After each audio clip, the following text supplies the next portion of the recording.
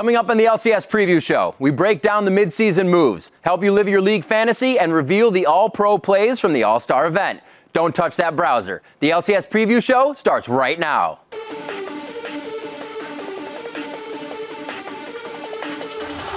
Frogger takes the tower down and takes victory for Team Ice here at the All-Star Challenge in Paris.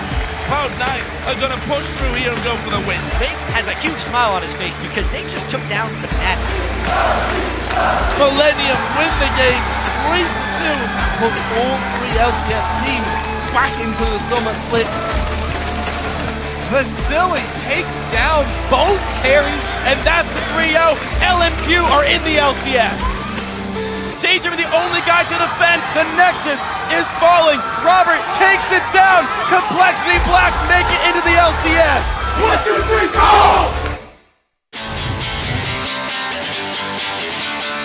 What's up, everybody? Welcome to the first LCS preview show of the 2014 Summer Split. I'm Rivington Bism III, hanging out at the desk with Joshua Jat Leesman. Jat, how you doing today? I'm doing very well this morning in North America, or evening for the Europeans, and I'm excited to get the Summer Split going and to see how all the roster changes are going to affect this league. We got a lot to talk about. Before we look forward to the first week of the Summer Split, let's take one last trip down the Champs-Élysées and catch everyone up on the All-Star event that went down over in Paris. SKT T1K went a perfect 9-0 route to winning the 2014 All-Star Invitational that featured the best teams from the 5 Premier Leagues facing off in an incredible mid-season international tournament. Even though SKT T1K had struggled over in Korea since their Season 3 World Championship, Faker and crew proved once again that they're still one of the best teams in the world. Chat, what do you take away from the 2014 All-Star Games? I mean, I think it was really a good time, especially the challenge games. Those things were far more entertaining than I think anyone really expected. And then also we did learn a lot about kind of the region's strength. Cloud9 really surprised me to see how well they performed on the international stage there without their shot caller. They went 3-1 in the group stages. And then, honestly, a little bit disappointed to see how Fnatic performed, being the top team in Europe, 3 splits running, to struggle so mightily. I think it was a big wake-up call to the European scene in general as they move towards the World Championship. But while Fnatic struggled at All-Stars, they continued to dominate the European LCS, winning the Spring Split, their 3rd straight LCS title. Now for a look at Fnatic and the off-season moves meant to dethrone the 3-time season champs, I'd like to welcome Trevor Quickshot Henry to the show. How you doing, Quickshot? I'm doing great, and it's great to have you back as well, Riv. It's good to be back in the LCS. I'm looking forward to seeing how these roster swaps have taken place and how they're going to affect the teams. Duly noted. Before we get to the roster swaps, I do want to get your thoughts on Fnatic. Despite a turbulent spring split that saw them win 7 games in a row before losing 8 in a row, Expecting and crew still walked away with their 3rd straight European title. But then they struggled again at the All-Star game just a couple weeks ago. So standing on the brink of the 2014 Summer Split, how do you think they look heading into the second half of the season? You know, even though Fnatic had tough times during the split, they managed to pull the team together and find a level of, performance, teamwork to back up their extremely talented individual play. I think they dig deep around playoffs, and they always find just that extra edge to oust their European opposition. I think it's extremely hard to doubt Fnatic when you consider how they perform in the LCS. They've yet to truly disappoint their fans when it matters in the playoffs, and my concern for the team stems from their inconsistent ability, I think, against non-LCS teams. Consider how weak Fnatic looked during the IEM World Championships or at All-Star just recently, and you compare that to the playoff team that has dominated Europe for the last 18 months, and it's just a stark contrast in level, in performance, and in ability. So I feel that Fnatic can continue their current level of play to perform well here at home, but they need to change something, and drastically, if they ever want to be truly relevant on the international stage. All right, quick shot. Fair warning here. I am going to put you on the spot and ask you whether or not they will four-peat, but not yet. Instead, right now, I want to ask the fans whether or not they think Fnatic will win their 4th straight LCS title. Hit us up on Twitter, @LOL Esports, and use the hashtag #FnaticForTheWin if you think they'll take the summer playoffs, or Fnatic Falls if you think they'll come up short for the first time in LCS history. Now let's shift our attention away from the kings of the LCS to the teams that will be looking to dethrone Fnatic and their mid-season roster changes, starting with another legendary European team, Gambit. Earlier this month, star mid laner Alex Each announced he was leaving Gambit for various reasons that included excessive travel, lack of family time, loss of motivation, and poor results. Starting in his place for at least the first week of the LCS is former Denial mid laner Nick. Now, quick shot, did Alex's move surprise you, and do you think Gambit will be a better team without the former All-Star? You know, talking about Alex leaving, I don't truthfully think I was surprised, and I don't think many people were. Gambit as a whole, they've been on a downswing since last year Worlds. They never really stood out as a dominant or scary during the spring splits. And, you know, I feel that Alex was a very large part of Gambit when they were winning their games. And without his influence, I don't know what to expect from the team. So let's look at some of the possibilities. Now, the shock of losing their mid laner and their front man may inspire the rest of the team to look inwards, to look to improve their own game and add the element of adding new LCS talents in the form of Nick can also be a positive influence if he's hungry and if he's working hard. But my biggest concern comes from the team's ability to adapt their current play style. Simply put, they weren't keeping up last split, and they need to get up to date with the competitive standards. I also worry about their ability to communicate. Consider that Nick is Polish, and he's the first non-Russian speaking member that Gambit has ever drafted. And again, he's temporary, so if he doesn't perform, Gambit may be looking to replace him. All right, now while Alex Ich's departure might have been the biggest move, the European team that has changed the most since the end of the spring split is the Copenhagen Wolves. Not only have they lost their amazing jungler, but they've replaced their AD carry Forgiven. The Wolves' new lineup will have longtime challenger Airwalks roaming in the jungle and former Denial AD carry Woolite in the bot lane. Quick shot, with 40% of the roster remade, are the Wolves a stronger team than they were at the beginning of the spring split? Number one, I like the math, and I'm going to dodge the question because I don't know. You know, Woolite, he's got great experience. He's been at the top of the scene for a very long time, but he's not truly tested underneath the LCS lights on this stage. Airwax is another untested player on the big stage, and to my knowledge, he's also relatively new to the top of the scene, the very top. Airwax as a player, he's a selfless player. He doesn't always tax lanes. He doesn't always secure kills. And he's more of a team player than Amazing was. So we need to see if that team-oriented play will benefit the Wolves. Airwax, he's got strong mechanical ability. He plays meta champions. And the Wolves have been working with him to get him from a solo queue jungler to an LCS level jungler. So I'm interested to see how the Wolves will handle themselves without their star players. Remember, Amazing and Forgiven were instrumental in their wins last split. They were largely attributed to those two players doing well. And the Wolves are going to be hoping that their new players are at least equal in carrying power. Regardless of the individual players, though, I do want to mention that the Wolves had the best lane swaps out of all European teams. So assuming that the Wolves can imbue this knowledge and this understanding to upgrade their mid to late game play, they could counterbalance a potential loss in individual skill with an overall increase in team play. So I'm just going to summarize my thoughts and give you a TLDR. The Wolves will need to either step up the strategic play outside of the laning phase, or hope that the replacement players are on par with Amazing and Forgiven. And time will tell. And the last moves in the European LCS that we need to hit on and talk about are Millennium perma-locking Cotton X into the jungle and former Super Hot Crew support Migza being relegated to the bench after putting together a record-breaking spring split performance. As far as Cotton X, he took over the jungle duties for Millennium in Week 10 after RNA stepped down. After helping Millennium survive the summer promotion tournament and regain their spot in the LCS, Cotton X has been rewarded with a permanent roster spot. Now for Super Hot Crew, after a hot start to the spring split, the Polish rookies cooled off and also found themselves in the summer promotion tournament. Even though they won their way back into the LCS, they'll be playing with a new support, We Will Failure. Quick shot, how do you see these two moves playing out? Okay, so you mentioned the record-breaking performance by Mixer. As you said, unfortunately, it was for the most deaths in an LCS split with 128 trips back to the fountain. While that is an incredibly high number, I do actually feel that Mixer was a very strong component of the team's initiations, and he also did pretty well during the laning phase, especially at the early levels. The reason I highlight these changes is to discuss what role Super Hot Crew's new support player, We Will Failure, needs to have as an absolute minimum, and he'll obviously be wanting to improve upon the weaknesses that Mixer had. We Will Failure, he's a veteran of the challenger scene. He actually competed alongside the Lemon Dogs when they qualified for the LCS during the summer split last year. He has LCS stage experience. He'll be drawing upon that here today and going forward as much as possible. Moving on to Millennium and Cottonex, they decided that his permanent spot in the team is confirmed after he was an absolute monster during the promotion tournament. And he definitely helped his team defeat the Ninjas in Pajamas. That was a surprise result. Nobody expected that at all. I do want to note that Millennium are looking better and better since Cottonex has been the starting jungler for the team, but the rest of the players now need to step up their game if Millennium want to stand a chance at making it to Worlds. All right, quick shot. You've dodged it long enough. Earlier I said I'd be asking you to make a prediction about whether Fnatic will be winning their 4th straight title. It's now time to get your thoughts. Who do you think will be the 2014 European LCS Summer Split winner? I hate that you put me here because I don't know. It's a tough prediction because I haven't seen any games. I don't know who's going to go up, who's going to go down.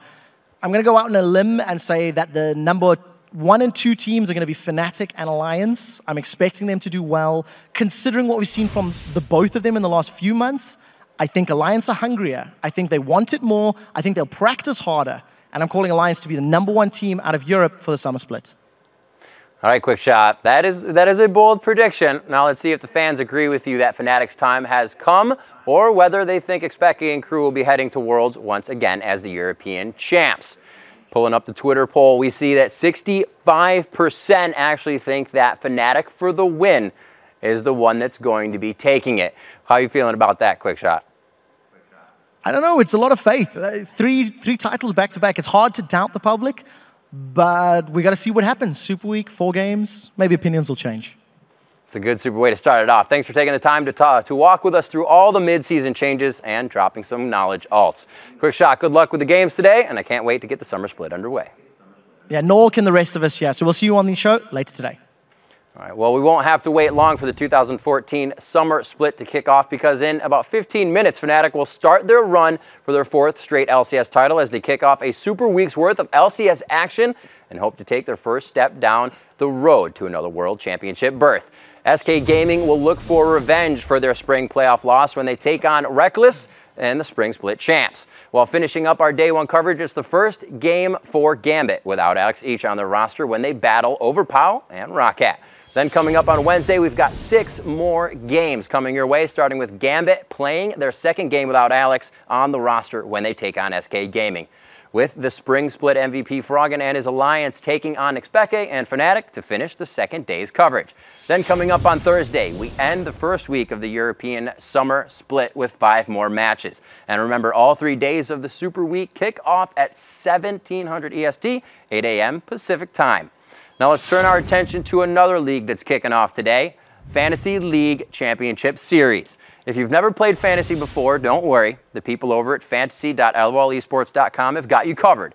Before you build your own LCS team and check out the articles and stats that will help you dominate your friends in the draft and throughout the season. Yeah, and now, because we want our viewers to finish first in their leagues, we're going to do an LCS preview show, Fantasy Knowledge Buff. So we're going to look at the top performers from the spring, the projected leaders for the summer, and then a couple of sleeper picks. Everybody's going to want to go back and do them all now. Yeah. Let's start with the top performers from the Spring Split. I know we didn't have the LCS Fantasy way back then, but if we had, here's who would have come out on top based on the standard point system. Wild Turtle would have been your fantasy points champion, while Sneaky and Meteos would have actually finished 2nd to Team Solo Mid, for once. Yeah, the top scoring European LCS pro during the spring was actually Reckless, with his team at Expecke coming in just ahead of the MVP of the European LCS, Froggen. But that is the past, and looking into the future gets a little more tricky. Take last split, for example. Who would have guessed Fnatic would go on an epic losing streak, or that the Season 3 World Championship participants, XGG, would get relegated? Everything's up in the air. Exactly. That being said, if the teams perform like experts think they will, the top 10 fantasy players at the end of the 2014 Summer Split should look something like this. Odds are Fnatic will play better than they did at All-Stars and perform more like the team that started out the spring with 7 wins and ended the split with another LCS title. And if that happens, you can expect Reckless and Expecke to rack up a ton of fantasy points per game. But over here in North America, most people expect Cloud9 to continue their championship caliber play, which means Sneaky and High will probably earn their fair share of fantasy love. And according to the experts, the biggest jumper on the list from the spring to the summer split will be Froggen. He had a beastly second half of the spring and carried his team from almost worst to nearly first place. And if he keeps playing that strong, he'll be near the top of the fantasy points table. On the flip side, Wild Turtle's stock, it slipped a little with change in support. There will be a learning period, losing X Special, who was an all-league support, to a new guy in Gleep. All right, now the top 10 projected players all seem like pretty safe bets, but if you're more of a flash over the wall into a 1v5 kind of player, then Chat has a couple sleeper picks for you. And while they're a little lower on the projected points list, they probably should be a lot higher on your draft board. Yeah, the first sleeper I want to talk about is actually amazing. If you look at the current preseason ranking, he's the 5th rated jungler and 39th overall pick. And you consider that the Odd One accumulated the 4th highest point total in the entire LCS for junglers despite his mechanic slipping. It's reasonable to think that Amazing, with his mechanics and being on TSM, has a shot at cracking the top 10 players overall and could definitely be worth a pick earlier than number 39. Also, another jungler to keep your eyes on is another North American guy who had roster changes around him in Crumbs. He's actually projected to rack up the 9th highest point total for a jungler, but with his lanes getting buffed like that, with Zion, Spartan, and Shifter joining, Crumbs should be able to pick and choose where he wants to attack instead of constantly having to play defense, and that should translate into some huge stats. And another jungler I want to talk about is actually going to be Airwax, because the Copenhagen Wolves haven't lived up to expectations so far in the LCS, but one thing they have done is they found talent, especially in their jungle. Their last 2 junglers were Shook and Amazing. They've put up some big numbers before departing to other squads, so their jungle pool is just good at finding them. And if the jungle pool is thin in your fantasy league, definitely pick up that Copenhagen Wolves jungler with a late pick because he'll have value. And the same could be said about their AD carry in Woolite, because just like the jungle, the Wolves have an eye for picking up good AD carries. Reckless was on Copenhagen Wolves, as well as Forgiven, who was a monster last year, and Woolite looked good in the Challenger Series. So, just like Airwalks, Woolite is worth a late round pick. And AD carries, with the last final sleeper pick I have, it's got to be Cop from Curse. He had a major upgraded support with the addition of X Special, and the last time the Cop had an all-star caliber support, he also led the LCS in kills for AD carries. So, while Reckless, Doublelift, and Wild Turtle are sure to be first or second round picks, Cop's capable of putting up similar numbers and will be available much later in most drafts. So that would allow you to address other positions where there's a deeper talent drop-off at the start. And now I know what you're thinking. I've only got about 15 minutes before the start of the summer split. I'll never be able to get a league up and running in time. Don't worry. You'll still be able to put together a league and mastermind your own championship team before the start of week 2. Still counts. Still counts. Now, one of the teams that's sure to be a high pick in anyone's fantasy draft is the North American squad that won their 2nd consecutive LCS title. That's Cloud9. Since they first spawned in the LCS stage, Cloud9 has been nearly perfect, winning 88% of their games here in North America. That's 49 wins and only 7 losses. Jat, is Cloud9 the best team that North America has ever seen? I think it's pretty hard to argue against. One of the reasons for their success is consistency. They're the only team actually in the entire LCS that has started the same roster for every LCS game they've played. And they're one of 2 NALCS teams that will have the same roster they used during the spring split. And for Cloud9 fans, the best part is they're only getting better. Sneaky stepped up his game hugely last split and was statistically the best AD carry in North America during the spring. Plus, Balls has developed into arguably the best top laner in North America. Many are saying it's not even an argument anymore that he is the best. And not only that, but Cloud9 went to All-Stars and then beat Fnatic with a substitute. They also beat TPA, OMG. That 3-in-1 group stage was very impressive. All this put together means that once again this split, they are the team to beat in North America. And now that you've heard what Jat has to say, we want to hear what you think. Hit us up on Twitter and let us know if you think Cloud9 will add to their incredible record with another summer split title. If you think they'll make it 3 first-place finishes in a row, use the hashtag C9threepeat. But for Reginald and all the others out there that think C9's reign is over, use the hashtag C9theend. We'll be checking in with results later in the show. And speaking of the end, 2 of the original North American LCS squads saw their time in the league come to an end during the summer promotion tournament. Team Coast, formerly known as GGU, and XDG, formerly Vulcan, both failed to meet the challenge of Complexity and LMQ respectively. And now we only have 4 original NALCS teams left in the league, with Team Solo Mid, Counterlogic Gaming, Dignitas, and Curse. Funny, it's those 4 teams, but it kind of only felt like it was a matter of time for Team Coast, unfortunately, because even though their solo laners have gotten a lot of praise and actually got picked up by Dignitas, the team itself could never really turn those solo lane strengths into team victories. They've been struggling for a long time. Other than their playoff run at the end of the 2013 spring split, which is over a year ago, they haven't been able to win consistently. And then unlike the spring promotion tournament, this time around they were not able to win their way back in the league. And then you look at XDG, on one hand, it's just like the most epic slide in LCS history. Less than a year ago, they were the second best team in North America. They had in Cloud9 2 of their 3 losses of the split on their way to Worlds. But after a lackluster showing during the group stages at Worlds, they made those ill-fated roster changes in the lineup. They moved the most improved player in North America to the jungle, Zuna, the other way. And then they tried to swap him back. And it just did not work out for them. It was disastrous. XGG, they finished last in the LCS before being dispatched by LMQ 3-0 in the promotion tournament. It was really a tragic end for a team that showed so much promise last year. Now, the 2 teams that beat Coast and XCG will be making their LCS debuts this Friday. LMQ dominated the Challenger Series, winning the Spring Series 1 and 2 titles before locking down the overall Spring Series championship. Complexity, on the other hand, finished 3rd in the Challenger Series, even though they were the most dominant team in the league, not named LMQ. And LMQ has received a ton of hype, and rightfully so, because they obliterated their challenger competition. But now the question becomes, can they maintain that level of success against LCS quality teams? Vasily, their AD carry, gets a lot of love from the LCS community. Xpecial and Doublelift have both sung his praises pretty loudly. Their mid laner, Xiaowei Zhao, puts up incredible CS numbers and equally impressive KDA stats. And a lot of people expect LMQ to finish in the top half of the standings, or maybe even higher. Well, although players on LMQ might be unfamiliar to fans who haven't been keeping up with the Challenger Series, Complexity has several guys that have played on the LCS stage before. Yeah, and this is the second time the Complexity has actually had a team in the LCS. Both of those teams have actually contained Prawley at some point. Complexity was a part of last season's Spring Split before being defeated in the Summer Promotion Tournament by Quantic, which is the team that we all know now as Cloud9, so you can't really blame them for losing out on that series. And as far as Prawley goes, he has always had a deep champion pool and had great success in the promotion tournament against Shifters. So Complexity's top laner, Westrice, is also another guy we need to talk about because he had a long journey to the LCS. He competed in the Season 1 World Championship and now makes his return to premier status in North America. It's been a while for him. Yeah, it really has. Good to see him back on top. Works out. Now when you add the 10 new players on Complexity and LMQ to the 3 new players on the other NALCS teams, and then factor in the 3 players who are swapping jerseys, that means out of the 40 NALCS starters, 16 of them will be different than they were at the start of the Spring Split. That's 40% of the league that's changed. Let's start our analysis of the additions and subtractions in the NALCS with the team that was in first place for most of the Spring Split, Team Solo Mid.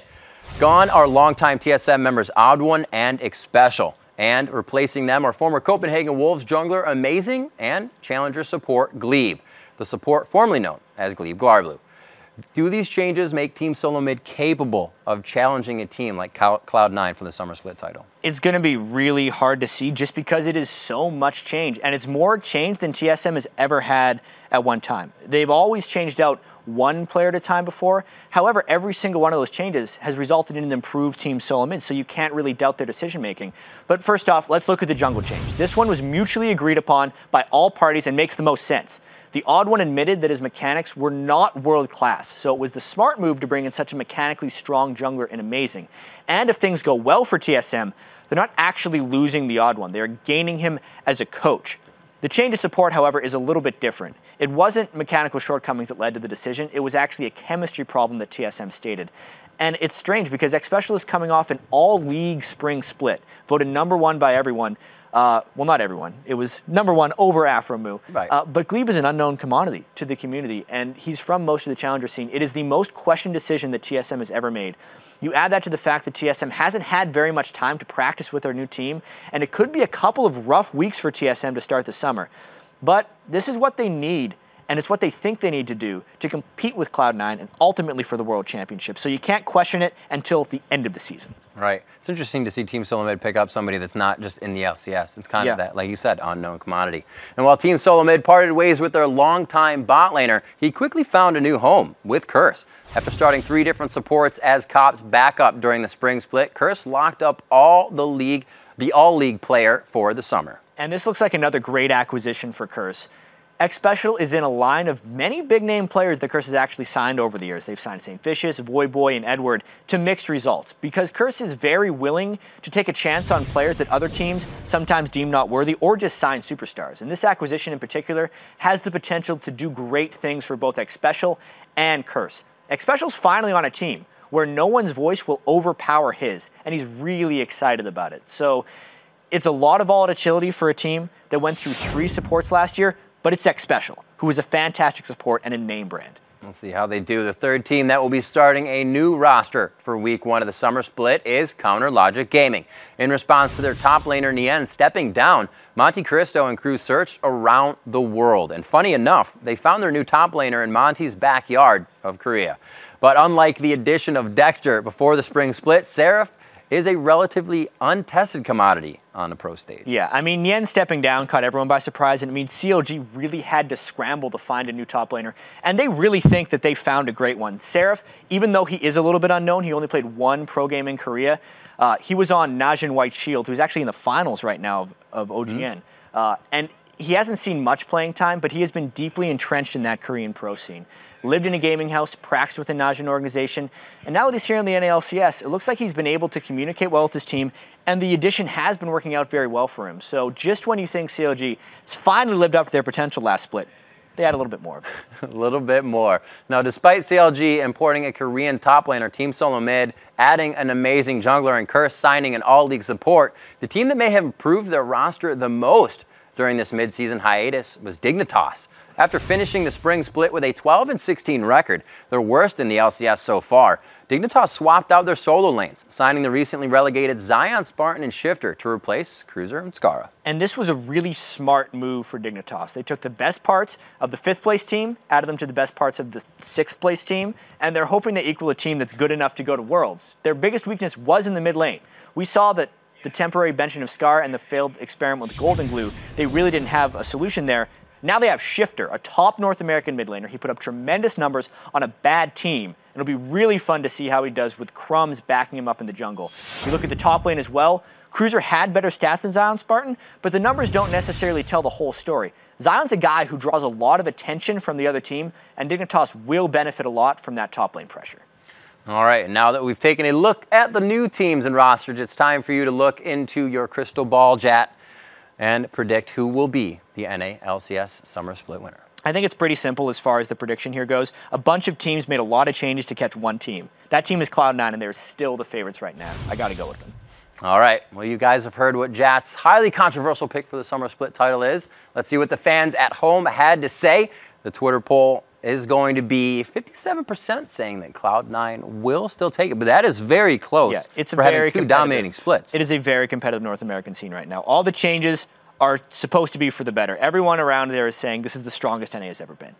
It's interesting. With all the mix-ups going on right now, I think a lot of people are figuring out which wagon to be on for the start of the split, and then there's going to be a big band after that. There's a lot of wagons right now. There's no trains right now. There's no trains to be riding. It's pretty great.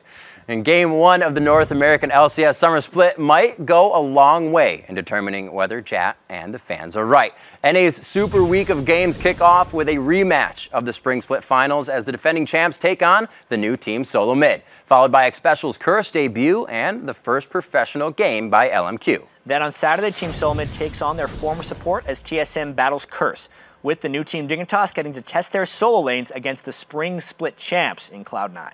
And then on Sunday, Week 1 of the LCS Summer Split wraps up with a battle between two of the teams most picked to be near the top of the standings when the season is done.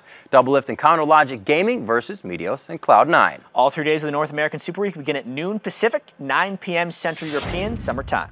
And now over in Europe, almost 2 weeks ago, the best teams and most popular players from around the world gathered in Paris for the 2014 All-Star Games. And what resulted were a multitude of memorable moments and a ton of big plays. Here are the 5 biggest plays, or as we like to call them in Paris, Le Penta. At number 5, Bjergsen rapidly picks up a triple kill in Earth. He will take you down. He flashes in. That's a double kill. Now Mad Life's there. Ultimate comes through. Wild Growth is used. He gets the triple. Bjergsen, absolute beast. And at number 4, Going gets going with the great teleport escape. It could be the right time. Let's see how fast it is. It's going to be Pomelo that tanks this one up, but there's a flash from Impact. He does get first blood, and he's managed to get away. He gets 1 kill back. He's going to TP out. He's going to be quick. He got away. He's got away from it. 15 HP left for Going. He doesn't get any closer than that. At number 3, Faker takes on 4 people and gets a double. found himself another bunch of kills there. That's a party, though. Ultimate, look at that. Peke is in all sorts of trouble. Intervention was used. They finally get Faker down, but it took 3 of them. That was 4 of them, actually. He killed 2. Coming in at number 2, it's Piglet with the flashy moves as he outplays Meteor. Flash over the wall. Oh, what a flash away from that one. And they just ping-pong Meteors around. Et là, il y a Piglet. Oh! No way! No way! Ce flash! And the number 1 play of the week is just another thing Faker does. Kill the enemy jungler and steal Bear. Try and make the play. He's gone in. He's gone for Cyanide. He wants to try and pop him So down. low! Maybe enough. He gets Cyanide down before the Baron drops. The Baron is so low. It's going to get stolen away by Faker. This is tragic for Fnatic. What sublime play by the Season 3 World Champions. All right, guys, that does it for the LCS preview show. Now let's send it over to Cologne, Germany for day 1 of the 2014 European LCS Summer Split. Thanks for watching.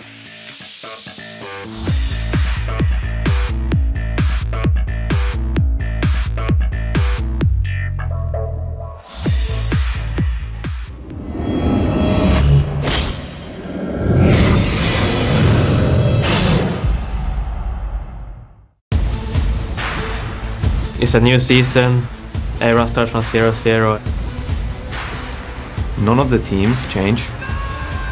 People thought that it would be the same, but now they know that it's definitely not. Eric's leaving Gambit is a huge difference from last season. It's a fresh start for them, they're tryharding more than before. Copenhagen Wolves, they lost 2 of their main players. We're working a lot on team bonding and just keeping a very positive atmosphere. We have a big chance to prove everyone that we're not that bad like everyone thinks. I think our changes is gonna show a very different Super crew. I think there are gonna be some surprising teams. I think there will be many dark horses this split. Every team has to see if they have synergy with the new players or not. Last season everyone thought that we would be at the bottom. I'm not gonna judge any of the roster changes yet until we see them.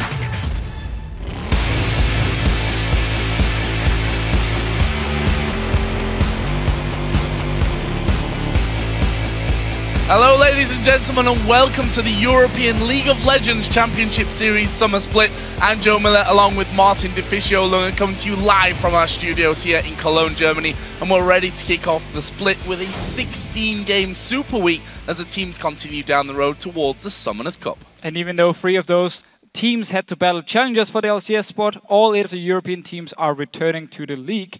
Over the next 11 weeks, they will compete across 112 games to try and make it into the playoff, and of course, possibly to the World Championship. And with that in mind, here are the teams that are going to be facing off against each other today. We'll kick things off with an El Clasico between Fnatic and SK Gaming, followed by Roccat taking on Millennium. After that, we have Copenhagen Wolves facing Alliance. The Millennium will take on Super Hot Crew, and we'll close the day with Gambit versus Roccat. And even though the same teams from the spring split have returned here in Europe, there are some new faces in the crowd, as you've heard already in the preview show. Here are our new and returning players that we'll be keeping an eye on this week. My first choice up is SK Gaming's mid laner, Jesus. There's no doubt that he gained a ton of experience and very quickly during his first split, but he's going to have to step things up here in the summer split with a view towards Worlds. That starts with expanding his champion pool. He's played a lot of the farm-heavy champions, but definitely needs some more diversity moving forward. My second player to watch is Woolite. Of course, a new man coming in. He played for Denial Esports in the relegation game against the Copenhagen Wolves. Was very, very impressive there. He was also a sub for the Wolves last year, but stepping in to replace a player as strong as Forgiven won't be easy for him. We're going to see today if he can rise to the challenge. Airwalks is going to be my first player to watch. He's a bit of a wild card, because we need to see what he can bring to the Wolves as he replaces Amazing, who was one of the best junglers in the league. And he played on STO in the 2014 Spring LCS promotion group stages, and then he played on heavy bot lane in the last Coke series, where he lost in the very first round against Cloud9 Eclipse. Next player to watch, Cotnex. He replaced Aranea in the last split and had a very positive impact from the start. Cotnex, he is a carry jungler. And Millennium, they showed in the promotion tournament against NIP that they know how to play around Cotnex, and they can make sure he gets all the farm he needs to carry games. Last player to watch, it is Froggen, of course. After leading Team Ice to victory at All-Star Paris, the Spring Split MVP is considered by many to be their best mid laner in Europe. And this is actually the split where Alliance and also Froggen really need to claim the throne and secure a spot at the World Championship. And of course, you'll find all the stats for all of these players and much more over at lolesports.com. You'll also be able to find today's schedule of games and let us know who you think is going to win. Just pick the teams you think will win on the schedule and hit submit. And you can also find out how to join us here in the studio in Cologne to see these games live. Just head to the ticket link at the top of the page for all of the information. And we'd also like you to join us on Twitter. Today we want to know which EU LCS player do you think will make the biggest impact on their team this split, and why? Well, it would be easy to go with Froggen or Reckless here, but they already had a big impact last season. So I'm actually going to go to Super Hot Crew and take Mr. Rales. New support, and I believe he can really step it up together with the rest of the team and show how good of a team they are, and possibly go towards the World Championship. But of course, we want to hear your answers, so send them to us at LoleEsports, along with the hashtag LCS, so we can highlight some of your responses later in the show. And that brings us into our first game of the 2014 LCS Summer Split.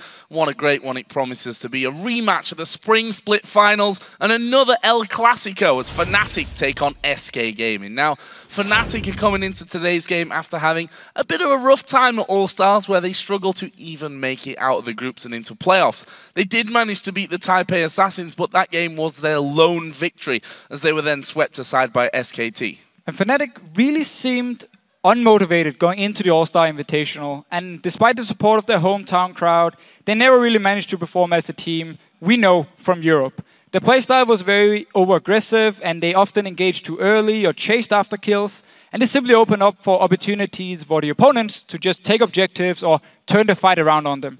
But despite that weak All-Star showing, Fnatic starts this Summer Split as favourites, and they're still a very strong team, there's no doubt in that. However, they have to be more consistent and not repeat that Spring Split swing where they went from a 7-0 winning record to a 0-8 losing streak. I think it's very clear the Fnatic players, they need some help with the mental aspect and to assist them in preparing throughout a tournament, because they need someone who can spot issues in order to sort them before they become a real problem. And this could be the key for more consistent Fnatic and for a team who can really represent Europe at Worlds. And on the other side, of course, SK are one of the few teams who didn't change anything on their roster or on their staff in the middle of the seasons. They showed very consistent play in the last split, and let's be honest, they impressed everyone with their objective control and their late game team fighting. 100%. SK Gaming, they rely on outplaying the enemy team on the map in the mid-late game. Quick decision making and then focus on objectives. Then while they have Freddy split pushing up in the top lane has been the key for them to win. And the only issue was in the early game in the matches where Svensken didn't manage to carry the team. He didn't manage to get any kills on his ganks. The meta, however, the meta really fits SK Gaming perfectly. Because you can win games on fast map movements and playing the right champions. And because we have to be honest, they were never a team to win on individual skill, but they won through tactics and shot calling, and we just need to see if they can keep up this performance and if they can stay as consistent as they were last season. Well, Fnatic are hoping to bring their experience from the All-Star Paris into this match, while SK Gaming are coming in motivated and looking to top the team that handed them that second place in the spring playoffs. Overall, I think the Fnatic team that we saw last split is the one that we see this split. More or less relaxed, calm and refreshed from their breaks. The strength of SK last split was mostly that they play really well as a team and they make very little mistakes. But at the same time, you have to think twice as well. Like, why are they so successful in the micro-strategy? Oh yeah, because they have an analyst and a coach that's watching their games every day and telling them you have to do this and this to be more effective on the map. So it kind of makes them really look like an Eastern team, and I think that's why they're so successful as well. I know that Fnatic had more practice than we did in the break, at least, because they went to All-Stars and they played all those top-tier teams, and I think they figure out things that we haven't figured out yet. Now that we are even more experienced after All-Stars, we should have an easier time against them, I hope. I think we're all motivated and we can use that motivation and we can get an upper hand. Cyanide has a pretty small champion pool. You usually always have a pretty small champion pool, so it's pretty easy to ban out. We have to make sure that we do the same map pressure and we apply the same pressure. We can't slack and stay for an extra wave on top lane, bot lane, mid lane, because we will lose a tower instantly or our objective instantly if we do. And I think a very key point there from Reckless at the end, they have to keep a lot of pressure on the map. Yep. Just staying for one extra wave can cost them a game. It's what's won SK a lot of games last year. And it's what cost Fnatic games during the All-Star tournament. Often we saw Reckless stay to farm a lane a little bit too long, and then SKT or OMG or something would punish them elsewhere, and they just fell behind. So we need to see if Fnatic have fixed it now coming into the LCS. Well, let's get to it and check out the starting lineups. On the blue side, it's Fnatic with Soaz in the top lane, Cyanide in the jungle, Xpeke in the mid lane, and the duo of Reckless and Yellowstar. On the red side, we have SK Gaming with Freddy in the top lane, Svenskarn in the jungle, Jesus is the mid laner, Candy Panda is the AD carry, and of course, Enrated is the support. And as we head into Champion Select, let's check out your predictions. According to the voting over at lolesports.com, it's not really a surprise to me. You've picked Fnatic by 80%. That's a large number, and we have to consider, okay, Fnatic are on paper the favourites coming in here, but 80-20 is a big difference. I think it's too big. I mean, we don't exactly know what to expect from Fnatic. After All-Star, we don't know how much time they had to practice in between the tournaments and now LCS starting. So we need to see what they're actually going to bring to the table. And SK Gaming, they've had the coach, analyst, everything working with the team in the break here, and of course they want to go for the #1 spot. So they should be very motivated, and I can actually see SK Gaming winning. And that's what you have to wonder here. What is the advantageous position to be in this position? Is it Fnatic who have had to take on some of the world's best in Paris, had the travel time there in between, and let's be honest, having to prepare for a completely different set of teams, or is that on SK Gaming side here, because they've had the time to sit at home? Have they been on holiday? Have they been just training through? So many questions to be answered, and very interested to see the outcome of that quite short period, to be frank. Yeah, and I mean, it can go both ways. Yes, it's always great to play against these insanely good teams, some of the best teams in the world. Learn how it is to play under the pressure, see what they're doing in the small things that you can change yourself, learn to do it, and then try and use it on the teams here in the LCS. However, preparing for SK Telecom T1K and preparing for SK Gaming is very different. Like, different champions, different playstyles. Yeah, it might be a little bit alike, but still, it's not the same here. So for Fnatic, all their time they used to prepare for All-Star, completely different teams now in the LCS. They need to redo all these things here, need to rethink the picks. Also because it didn't actually work for them during the All-Stars. I mean, Reckless on your screen now, he picked Graves a few times and never really did too much on it here. Is this still a pick he wants to go for in this 4.7 patch now against SK Gaming? We need to see. And for SK, the fact that they've had this long break, they had time to work on the issues from last season, time to watch all the VODs, watch Fnatic's games at All-Star, try and really break down and make just one specific tactic for this one game because it's the first game of the season. They knew, or they know what to expect from Fnatic. Honestly, I think it's in their favor. And that's the important thing here. If we look at the last 2 splits here in Europe, they've been so very close that just one win, although, you know, we look at a season, we think 28 games, play each other 4 times. That is a lot of games against each team. But we've seen it now, 2 splits in a row, that head-to-heads really matter. Just one single win can mean a difference between first and even third place. We've seen that happen already. So even at this very early stage, the first game of this split, this is so important. Yeah, just the mental aspect going into the tournament. If SK Gaming goes in, beats Fnatic, who was the team who won all splits actually here in Europe, all the LCS splits, beat them on day one and just say, oh, we're actually doing something right here, things are working for us. It gives you such a big confidence boost they can use moving on into the Super Week, because it's 4 games they have to play this week. Fnatic, on the other hand, if they lose the first game, they might say, ooh, things are not working for us. It didn't work at All-Star. What should we fix now? We need to see how both teams adapt to it. Obviously, we talked about it. Fnatic will always be favorites when it comes to Europe and LCS. But SK Gaming also a very strong team. Well, we are going to be moving to Champ Select here, so let's touch on that quickly before the first bans come out here. We saw Fnatic banning a lot of Ziggs at All-Stars. The thing is, how is this going to be working out? They banned, if we look at the playoffs against SK Gaming, every single game, Ziggs taken away. Ziggs and Evelyn. Evelyn already banned away here. Every single game banned away from SK. They don't want Svenskarn to play this early game pressure jungler, which Evelyn is, who also scales well into the late game. So I like the ban, and I really like the fact they banned away Twitch here. Because Twitch was a very big pick at All-Star. It's been a very big pick in Korea, in NA. I like the fact that you're picking up on it and knowing how strong the pick actually is. So Fnatic, banned away, don't want to deal with it. And especially when Candy Panda was a player playing Twitch, when not many people were actually playing Twitch across the board. So let's have a look at some of the other ones. Cassidy, you already mentioned, still very strong. probably going to be a red side ban throughout most of the day.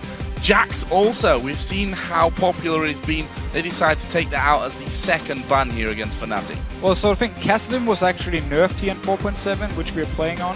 However, it wasn't enough. I mean, he's still such a strong champion. Worth it, you have to ban him. Wait, that's it. Against Fnatic, you never give them Kassadin. SKT did it. They played with the skin comp. Almost backfired for them. Actually could have lost the game to Fnatic. So, pretty obvious ban from SK. And Jax just been a power pick for quite some time now.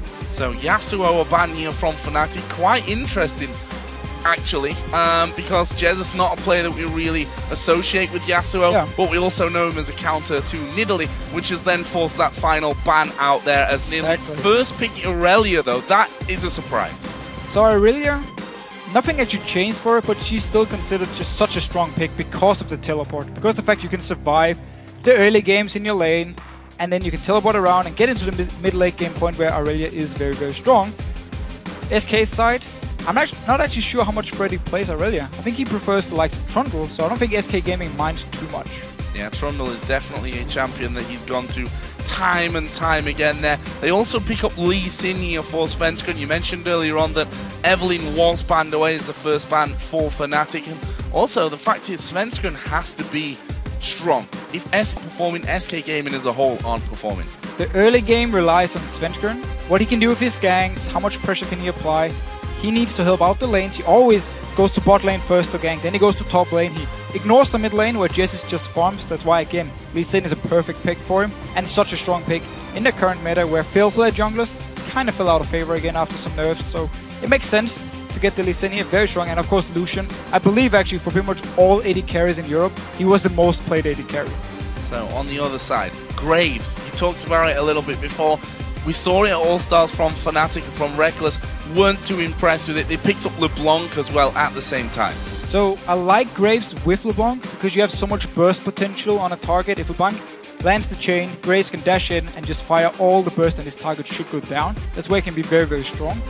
Wave clear wise though, if you look at the first 3 picks here from Fnatic, it's going to be a bit risky for them. I mean, yes, you have the ultimate from Irelia. Yes, you can jump in with LeBlanc here, but it's risky. Same goes for Graves. It's very short range wave clear here. So if SK is sieging on a tower, it's going to be hard for them to actually, for Fnatic to actually clear the wave.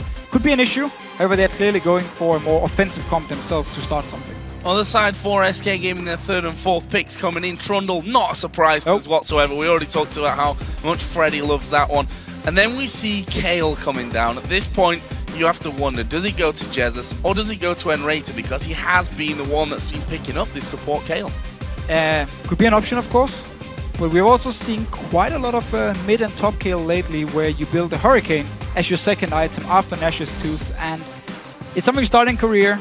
Actually, maybe Kauta did it half a year ago here and his team was like, nah, we don't like it. Korea really picked it up. A lot of people have been playing it and it's just so strong. We can talk about it more if he builds it in the game here. But it's going to be Trundle and Kayle together. Very, very beastly team fights, especially late game for SK here. It's going to be hard for Fnatic to kill any of these targets so far. So other side then, jungler locked in for Cyanide will be Elise and Thresh for Yellow Star. Now, Thresh is a champion that Yellow Star had played a few times early on in the Spring Split, but kind of shied away from it when it came towards the later stages. And I believe actually, during All-Star, he said, I don't actually enjoy playing Thresh. I don't think he's a top 3 pick for me. Seems though he's rethinking and picking it up now. It is still a very strong pick. I mean, we don't really need to say anything. Most supports consider Thresh the #1 support here, so it's a very strong lane for Fnatic. If they land the hook, a lot of bursts coming in from Graves. I might actually expect him to try and lane swap though, because they want to get this Irelia away from the Trundle, as Trundle is very strong against Irelia in the early start, in the early game here. Could see Fnatic lane swapping around. In case it works for them, we need to see what Source can do on Irelia. So final pick then for SK Gaming confirms the suspicion of where Kayle's going to be going into the mid lane, of course, with Morgana now going over to Enrated. So interesting lineup here. And a couple of the thing is, you look at Irelia for Soaz, and while it's not a champion that he's tended to go for, we've seen him play it in the past, but his champion pool is so ridiculously deep that you almost expect new picks from him on a weekly basis anyway. Yeah, that's very true. However, on SK Gaming side here, with the Morgana pick as a support, they try to counter their pick comp from Fnatic here. You want to have the Black Shield against LeBlanc. You want to have it against the Cocoon, the stun from Aurelia, the hook coming in from Thresh. I mean, if they can avoid this target getting hit by the single target CZ, so the target won't get completely destroyed, they can try and stop the pick comp from Fnatic. And that's going to be the whole idea for them. Of course, Fnatic, they just want to look for picks all around. Land a hook, land a binding, land a Cocoon, instant kill the target. We'll see if they can find those picks. And now that the players have selected their champions, we want to know who you guys think ended up with a better team composition. Send your pick to @LOL Esports on Twitter using #FNC or #SK. And we'll check out your responses shortly. Deficio is hard to call so early on in the season, but just looking at these two teams from this first match, who do you think's got the edge here? Well, so again, both teams are very strong in their own role. I mean, the pick comp from Fnatic, very, very strong. If you fall behind to this and they get full vision in your jungle, they're just going to catch you out left and right. It's going to be very hard for you to do anything. But the team fight comp instead for SK Gaming, also scaling into the late game, is going to be very scary here. Lucian, very good late game. Kayle, of course, is insane late game, together with Trundle. So if it goes too late and it starts coming down to big team fights, I give it to SK. But if Fnatic can take control of the map early on, get good vision control and just start picking off targets left and right, they definitely have the stronger comp. So here we go then, into game, the first matchup of the LCS summer split here for 2014 in Europe. Fnatic versus SK Gaming. The question is, who's going to be coming out on top of this one? We should talk right now about 4.7 and the changes to trinkets. So 4.7 trinkets, you can see down on your screen, everything is active, no cooldowns here. 30 seconds and you can place down your trinket. It means every single member, I mean, potentially we can have 10 trinket or 10 wards on the map by 30 seconds here. It means their late invades are harder because it's very easy to spot them out. It's very easy to get vision of all the entrance into your jungle. SK for now, though, seems to just be scouting. Didn't actually put down any of the trinkets yet. Fnatic already put down 2 of them to see if SK were trying to move around here. You can still do invades. It's just harder to actually do it without the other team at least knowing you're there. And SK will now spot Fnatic. Now we see the vote. 67% of you going for Fnatic, which is a bit of a swing.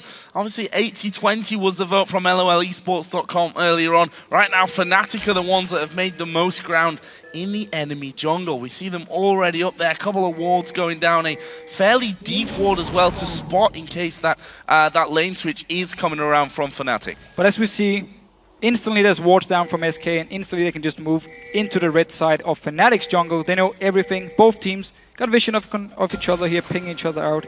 Only thing we can say so far is that Reckless will be up in the top lane, so Fnatic, they get the lane swap they wanted here. As we talked about, they really want to get Aurelia away from this Trundle in the early game. And then, of course, the thing we barely talked about, Morgana with the Black Shield, and then, of course, Jesse's with his ultimate here. And whoa, look at this here. Look what Reckless is doing here. He's actually tanking the minions, making sure they will target the first minion from his wave moving up. You see the very first minion from him already dead. And at the same time, he will now push towards Fnatic. And also, he actually could have done it a little bit better, push it a little bit further away. But also what he wants to do is that when the next wave spawns, he wants the wave from SK to hit his wave faster than his own wave coming down from the bottom lane here. So he's simply trying to get it to push in favor of Fnatic, so actually push away from the tower and therefore denying Freddy as much CS as possible. And we saw Soaz actually inside of the jungle. He knows that he's in that 1 versus 2 anyway. If he'd have gone down onto the bottom side of the map, and well, he's just going to cause Freddy a couple of problems, who was trying to stay in some kind of range there to maybe get some XP, but he's going to be getting literally nothing up on that top side of the map. So nice little start here for Soaz. It also means that SK's bottom lane is pushing out, and we already see that Svenskeren has started to move into that one, and we also have Cyanide coming into the top lane. So despite the changes here in 4.7, we're wondering, how is this all going to work? We've been seeing that the meta had kind of shifted to these 3-man pushes, 4-man pushes onto the turrets. We were questioning whether that was going to happen here. You can see that actually they've kind of backed away from this one, wanting a bit more of the jungle. Well, the thing is, again, with... Ooh, actually going very aggressive onto Freddy, no, backing away. But the thing is, with 4.7, all the outer turrets now takes 30% less damage. So the 4-0 fast push is harder to do because it takes more time simply to kill the tower. That's why both teams, don't actually go for just sending multiple members there. They can just take it down slowly. Both of them are happy doing the same thing. And a lot of action in the mid lane. Jesus going very, very low from this one. Cyanide diving in. Jesus flashes away to the side. But there is the first blood. Cyanide chomping down, and now they're moving in towards Svenskeren as well. He managed to safeguard off to the minion.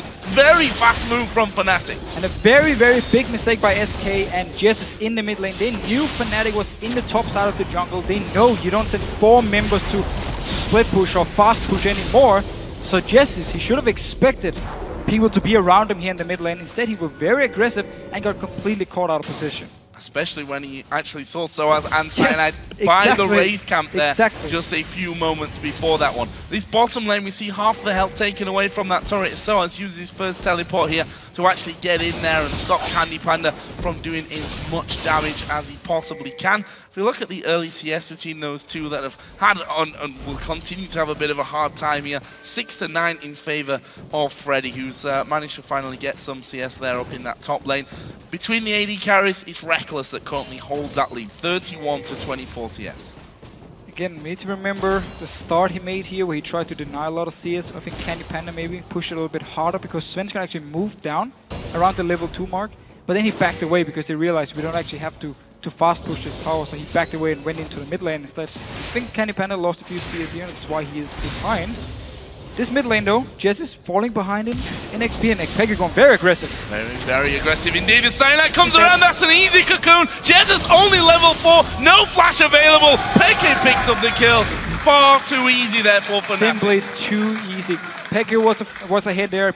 Cyanide could just jump and Soaz out of position. Soaz caught out. There are 3 men moving in. The binding doesn't quite land. Svenskeren actually going to go aggressive. Finds this a little bit too far and then decides to back away himself. Very, very close to another kill for either side there as well. In the end, no one gets one.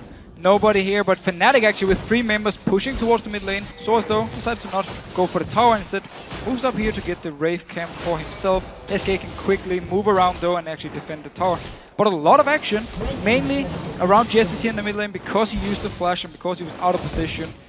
Can't even blame him for the second one. He was just standing in the middle of the lane, but there's nothing you can do when the Blanc can jump you and then the Elite can jump you as well.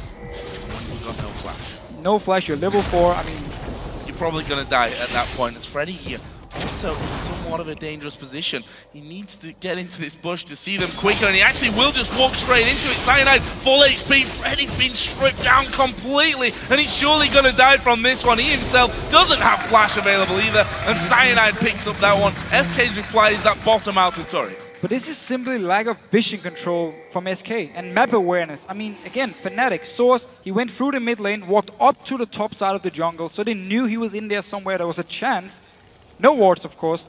And yet Freddy just slowly just walks by them. Oh, there's 2 people, I'm dead.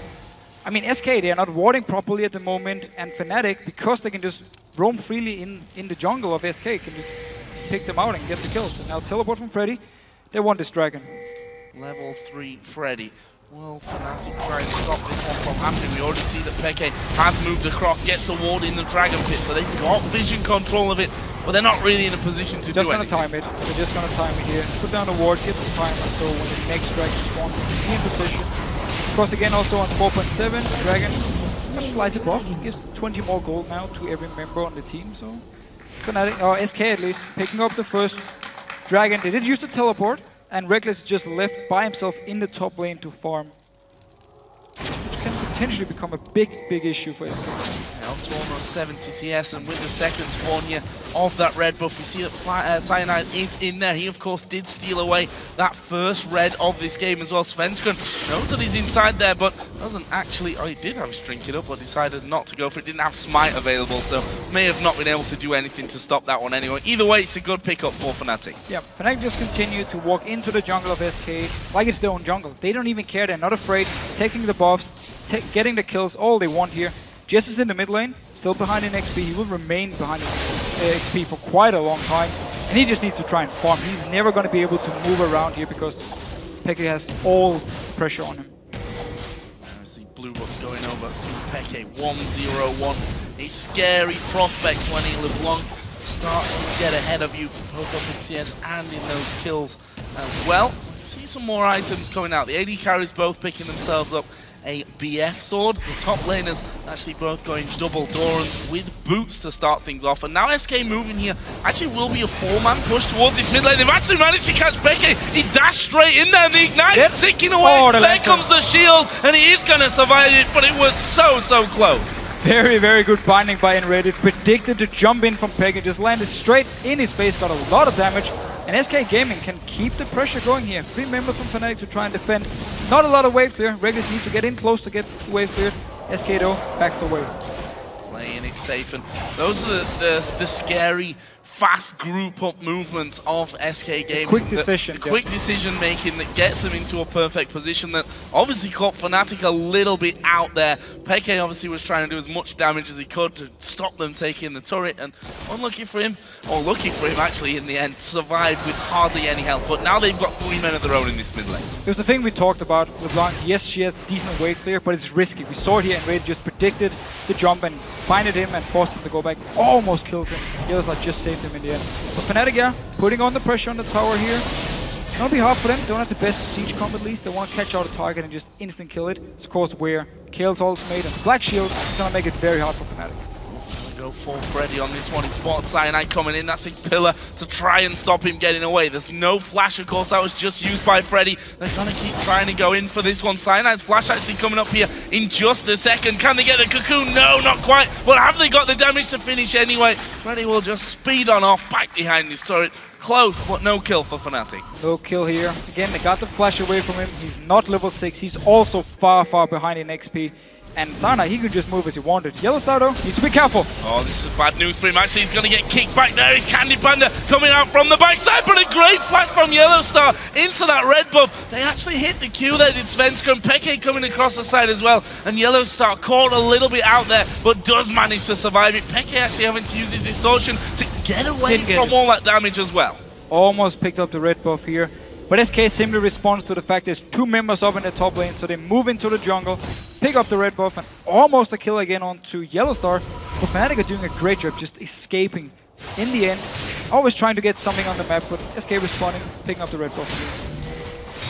Can't always escape though, that's the real danger to that one. And Yellowstar, I think maybe more than anyone else in Fnatic, a little bit guilty of being caught out somewhat, as he's, you know, just trying to ward here, just trying to ward there. But that's going to happen if you want to win this vision control game. We can see that SK have got a deep ward, had 2 deep wards actually in the Fnatic jungle, a couple of them timing out, and there is a scan to get rid of one as well from Yellowstar, who's now picked himself up that sweeper. Actually, there are 3 on the side of Fnatic already. Suddenly going to deny a lot of vision. We see in the jungle of SK 2 wards from Fnatic, nothing from SK himself. Some of the wards just ran out, to be fair. They were there before, ran out now, so SK need to renew them. Otherwise, Fnatic can just keep doing what they're doing now. Quick move around the maps here. Sana can find a gank. He's already picked up 2 kills and 1 assist. Svenska though, spotting out Source. He's in the tower actually. Underneath the tower, dashes straight off to Candy Panda and then onto safety as well. Could have been a little bit dangerous for him, but the time ability there of Irelia making sure that he doesn't get caught too far out of position. Peke also with LeBlanc. Enrater's going to have to, and credit to him for landing that binding early with the prediction. It's got to be prediction, and that's the unsafe thing of trying to lock down the LeBlanc. Cyanide here actually getting caught a little bit far back. There's minions for him to repel to though, so that won't be a danger for him. It's going to be hard for Enrated to land a lot of his CC because these members from Fnatic are very mobile. Of course, Irelia as well reduced CC towards her due to a passive, so it's going to be hard for him to actually get too big of an impact when it comes to bindings. That's where his Black Shield just has to be spot on. Let's have a look down at some of the items here once again. Athene's Unholy Grail finished for Peke there on the Blanc, still holding around about a 20 CS lead. And the Stinger in for Jezza, so he's going straight up into that Nash's Tooth. If you look down the AD carries, both of them now got themselves in a Vamp set trust. Peke going quite aggressive, but didn't get the initial burst of damage he was looking for the combo. But you see Candy Panda here? Instantly he just flashes away. Don't want to risk anything. He knows Peke is very strong at the moment. His flash is gone, so next time Peke finds him, it's going to be hard for him to escape here. And we actually see the build from Jezza. A lot of attack speed early. He will be going in for the Hurricane later, and then we can talk about it. So Dragon is now live. Fnatic have 2 men already in position. Peke's into that bottom lane as well. That is pushing heavily onto that bottom outer turret. Candy Panda being called around to defend this one, but SK need to close in because Fnatic are moving in for the kill here. Onto Candy Panda, it's Cyanide that's actually going to tank up the turret. There's a lot of damage coming in. Cyanide simply repels away. SK's move here, and not a bad one either, pushing the outer middle turret down. SK responding the best way possible, picking up the mid tower. They will keep pushing here. Only Source is there to defend. His ultimate is gone. This could be the tower for SK, however. Source doing a very good job trying to defend. Tanked up here by Freddy. That turret is going down. Actually, Svenska going aggressive there on towards Soaz. In the end, Soaz not able to keep a hold of that one, and what looked like a good move for Fnatic, moving in there, taking the outer bottom turret and a kill, means that they lose 2 middle turrets. They will get the Dragon back though. Both teams actually trading a lot of global gold to each other here. 2 towers for SK, as you said. It's in the mid lane, however, so it's very important for the vision here from Fnatic. So it's very important towers for SK to get down. Dragon though, bot tower and a kill for Fnatic in the bot lane. It's not too bad. However, you never want to just give up 2 towers, so SK clearly won out on this one. Yeah, starting to get more farming. Candy Panda getting completely called out though, and he's going to go down. In the end, it was Peke's Ignite that actually finished him off, and those are the kind of kills that you just can't let happen to a big team with a LeBlanc in there who's only becoming more dangerous. Look at the minimap at the moment here. Around the blue buff of SK Gaming is multiple wards from Fnatic. And Reddy just placed the single ward SK Gaming has in this area. He just placed it now. It wasn't there before. On the map, actually.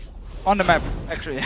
So there was no chance for Candy Panda to spot them out. I mean, yes, he should have expected him to be nearby. It was too easy for him to catch him out. But the vision control, it's been in favor of Fnatic throughout the entire game. And they're doing the right thing with this pick comp here. Making sure they deny vision from SK, get superior vision themselves by putting on multiple wards, and then just catching out targets. Candy Panda died twice now. To try and get some of that control back. We'll take out a pink ward, but he was stood on top of another Fnatic ward. If I can count correctly, there were just 5 in a row there, as one of them does in fact end up timing out from it. Also, Jesus at that point with his Eon, that those mini waves really do not last long, and he can clear them out before Fnatic can get close to these towers. As long as he can get close enough himself to actually get in range and not get picked out by Fnatic, it's going to be scary for him as well. I mean, both teams, they wave this with risky for them, and there's a chance they always get caught out. Fnatic, though, should be able to get this tower fairly easily. They're so much stronger at the moment. They just move up multiple members. SK was not in position to try and defend. And that leaves us at 3-3 in towers. The gold advantage most definitely with Fnatic right now as they look to maybe close in. They are waiting to move on to the side. Peke going to catch 3 of them there with a distortion. Doesn't quite lock anyone up, and the culling from Candy Panda going to force Fnatic to back away from that one. SK really holding their ground nicely there. Teleport is ready for Freddy. Just came up this second here. He could look to join in for a fight if Fnatic goes aggressive once again. SK for now though. Decided to just kite away. Very wise decision. Didn't have to use any ultimates except for the culling here. Not too big of an issue for them, and Freddy got some much needed farm up in the top lane.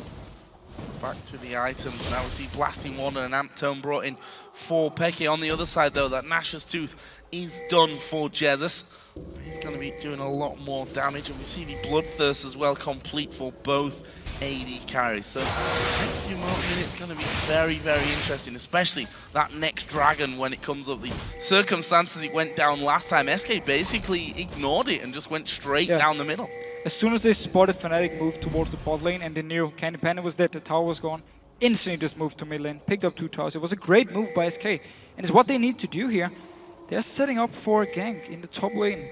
Fnatic are pinging it out. Yellowstar just used his hook into the bush as well. Nobody was there because SK is still waiting around. Here we go. Pushing in is the binding from Enrated going to land. Yellowstar is not going to be able to dodge that one. This should be an easy kill for them. Box did go down. Yellowstar actually flashing off to the side, but they will lose their man. Enrated fell low in the process. Soaz is waiting on the backside. Enrated maybe for the picking, but 1 versus 4. Not surely a fight that they want to have. This is a tower going down. Actually, Freddy is starting to teleport out of this one, and he's going to go down towards that bottom lane to help. That leaves it as a 1 versus 3 now. Soaz coming into it, but still has to be so very careful from this. But still a very, very good move by SK. Fnatic, they had the idea, they put down a ward here. Still ended up losing the tower, losing a member, and then Freddy, he teleported to the bot lane where Jesus was defending the tower, and they actually managed to defend it away from some Fnatic couldn't take it.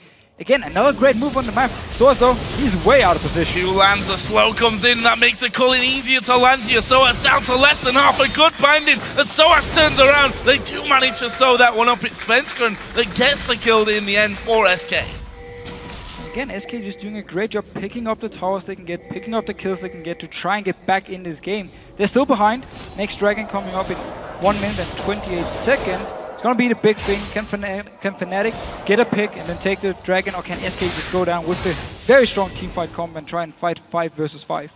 And we've seen from Fnatic in particular at All-Stars that they had some very dodgy decisions to actually fight. They were in positions where they'd fight for Dragon, where they couldn't really do that, where the decision wasn't really a wise one, where they'd stay around for a little bit too long or chase after kills, and that's something that SK will surely be looking to take advantage of here, and something that I hope from Fnatic's sake that they've actually worked on that whole discipline of not chasing after something that you don't really know what's waiting around the corner.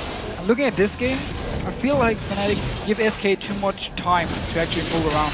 I mean, they gave the 2 mid towers, they gave the top tower now, where SK actually stood for about 20 seconds just waiting to run in, where there was no response from Fnatic except for moving your support up there.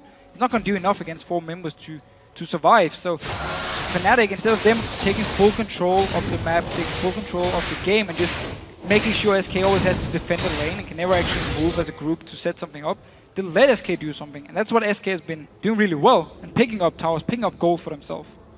And this is a bit of a deja vu moment. We saw SK setting up this trap just a little bit earlier on. However, Fnatic coming in force from this one. We see that SK say, no, that's too much. We can't fight this one. We have to back away. Peke actually coming in. The presence of Candy Panel forcing to dodge back off his distortion there. That Dragon is available, but SOAS is now coming in from the backside as well. Will SK be sandwiched? No, they've moved as a unit around the side from this one. Freddy's still there, so they could still fight for this. Freddy there, coming in closely. There was no teleport on his side, that's why he couldn't join in. SK going in though. Let's go going in. It's going to be Fnatic to get the Dragon in the end. Yellow Star low. The ultimate coming out. Jesus will save Svenskeren, and SOAS is going to go down. Jesus picks up that kill. Can they get any more? They've hooked in Freddy, but he's not the target that you need. And Peke in the meantime doing tons of damage with Reckless now charging on through. Will he have the speed to actually catch up and do it though? No, the Cocoon not landing there from Cyanide. I think that's the end of that fight. A very close one. Look at the health bars of Fnatic. Very, very close team fight. Svenskeren winning as the first member. Drop low instantly, but the ultimate from Jesus saved him. He managed to get out and they picked up a kill. However, Fnatic could then turn it around, get a kill in return here, but very close fight. Look at it again. Svenskeren going in. Freddy's still running. He's not here. He's supposed to be in the front line. And Raid as well. Laying his own ultimate because he didn't want to run through the box. Very well placed by Yellow Stars. You know, Source will be the target to go down, but from here, the rest of SK, like, some is running back, some is still running in. Jesus and Candy Panda ends up being in the front line. And simply just get caught out, and there's a kill for Fnatic. So they trade 1 for 1 at least, kill-wise. Dragon in the end, though, going to Fnatic. It leaves them with almost a 3,000 gold lead. 21, call it 22 minutes into this matchup, as Enrated will spot a pink ward. They've seen SOAS there on the top side of the map as well, so no immediate action to be had around that area. So let's touch on some of the items coming in. Phantom Dancer now for Reckless added into his Bloodthirster. The other side, Candy Panda going for that Trinity Force straight after his Bloodthirster. So pretty standard for both AD carries here. Both of them should be going for Last Whisper as the third item. And both of them, I mean, yes, Graves. If you go full late game, he's a good AD carry, but he's not exactly a hyper carry. He's not a guy who single-handedly just carries a game in the late game like Bane or Cockmole will do. Lucian, on the other hand, is a bit more safe as well. But both of them actually fits the comp really well. That's what I like about this Graves pick from Reckless. It didn't work too well for him at All-Star. Been working okay for him in this game. Lose out again on position, and SK had started to move down, but of course the inner turret was already taken earlier on in the match, so there's no easy grabbings left in that mid lane. You've really got to commit quite deep in there, especially with the inner turrets open still on the top and bottom sides of the map. Fact is, if SK want to go that deep and start challenging on a turret, they need better ward coverage down on the on the Fnatic jungle. Currently, that's a ward on either side of that mid lane. Of course, Baron as well starts to become a concern this late on into the game. A lot of wards already down in position there. A lot of wards from both teams down here. Nobody want to get caught out of position. Of course, Fnatic need to go in here with the sweeping lenses. They got 4 now. Not only they're 3 early on, actually picked up another one, so they really want to try and deny all the vision from SK Gaming. They need more ping wards down the map. How many do they have at the moment? I can see one at the bottom, one around the dragon. That's about it. They need more ping wards, but Ready, he's dead. He's dead. I mean, not really much time for that one. He got hooked in there, and the full combo coming around from Fnatic.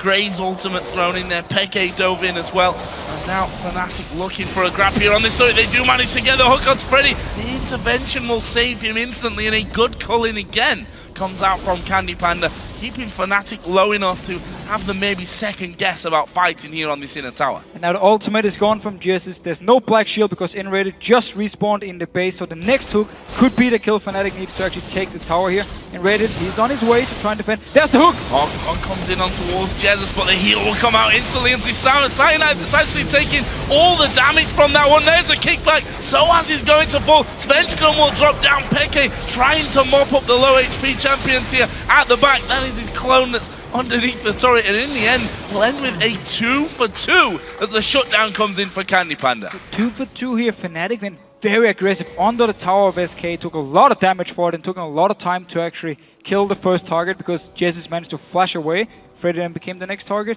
He's still very tanky. Took him some time here. Gonna see it in the replay. Remember, Inrated is not there. Ultimate is gone from Jesus.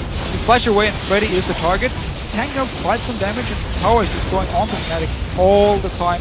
Great move by Svenskron, kick his swords in, get a kill onto him. And then actually Steiner, he's very low staying around. Fnatic they want more. They wanted to land the hook from Yellow Star. A bit too over-aggressive. Could have backed away after the 2 kills and just said, we're fine with this. Minion damage there on the bottom lane as well. That one was pushing all on its own, and Freddy realizing that he has to get there as quickly as possible to stop that one from happening. Jesus will also be getting himself a blue buff. So after that one, let's have a look down some of the items that have been completed. For Fnatic, Soaz has himself Trinity Force on top of that Warden's Mail. Now there's a Randuin's Omen picked up. Blade of the Ruin King is actually on the other side. Soaz just trying to stalk around there onto Candy Panda, but there's a ward there by that Golem Brush, and Candy Panda spots him coming and will back off to safety. Or they may even just catch him out here. They have full vision of him. The rest of the team, though, the Lantern should be here from Yellow Star in case Source gets caught up by a binding. Should be able to take it in safety. Yellow Star is waiting around. And there's the binding, and Lantern... Oh no, the kick! He's kicked him away from it, Soaz trying desperately to get back onto it. He actually flashed there towards the Lantern to try and take it back, but that was quite the move from SK, you have to admit. Yeah, that was beautiful. That was beautiful. They knew they saw the Lantern. Svenskron instantly just jumps around and kicks him back away from it. Both summoners down from Source. First the teleport to the ward, now the flash. Teleport is up on Freddy here. This should mean for SK Gaming, they can take some control of the map and start split pushing a little bit, and Freddy can then join in for a fight somewhere. Or a dragon, which is just spawned in there for that one. SK would have probably gotten it anyway. They probably would have. Or will they? Because Peke here hanging around at the side, trying to do as much damage and just use the distortion. So that is that one, and the dragon goes over to SK Gaming. 2 out of 4, so 50% of the dragons going over to them. And if we look at the gold, it has started to closen up quite a lot from this one. Just 1,500 gold separating them. SK here just rotating back from the dragon to hold on to that inner turret. And SK simply just want to extend the game. They want to go to this late game point we talked about. We actually see Jesus, he completed the Hurricane. Now we can talk about it. It is completed. The thing about Hurricane on kill, I think the reason it's very, very strong is it applies on-hit effects. So your Nash's Tooth here will do damage to the targets around the target you're hitting. You do damage with your Spellblade from your Masteries, which is 5% AP on hit. You do damage, of course, with your E, the splash damage from it. And if you pick up a Lich Bane, you also do the damage to the targets around with the Hurricane here. So basically, you actually do more damage, or at least the same amount of damage to 3 targets instead of just 1 target. As long as they're close to each other, the downside about the build is you're very auto-attack focused. If you get stunned, you do nothing. If you build full AP kill, you're more about your burst from your Q and then 1 hit with your E with the Lich Bane. This build is more about just staying in the back and just auto-attacking again and again and again for the entire team fight. So if he gets locked down, by a hook from Yellow Star or Cocoon from Cyanide, his damage is pretty much non-existent. See how Jesus' positioning all works out when those bigger team fights start to roll around. Right now, Fnatic are clearing out vision over by Baron, or at least they think they are. Reckless actually stood on top of a ward there by the red buff, which may or may not be cleared out. There we go. Scan comes down. That will be spotted out. But look at this. SK starting to step forward. Lightning comes out. Doesn't quite land. Svenskron's Q was slightly off there as well in terms of direction. Oh, he's going to keep going. Very, very aggressive. That Q will land. Will he follow through? Yes, he will. He's going to kick Yellow Star, but off to the other side. Yellow Star actually flashing that one, and he's going to get caught by the binding. That is some bad news. Yellow Star getting picked out. Xpeke was caught in the bottom lane here for an SK game. They spotted him and simply just went straight for the fight. Very aggressive move from Svenskron, chasing onto Yellow Star, and now going towards the tower here. Look at Peke, he's coming towards the mid lane, but he's still far away. And they might not have much left when he actually gets there. This turret being stripped down quickly. There is the Indian turret going down, and Jesus is going on towards Soaz. Not quite got the damage. Sidestepping the Cocoon. Peke is still waiting in the lane, but they're going to lose out on the inhibitor. Here is Peke from the side. Good damage, but he's going to get locked down. Surely, Candy Panda actually flashes over, picks up the kill and the shutdown. SK take the leading gold in this match. And again, Fnatic, they give full control to SK to do whatever they want on the map. If you're split pushing, make sure your team is in a position to punish the enemy if they move multiple members to stop your split push. In the bottom lane in this instant here, Peke was alone pushing it. Rest of Fnatic were just standing around. Some of them were at Baron, some of them were in the base. They weren't in a position to punish SK for anything, so SK spotted simply out Yellow Star at the Baron, just went straight for him. They knew there was only 4 members, or a chance of 4 members. Easy kill for them, and then went straight for the mid lane, and Xpeke was just too far away to do anything. Fnatic though, starting the Baron. 3 members from SK is nearby, and actually stopping them instantly. Pillar going down there from Freddy. Shield was on, so Yellow Star wasn't ever going to be able to lock up Freddy either way. Hurricane pulls the Baron. Not really, yeah. I just want to kill that one. Oh wait, I've got a Hurricane, not cool. Blue buff is up here, and that may well be stolen away. No, that will actually in the end go over to Cyanide. We'll make sure that one doesn't fall. Wondered how aggressive Fnatic were going to be about that Baron. They saw that 2 men were recalling there, so they had the numbers advantage, but no, they started to fall a little bit behind. The fact is that Jesus now is doing so much damage to them, and they realize the 3 versus 5 on Baron in particular is going to be such a risk.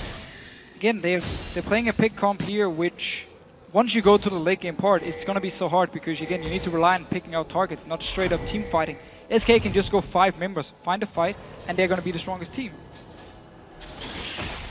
Ready here, holding in, and a bit of a trap set up by Svenskron and Enrated on that top side as well. And the irony of it really with SK up against a pick comp here inside of the Fnatic jungle. Trying to pick someone up, setting the traps there for them. They're pushing out all the lanes as well, and there is the push coming through. They managed to lock up Jesus, but have they got the damage to finish it off? They try and turn around. Freddy actually being burst down very, very low here. There's the intervention coming in. Soaz went a little bit too deep from that one, and it was only really Freddy and Svenskron a little bit that took the damage, but we see the heal coming out. His ultimate use. That leaves them in a 5v4 to take this turret. Again, the ulti from Jesus, the black shield from Enrated. It's the perfect counter to a pick comp here. Whenever a target goes low, they chase towards to try and get the kill. Nope, here's a shield, here's the ultimate from Jesus. And you're not gonna kill him. And instead they can just turn around. They've done it again and again this game, and Fnatic, whenever they try and chase for a kill, simply countered. And now, very nice binding. Very nice lantern though, and this time Cyanide able to take it away. So as of course fell foul of that one earlier on, but SK know they've done the damage that they needed to the jungle, and that means that they're going to start off the Baron. They've got vision just by that blue area as well, so they know exactly where they could be coming from. The Baron already down to less than half HP, but Fnatic gonna start to move back in around to this one, but Baron's already gone down. Cyanide gonna get locked up here by the ultimate of Enrated, and the damage gonna come through in just a second. Jesus finally gets back into the side of good Cocoon, but there is a push around from Peke on the side. Soaz now going low. He's gonna have to speed away, but Yellow Star maybe the sacrificial lamb. He'll be hunted down and finished off. That will be a 2-for-0, and the Baron going over to SK. And they go for the finish here. All 5 members are up. They're gonna regen from the Baron. Are they just gonna time the inhibitor and kill it? No, they actually want to try and finish this game. Well, the inhibitor might actually be spawning in just a second, so that might stop that one. But here is Peke trying to defend off from this one. Svenskron actually landing the Q, kicks him away. The Nexus turrets have already gone down here, and they're going to focus it in. A lot of damage from Peke, but it's not enough. SK Gaming pick up their first win of the season here against Fnatic. Brilliant win. And they simply outplayed Fnatic when it came to objectives, when it came to moving around the map. Early game, it was issues. The vision control wasn't there for SK Gaming. They gave up some easy kills for Fnatic. But Fnatic just didn't know what to do with these kills, and instead SK Gaming picked up the middle turrets, they picked up the top tower, got the dragons a few times as well, and managed to simply out-rotate Fnatic on the map. Let's see how gutting that is for Fnatic, having that lead coming in. Looking so good in the early stages of this matchup, but not able to push it through towards the end. And we've mentioned this earlier. Well, how are Fnatic going to react to losing their first game of the season? Yeah, again, we need to see what they can do going into next game, of course. Everything can happen. We need to remember SK Gaming are among the best teams in Europe. So losing to them is not exactly a bad thing. However, the early game was fine for Fnatic, but then they just didn't know what to do. And that's something they really need to fix. They need to go back and rewatch this game here and see how are we playing our pick comp, how are we playing our split push, where are our members? When one guy is split pushing, applying pressure, where's the rest of our members? Because in this game, whenever someone was pushing, all 4 members would be, someone would recall, some would do the Wolf Camp, and someone would be warding Baron. And that's what SK also just took full advantage of. Killed Yellow Star, took down the inhibitor, and then just forced the Baron afterwards. And from there on, once it came down to team fights, the late game team fight comp from SK were just so much stronger. I mean, there were 2 very clear big decisions there from SK. The first one, if we think back, Fnatic get a kill on Candy Panda in the bottom lane, and SK say, well, okay, you have that outer turret in the bottom lane, we're going to take outer and inner in the mid lane. And then they did it again there at the end. They see Peke's not there. They just charged straight down, got the kills, and they couldn't defend it. And that's simply also SK instantly seeing how many members are there from Fnatic, how many members are back to defend, who's defending. Okay, what can we do? If it had been like a Ziggs defending, he would be able to clear the wave. It was on Aurelia. Clear the first wave, second wave, you do nothing. Because your ultimate is gone. And that's where SK instant react. And just go straight for the mid lane, take tower 1, take tower 2, and actually turn a bad situation around in their favor. Didn't care about the dragon. Let Fnatic get the dragon. We take 2 towers. We get a lot more vision. Because actually around this mid lane area, later on, when they caught out Yellow Star, after they killed him, after they got inhibitor as well, the entire jungle of Fnatic was suddenly warded by SK. It was the other way around. Earlier in the game, where Fnatic had all the vision control, SK in the end just took full control after they got the mid turrets, removed them, full wards, could spot everything, catch up people, and Fnatic couldn't do anything. Well, fantastic win for SK Gaming. We're going to send things over to Shox, who's standing by Riftside with SK Gaming's Jesus. Thank you very much, Joe. Indeed, standing by with Jesses. Jesses, tell me about the game from your perspective, because indeed, as they touched on, early game was kind of hard for you guys, but incredibly well fought back. Tell us about that. Well, I played the Kayle against the blank matchup quite a lot in scrims, but every single time I played the matchup, I was against Elise like this game, and I had cleanse in all those scrims. So I kind of played it a bit overconfident, and as they lane swapped, I knew they were going to gank me with both Aurelia and Elise all the time. And I don't know why I didn't go cleanse like every scrim. So I just got stomped over early game, but our rotations were just better, and yeah, we just managed to get back in the game and win the game. Absolutely, you guys did very well actually. Tell me about your build on Kayle, seeing the Runan's Hurricane in the mix. I saw one Korean guy do it in an official match, and then I talked to some other guys about it. And it seemed pretty good. I played it in scrims, and you get so much out of it. Like, you push so fast, and you get such good team fight potential. You get so much damage because your damage was nerfed so much from when they removed the AP scaling from Lich Bane and the Q scaling. So it kind of fits Kayle pretty well. Yeah. Definitely worked out very well for you guys. First win is in. You guys finished first in the regular season in the spring split. Walk us through the expectations of SK Gaming for the summer split.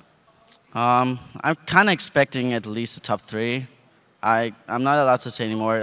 I don't know. I can't say. All right, but we'll be looking forward to seeing a lot more of you guys. Congratulations on the very first victory. We're going to go to a short break, but after the break, it is time for Millennium versus Roccat. A lot more action coming your way. We'll be right back. Don't go anywhere.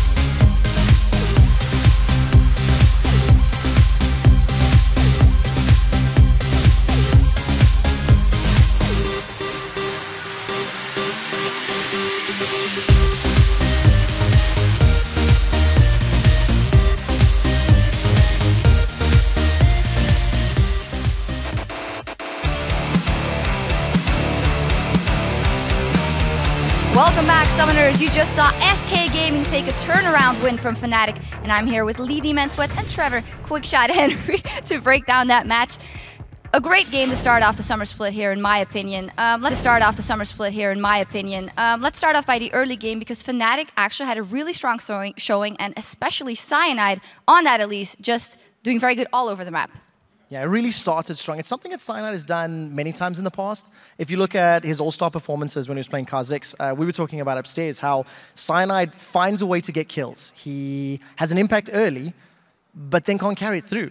You know, he was sitting 3-0-3 at one point, which was great. It helped Fnatic, but then they got to the inner turrets of SK Gaming, and everything just fell apart. They couldn't get past the towers. They didn't have a siege composition, and Cyanide's early prowess ended up equating to nothing. Yeah, and it was interesting just to hear from Jesus back then. He said himself, he says, I knew that Cyanide was going to be coming for me. He knew it was happening. Maybe it's because he said in the video that Cyanide got a really limited champion pool. I don't know. So he was kind of expecting a backlash. But Svenskeren as well. You know, both of these junglers were very good during the spring split and have continued their prominence here in the summer split. Good start from both junglers. We'll see how it continues. Yeah, because on the other hand, we also see things reoccurring for both teams, that Cyanide couldn't carry through the game. And again, SK Gaming not being able to dominate that early game straight off the bat. And we actually have a replay of how they did pull the game back in their favor. You can pull that replay up on the screen right now.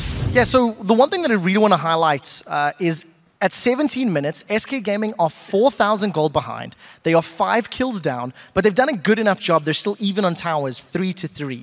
The one thing I want to highlight is throughout the spring split, SK Gaming always fell behind in the laning phase. They seldom went even or ahead, but they always stalled the mid game, and they used their superior strategic and map movements to get back in the game. So let's roll this clip out. You'll notice the rest of Fnatic are pushing on the bottom lane. You can see pings there. SK Gaming and are grouped up. They have 4 members moving themselves towards that top tower. They're immediately going to dive onto Yellowstar. Yellowstar does the best that he can to fend off this assault. But at the end of the day, SK Gaming just have a better position and a better game plan. They focused on the tower. So as, honestly, he's milling around. I have no idea what his game plan was. He ends up giving up a kill in 30 or 40 seconds. I have no idea what was going through his mind, and it's something he needs to think about. What we just seen there at the end was a teleport from Freddy. He was moving himself to the bottom lane. He defended his own tower. So SK Gaming got a kill, a tower, defended the tower, and another kill onto Soaz later in the game. All from just calling and communication while being 4K down in gold. And this is something we've talked about so often through the spring split, was the fact that SK would always be slow at the start, yet they'd always manage to pull it back. Their teamwork would always get them back in the game.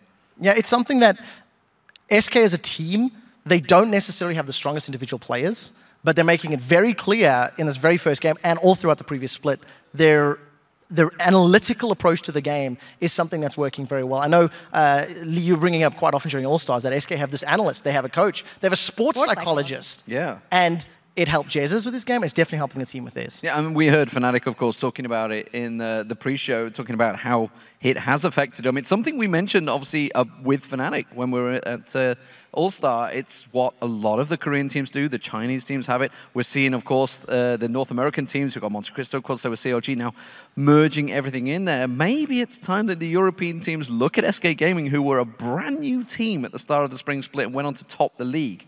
They need to look at their approach and maybe start listening to these guys, because clearly it works. Yeah, an analyst can be so central to the performance of the team, and maybe an analyst is someone that could say, maybe not go for that Aurelia first pick. Strong words, but truthfully. Soaz and Aurelia didn't do well at All-Star. 0-6-3, something like that, yeah. Around about there. This game, 0-3 again. Not only the champion didn't really work out, his in-game decision-making was a little questionable. That 1v3, you got to wonder what was going on there. I mean, you could see he was trying to maybe set up, get a quick kill on towards Yellowstar, get something on the board, but everybody knows, even how, no matter how strong you are, going 1v3 has got to be a huge play, and it backfired and made him look bad. Yeah, a lot to study up on for Fnatic, but great performance by SK Gaming once again. But as for now, we're going to head back over to Joe and Fisho at the desk for our next match. But first, let's take a closer look at Millennium's underdog victory in the summer promotion tournament that got them back into the LCS and the summer split. Right after we placed 8th and we knew we would face NIP, I think all of us were a bit not really confident. It was really tough times for us as a team. We knew that NIP is incredibly strong. They dominated the whole challenger scene, so it's gonna be really hard. Like NIP had a really good showing before, and they definitely deserve the praise they got. I just went to the promotion match with my head down and I hoped for the best. Going back to game 1, I was like, whoa, NIP looked very, very strong. After game 3, all of a sudden I think Millennium is the favorites now. Well, here we go then into game number 4. It's 2-1 to Millennium. We should have taken it as well, just some miscommunication and some misplays. Crimson got a little bit too far forward, and that is a lot of damage coming his way. He's going to get focused. Nukduk actually is going to blow him up. Coronex may find himself in trouble. 70 seconds for Coronex, 60 as well for Crimson. Millennium making the mistake, which may end up costing them a place in the LCS. Yeah, after that, people felt a bit angry and dismotivated as well, especially like Kotangs, because he's kind of new to that, so I told him to calm down. It kind of helped me get over it, so I could like reset my mind and go into the next game. Just the anger that we lost such a game gave us a lot of boost for the last game, and yeah, we just wanted to show that we are actually LCS material.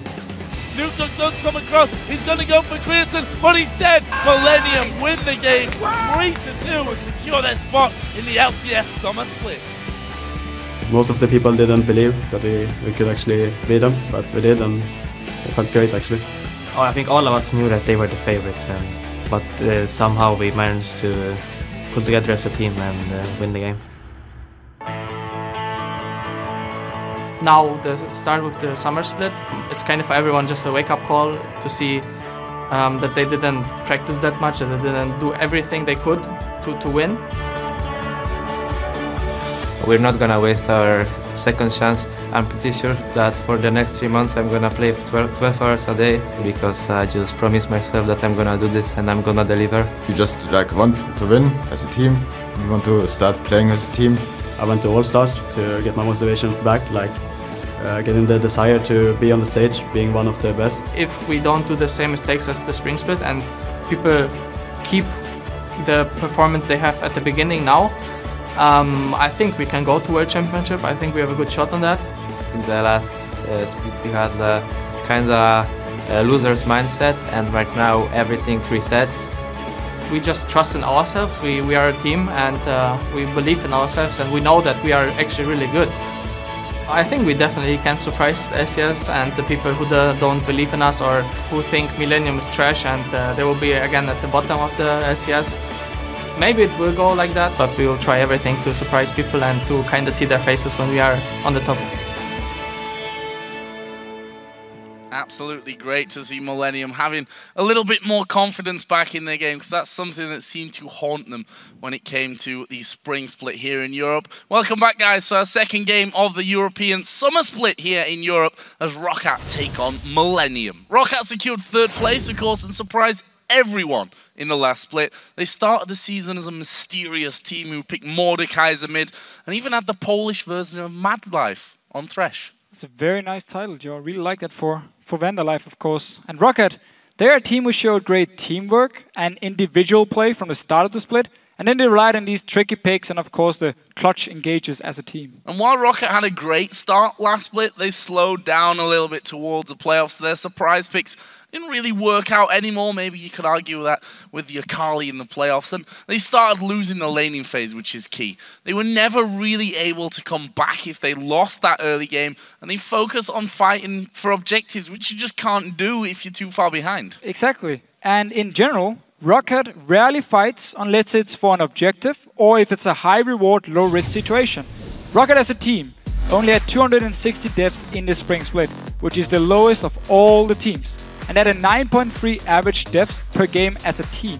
However, their assist total is the worst in the league, so it really shows how little they decided to team fight unless it was calculated and focused around these objectives.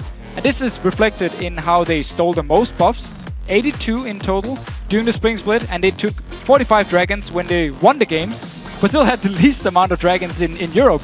And this just shows their inability to come back after falling behind in the early game. Some very conflicting stats when you look at the there numbers it goes, on like paper up and down. How it was really working out for them. On the other side, Millennium made it through the spring split the hard way. After finishing in last place, they had to take on the Ninjas in Pajamas to stay in the LCS and managed to pull off a fantastic win in that epic best-of-5 promotion game. Millennium, they showed they can adapt in a best-of-5 series. And if you look at Game 1, they lost every lane and quickly just lost the game. Game 2 started out the exact same way, but this time Millennium actually managed to extend the game, and then they turned it around for the win after, I believe, 72 minutes. Going into Game 3 then, they stuck to the tactic of just surviving the early game and then working the clock with a superior late game comp. NIP, they never had an answer to the defensive tactic from Millennium, and therefore they just ended up losing. And Kevin and Cottonex really stood out for me as the star players for Millennium in that series. Cottonex played absolutely amazing on Nocturne, and Kevin stuck to more late game carries like Rise and Jax. And both players have simply kept up the strong performance from the entire last split, actually. Cottonex, he showed he's a carry jungler who can put the team on his back if he gets the needed farm and the needed kills. Kevin, he managed to go even in laning phase against Sora Zero, and then he scaled into the late game where he would join forces with Cottonex to simply carry the fights. And Kevin's performance all season has been great. He has the second highest KD of the EU top laners. He also has the most kills of top laners in Europe. And both him and Cottonex, they are the players which need to perform for Millennium this split. Otherwise, we might just see them end in the bottom spot once again.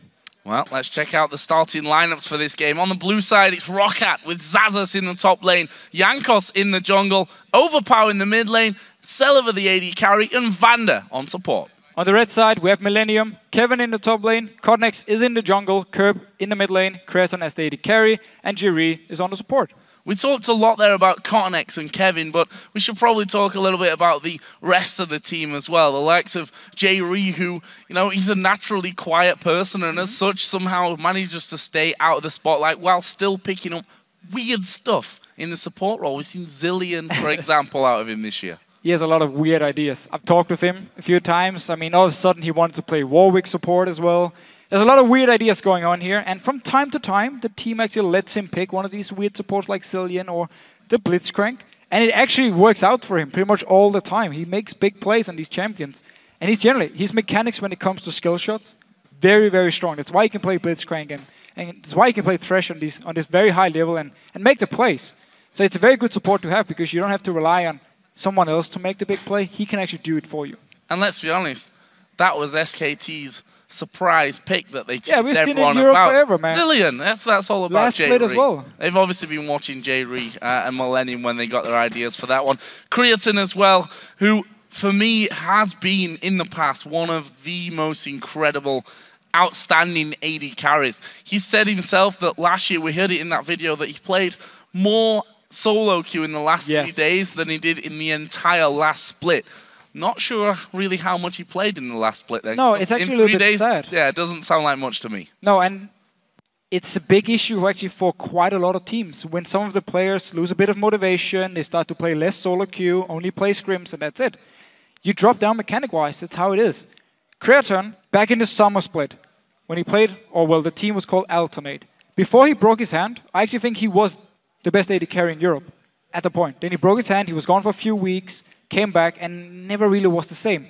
I'm not sure how much motivation he lost back then, but if he can find his old form here, he can really become, again, one of the best AD carries in the league, and that's what Millennium needs, because the rest of the players, they're actually good players.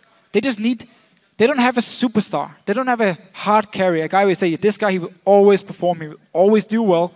They have a lot of players who's doing their job, but they're not doing anything special. Creaton could be the guy. If he's the guy, could actually mean Millennium could all of a sudden become a very strong team. And that's the thing as well, if we think about the story with Creaton and the hand, Ultimate were actually doing incredibly well up until the point when he did that. And let's be honest, it's not like in any, in football, for example, when someone breaks a leg, sometimes they come back and they're just not quite the same player. It's not a physical thing with Creaton, it's definitely more of a mental thing. He said himself that he struggles to really find the motivation. And in that video, a real positive sign from my side of things is that he said, I realized that if I want to go to Worlds, that I have to do that for myself, that I can't rely on other people to put the hours in for me, that he needs to be the guy that carries him and his team further on in his career. He needs to be the guy, and then Curb needs to be more consistent in the mid lane. He has some fantastic games where he's like 5-0 LeBlanc, killing everyone, and then he has the opposite, where he goes 0-5 and does absolutely nothing. Like he had a Swain pick, fantastic champion. Didn't work for him. He went 0-6, did absolutely nothing. Next game he played LeBlanc, went 5-0. I mean, he needs to be more consistent. And if he can actually also find the right play style, the right champions, and then the team can build things around him as a mid laner, again, they have good players. They just need to be more serious when it comes to practice, and they need to be more determined when it comes to what champions to play, what play style do we want to use. And then if we look back at the promotion games against NIP, they need to be able to do better in the early game. Because they lost the early game, they lost the laning phase, then they managed to defend for 20, 30 minutes, and then when it came down to late game team fights, they had the stronger comp, and they managed to play them better than NIP, and therefore won the games.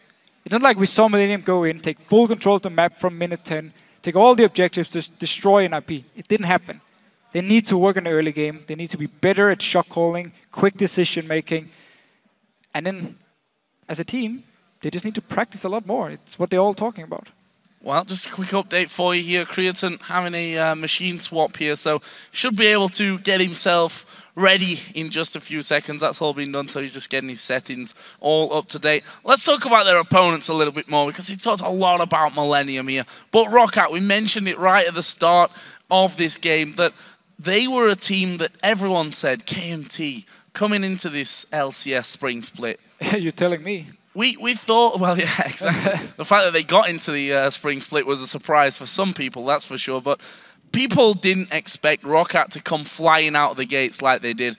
And I wonder what Roccat have done in this break as well, what they've actually trained themselves up. As you mentioned, Overpower is a guy who really doesn't always go for the conventional. We've seen him play Mordekai's, we've seen him playing Akali in the playoffs against SK Gaming, which worked out for them in their first game. Actually, they ended up winning that one. But it's not really about the strange picks, but more about being more consistent, I think, from Rockat's side. Exactly. I mean, Overpower and Kerb, pretty much the same style when it comes to one game he goes 5-0 on Pantheon mid or Mordekai's mid. Next game he picks Orianna and goes 0-5. We saw it last split. He needs to be more consistent. Roccat as a team, also in the early game, it was the issue for them. Whenever they got a good start, they would actually win the game. Whenever they got a bad start, they just dropped dead.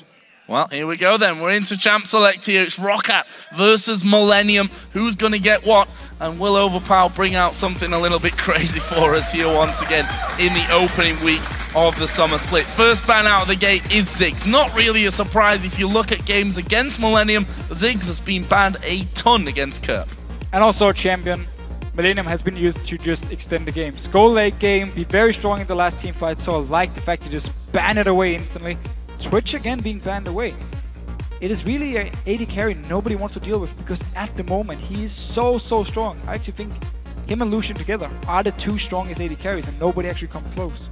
Very targeted bans here as well. We see LeBlanc straight in towards Kerp on the other side. Overpowers what has been in the past terrifying Kayle taken away. Jankos on Elise has been a big force for them. And Lulu as well taken away. A champion that both Xaxus and Overpower played. This is interesting now, because we said at game one, Kassadin has been weakened more in this patch, but we believe that he is still extremely strong. Expected him to be a red side ban throughout the day. He gets through and it's a first pick for Roccat. I think this is very risky for Millennium side, because Kassadin, his Q, his shield was nerfed, the ratio went down, the base value went down, but that was it. And he's still such a strong champion. Going to the late game part, he snowballs out of control. It's what Kassadin does here, so it's a risky thing for Millennium, especially because they are a team who normally focus on the late game. That's also why we see them locking in the Jax. One of the best, if not the best, top laner when it comes to late game parts. And they're basically just trying to respond with, you have a strong late game pick, we have now a strong late game pick. Taking the Thresh there as well for J-Ree in the support role. We'll see what he can bring to the table playing that Thresh. Actually, has not played masses of Thresh in the later stages of last split either. He was in a similar position to what we saw Yellow Star in, you know, early season. They were fighting over this Thresh pick, but then realized, okay, we maybe don't want it as much. It's going to have it this time around. Now we're on to Rockat's second and third picks. Will we see Graves coming in again? It's definitely become a lot more popular. I'm still not 100% sold on Graves overall as an AD carry. I think Lucian brings a lot more. I think there's certain other AD carries who can bring more. Kog'Maw, Vayne, for instance, could bring more to the table than a Graves here. What I do like about him is in an upfront battle against the likes of a Jax, he does more damage because of his box shot, because of his ultimate hitting the first target, doing more damage. And of course with the dash away, he becomes fairly tanky. He's passive as well, gets more armor, more magic resist, so he can survive a little bit better against the likes of a Jax here. But now Kha'Zix's just been locked in as well. 2 people, nope. This is a very strong lineup without really saying much more than that. Kha'Zix's going to be locked in here. We've seen how dangerous Cottonex is on that Kha'Zix. And then Lucian for Creaton. As you mentioned, Lucian without a doubt up there in the top 2 AD carries right now. Creaton played a whole bunch of him, picked him up whenever he can get his hands on it. So again, I actually think Millennium, looking at how the champs like went now, they said, we actually don't mind giving you Kassadin. We know there's a very high chance you will first pick it, so we take the 2 most wanted pick for us, Jax and the Thresh. Had they locked in Jax for Rocket as the first pick, Kassadin been locked in for Millennium then. So they actually gave away a very strong pick, got 2 in advance, and then because Rocket decided to go with Lee Sin and Graves here, actually opened up for Kha'Zix and Lucian. However, Kha'Zix nerfed on his patch as well. It's harder for him to find a target alone. The isolation is now up to 500 units. It was 350 before, so it's a bit harder for him to get this extra damage. And also his ultimate now, the stealth, is 2 seconds cooldown instead of only 1, which it was before between stacks. So continuing the late game kind of premise and comps that they're going so for late here. Game. Rai's going to be picked up for the top lane for Xaxus. They took Zyra here as a support. The final pick as well, we'll move straight over to that, is a Fizz in the mid lane there for Kerp up against overpowers Kassadin. So the old Kassadin, before the rework here, Fizz was a very strong counter against him because he could never get close to you. Now though, with the spell shield, or with the spell shield he gets from his Q, he can actually do fairly well. Still, Fizz should have full control of the lane, but Kassadin at least won't be destroyed like he used to do against the Fizz here. So we're gonna see how it goes in the mid lane. But Millennium side, everything scales into late game. Rocket side, Rise Kassadin goes into late game really well. Graves, decent in the late game. It's gonna be hard for him though because of the shorter range as well on Graves. Against Jax, Kha'Zix and Fizz, I mean, they're just gonna jump you and destroy you instantly if you just get too close at any point, and that's where Graves will have issues because of the shorter range, and therefore I give the late game heavily actually, except for how it goes with Kassadin. But I really think the late game comp here from Millennium is so strong. Well, guys, let's take a look at your votes for this match. According to the numbers over on LOLesports.com, 82% of you think that Roccat will take the win. Not surprising if you factor in the whole positioning and final positions of the spring split here, where Roccat surprised everyone, grabbed the 3rd. Millennium were right down at the bottom, of course, in 8th position after that. But I think it's after each team has had time to practice, or not, as the case may have been. We'll have to figure that one out as we go along. But I think that this game is a lot more closer than those numbers. I agree. I think also looking at the comps here, it can, of course, you can always say, yeah, we don't know exactly what's going to happen. The team can make a big mistake and fall far behind. But if you look at the comps here, if Millennium gets to play the way they want, safe, early mid game, get to late game, with all these champions here, they can do everything on the map. You can split push with Jax in the top lane, Fizz in the bottom lane, keep the Thresh and the Lucian in the mid lane to siege a tower, or always keep the wave pushed up here. And Roccat, it's going to be so hard for him to duel both Jax and Fizz in the late game parts here. But of course, on the other side for Roccat, Rise and Kassadin scales well into the late game as well. So it's not like they don't have anything to respond with. Well, let's find out, shall we? There is a Q from Jankos landing perfectly onto J-Reed to reveal his position inside of that brush. Not exactly the biggest surprise that there were maybe some action around the red buff corner brush. Ooh, double ward. Just for the swag. One's safer than 2. Yeah. Just saying. You got so many wards now, the 1 anyway. Might That's as well true. Waste them all. Oh, actually, one thing we didn't talk too much about. A lot of wards coming down here actually early. Full vision, no defensive wards from Roccat. They actually wanted to get in with some of the deeper wards. But a thing we didn't talk about, bottom lane wise, lane swaps. I mean, Zyra actually for most AD carry, or for most supports, is a little bit of a counter to Thresh. I mean, you're strong against him in the lane. However, one hook onto you and you might just die because you're very, very squishy. But the fact with 4.7, you don't have to start full trinkets anymore as a support. You can start the spell thief, and that's where Zyra is really strong with a poke. And there we see Millennium moving back in there. Double ward strategy. I'm going to give them the benefit of the doubt and call that a strategy. Is going to time out here any second. Now, Roccat are sat back, to be honest, so it looks like neither of these teams wanting to risk anything in the early game because, let's be honest, it's going to be a bit of a race to see who gets to the late game thing, the late game portion as fast as possible in this one. This is very interesting though. Cotton X coming around the side. Kevin is in there as well. The stun is going to come out here. Flash already there from Zazas, and Jankos is going to have to do exactly the same here to get out of trouble. That means that they're going to lose this blue buff. The question is, can he actually got it? Yeah, oh, he did get it. That's very, very true. I missed that one completely, but okay, so that's good for Roccat. It slows Jankos down, but it also gives a Rise of blue buff. We'll see what he can do with it, though. Yeah, there was the lane swap, however, so he won't actually get to use this blue buff to try and poke down the Jax in a 1v1. Very smart decision, in my opinion, from Millennium to swap up top lane, get Jax in a lane where he can just get a few levels, then he can start going toe-to-toe with Rise. Otherwise, he's going to get poked a lot in the early levels against Rise here, especially also with the blue buff. However, it means now due to the failed invade actually from Millennium, there's only one buff over on Cotton X side and two blue buffs for Roccat. Going a little bit pear-shaped for them there. Rise getting himself a blue buff, which, as you said, is going to help him clear out a few jungle camps quicker. Because he's not going to go straight down into, or straight up into that 1 versus 2. Of course, Creighton and Jerry got the 1 versus 2 going on the top side of the map. Kevin, of course, doing exactly the same here with his jungler. Cotton X just trying to get as much XP early on in the game as they possibly can. Mid lane, I just want to touch on that one here. Both of them starting off with that Crystalline Flask. Very interested to see how the new Kassadin is going to do against Fizz. I mean, Kerb, as we talked about in Champs, like he will have control of the lane, and he just want to farm up. He wants to get to the late game point where Fizz is so strong. I mean, you can one-shot an AD carry so easily. You can split push with Fizz late game. You become very hard to deal with. And also due to the lane swaps here, we need to see if Roccat still want to send people to try and gank and shut down Kerb in the mid lane, or to just leave them to one-on-one.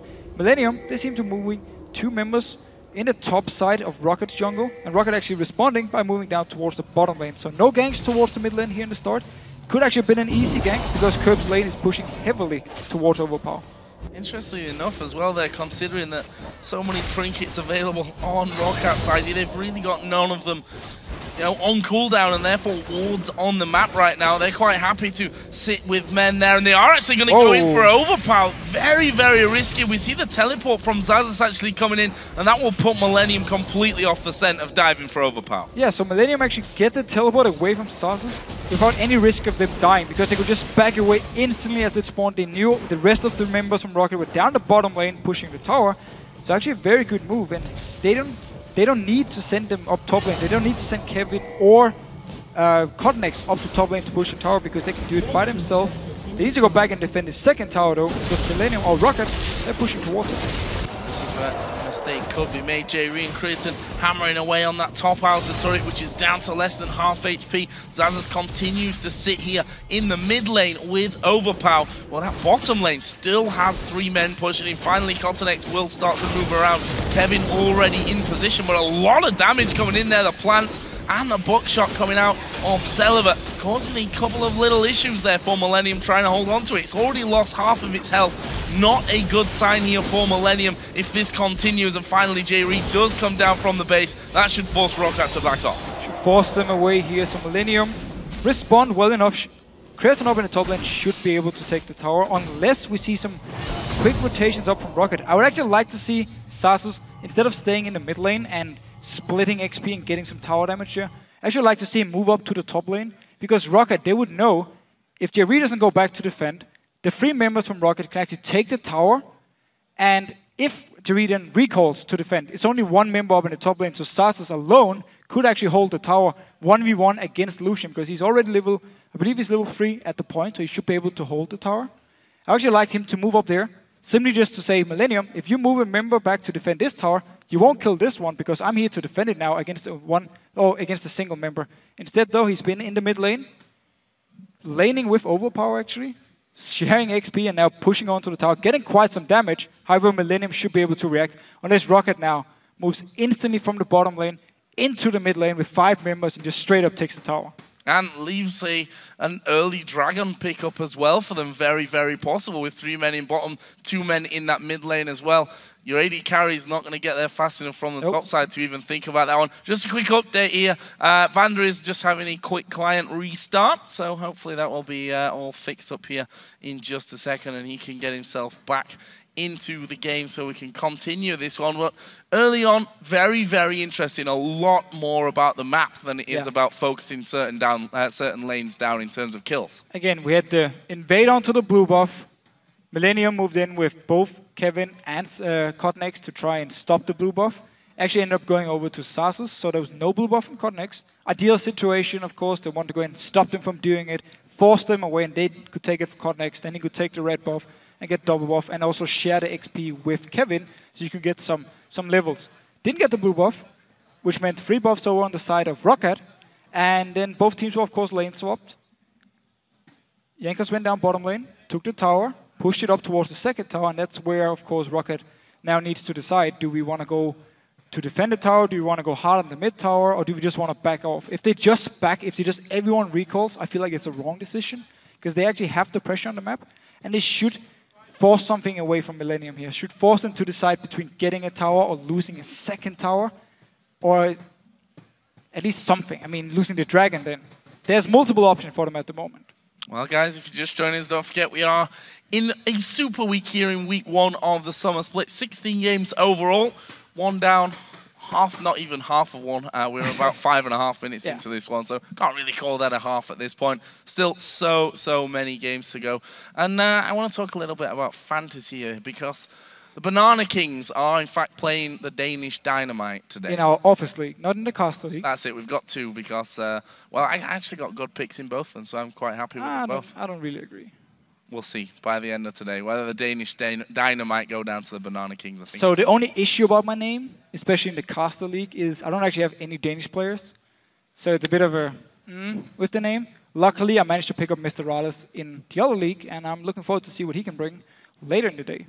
Going to be a very, very interesting season. Let me just ask, what Fnatic players do you have? I actually only have Reckless, who was 4-0 in that last game, so not all that bad. I had Sana, though. Sana did pretty well.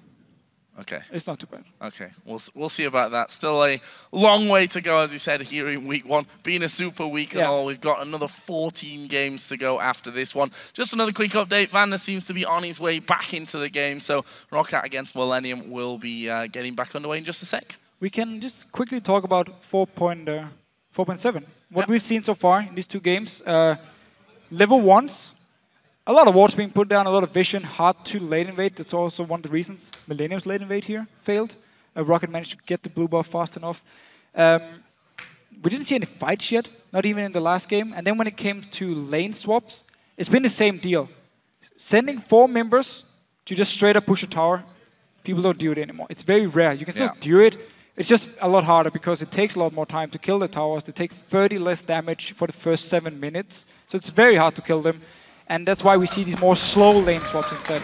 So here we go then, back into game. Hopefully everything sorted out here for Vander, and we can get this one back underway. So here's what we were trying to keep track of before. What is the move from Rocket going to be? They had 3 men there, and I talked about the Easy Dragon. That's what they're going for. Yeah. Millennium actually tried to respond in case there would have been 5 members pushing the mid lane, because Jerry moved straight in there from the bottom lane to defend it, and Sasus actually went up to the top lane here. It's about the dragon for now. Jankos getting fairly low. Jerry's there to try and stop it.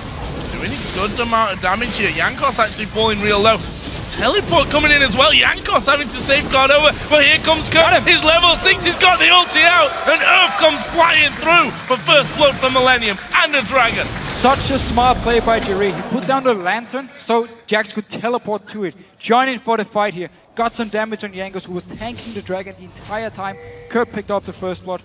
Nothing better than when your assassin in the mid lane gets the first blood here. Sasus, he was up in the top lane. Teleport was gone because he used it in the mid lane. It means, however, he can at least defend the tower. So Rocket did some of it. Some of the things we talked about here actually really backfired for them going towards the dragon. I still feel like they should have gone mid lane with 5 members and been a lot more safe.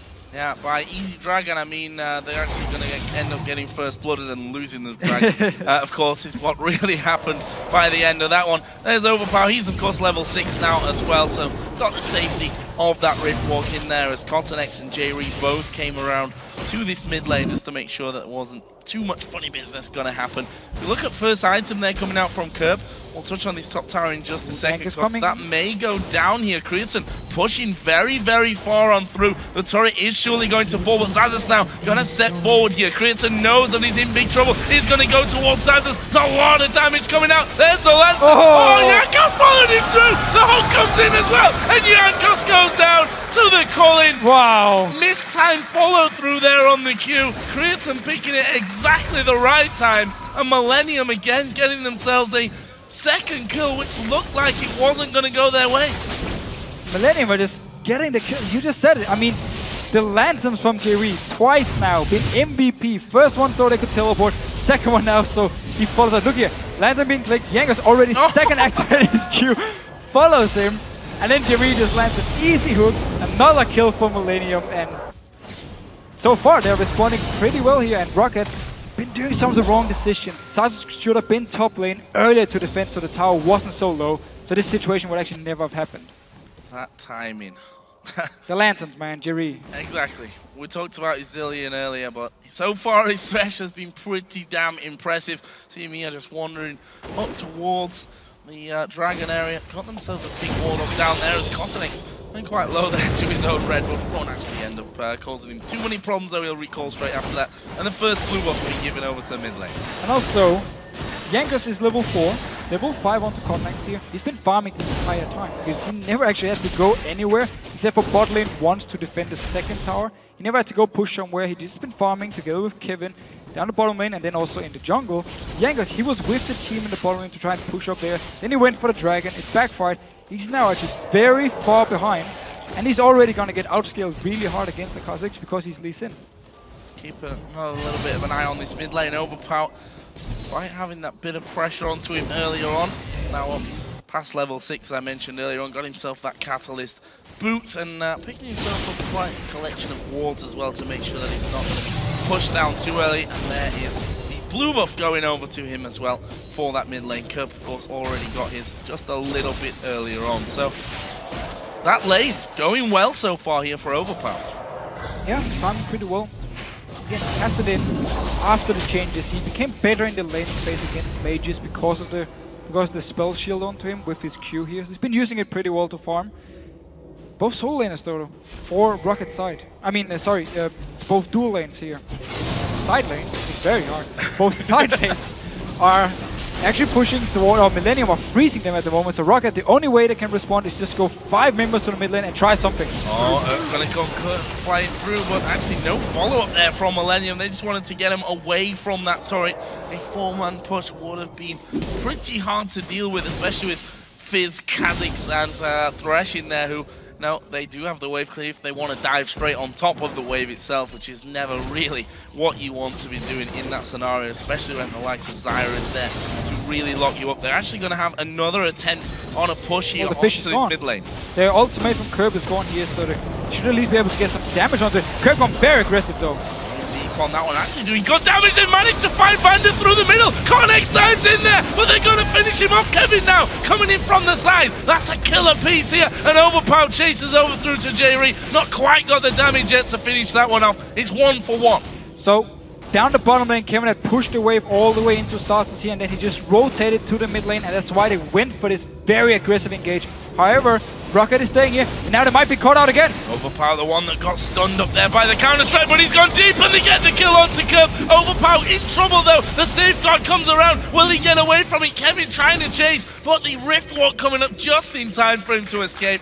That was a risky play, but one that pays off in the end for Rocket. They got a kill, didn't get the tower, however, so Millennium managed to defend so far. Creaton is now in this mid lane. Top lane is going to push heavily in favor of Millennium, so that's going to be a big wave building up. That's why he can go in here to try and defend and hold this very important tower for Millennium.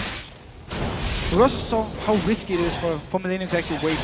Because you talked about how Fizz needs to jump into the minion wave, and whenever he's too close, Rocket will just go for him, get a lot of damage onto him.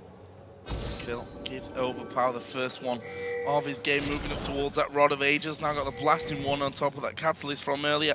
If we look at Xaxus, who's been relatively quiet here, It's definitely awarding that brush, Vander, just saying. Got his Don't tier, spoil it. got his tier first of all, and also got himself that catalyst now. There's some pretty standard stuff there for the Rise. The worrying factor is, though, how far he is behind Jax on that front. A kill in there for Kevin, plus the CS lead, as now they're going to try and shut down Xazas. Curb that goes diving in, the fish will knock him up, and you see the damage already. Yep.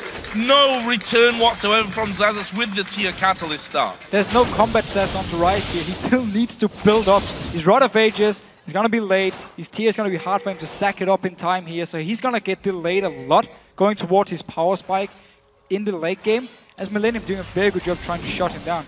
And you notice how, with Kevin, they kept him just to farm a lane. They didn't actually rotate him around. Now Curb going very aggressive in the mid lane here. Vander got away with the flash. Yeah, flashing away from that one, and Millennium here trying to take advantage of this positioning, trying to get themselves in for the second dragon of the game. Of course, the first one was really nicely timed for them. Really a good job by J-Ree overall getting himself in there. We are going to see Millennium take that one. Jankos is in there, but he's going to get blown up. Kevin will also flash away from the ultimate of Vander there as well. And now Xazas is trapped inside the pit. Some good damage to Continex. He will ulti himself and get away from it. Xazas did flash out there, so in the end they do manage to escape, but they still lost that one man. They lost the one man, they lost the dragon, they lost the teleport, they lost the flash as well on to Xazas here. A lot of things invested in trying to steal a dragon, which didn't work for them. Millennium now can respond, get some damage onto the tower here. Will be forced to back away, however.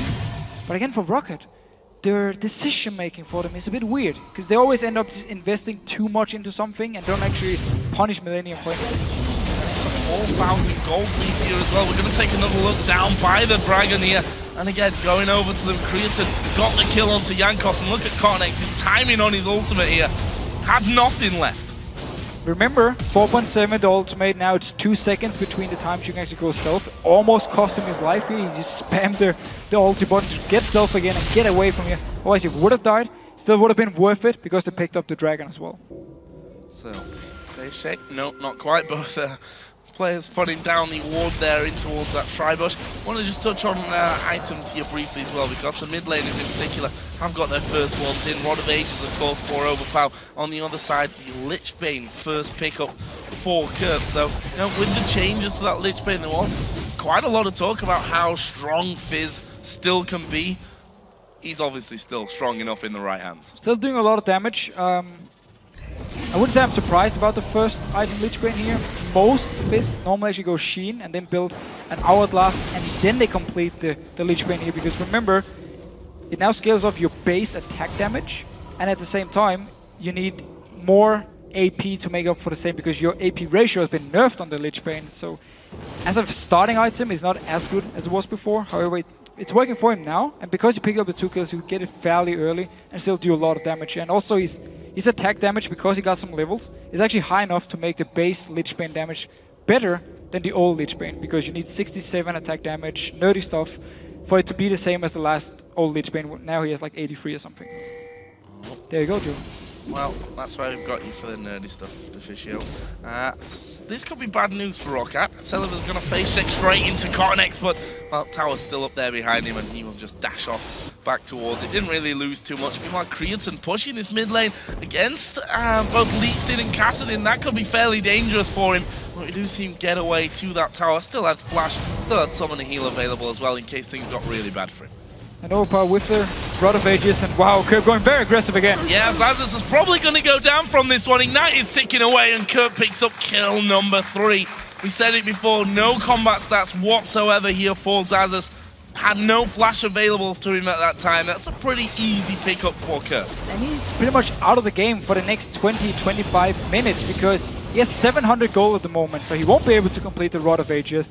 Every time he tries to farm and stack up his tier, Curb just comes in, forces him away, either kills him or just completely zones him away from the minions. So he's so far behind, his core items are so delayed. Only Overpower in the mid lane here with the fairly early Rod of Ages can actually scale now into the mid-late game. Rise is just delayed so much.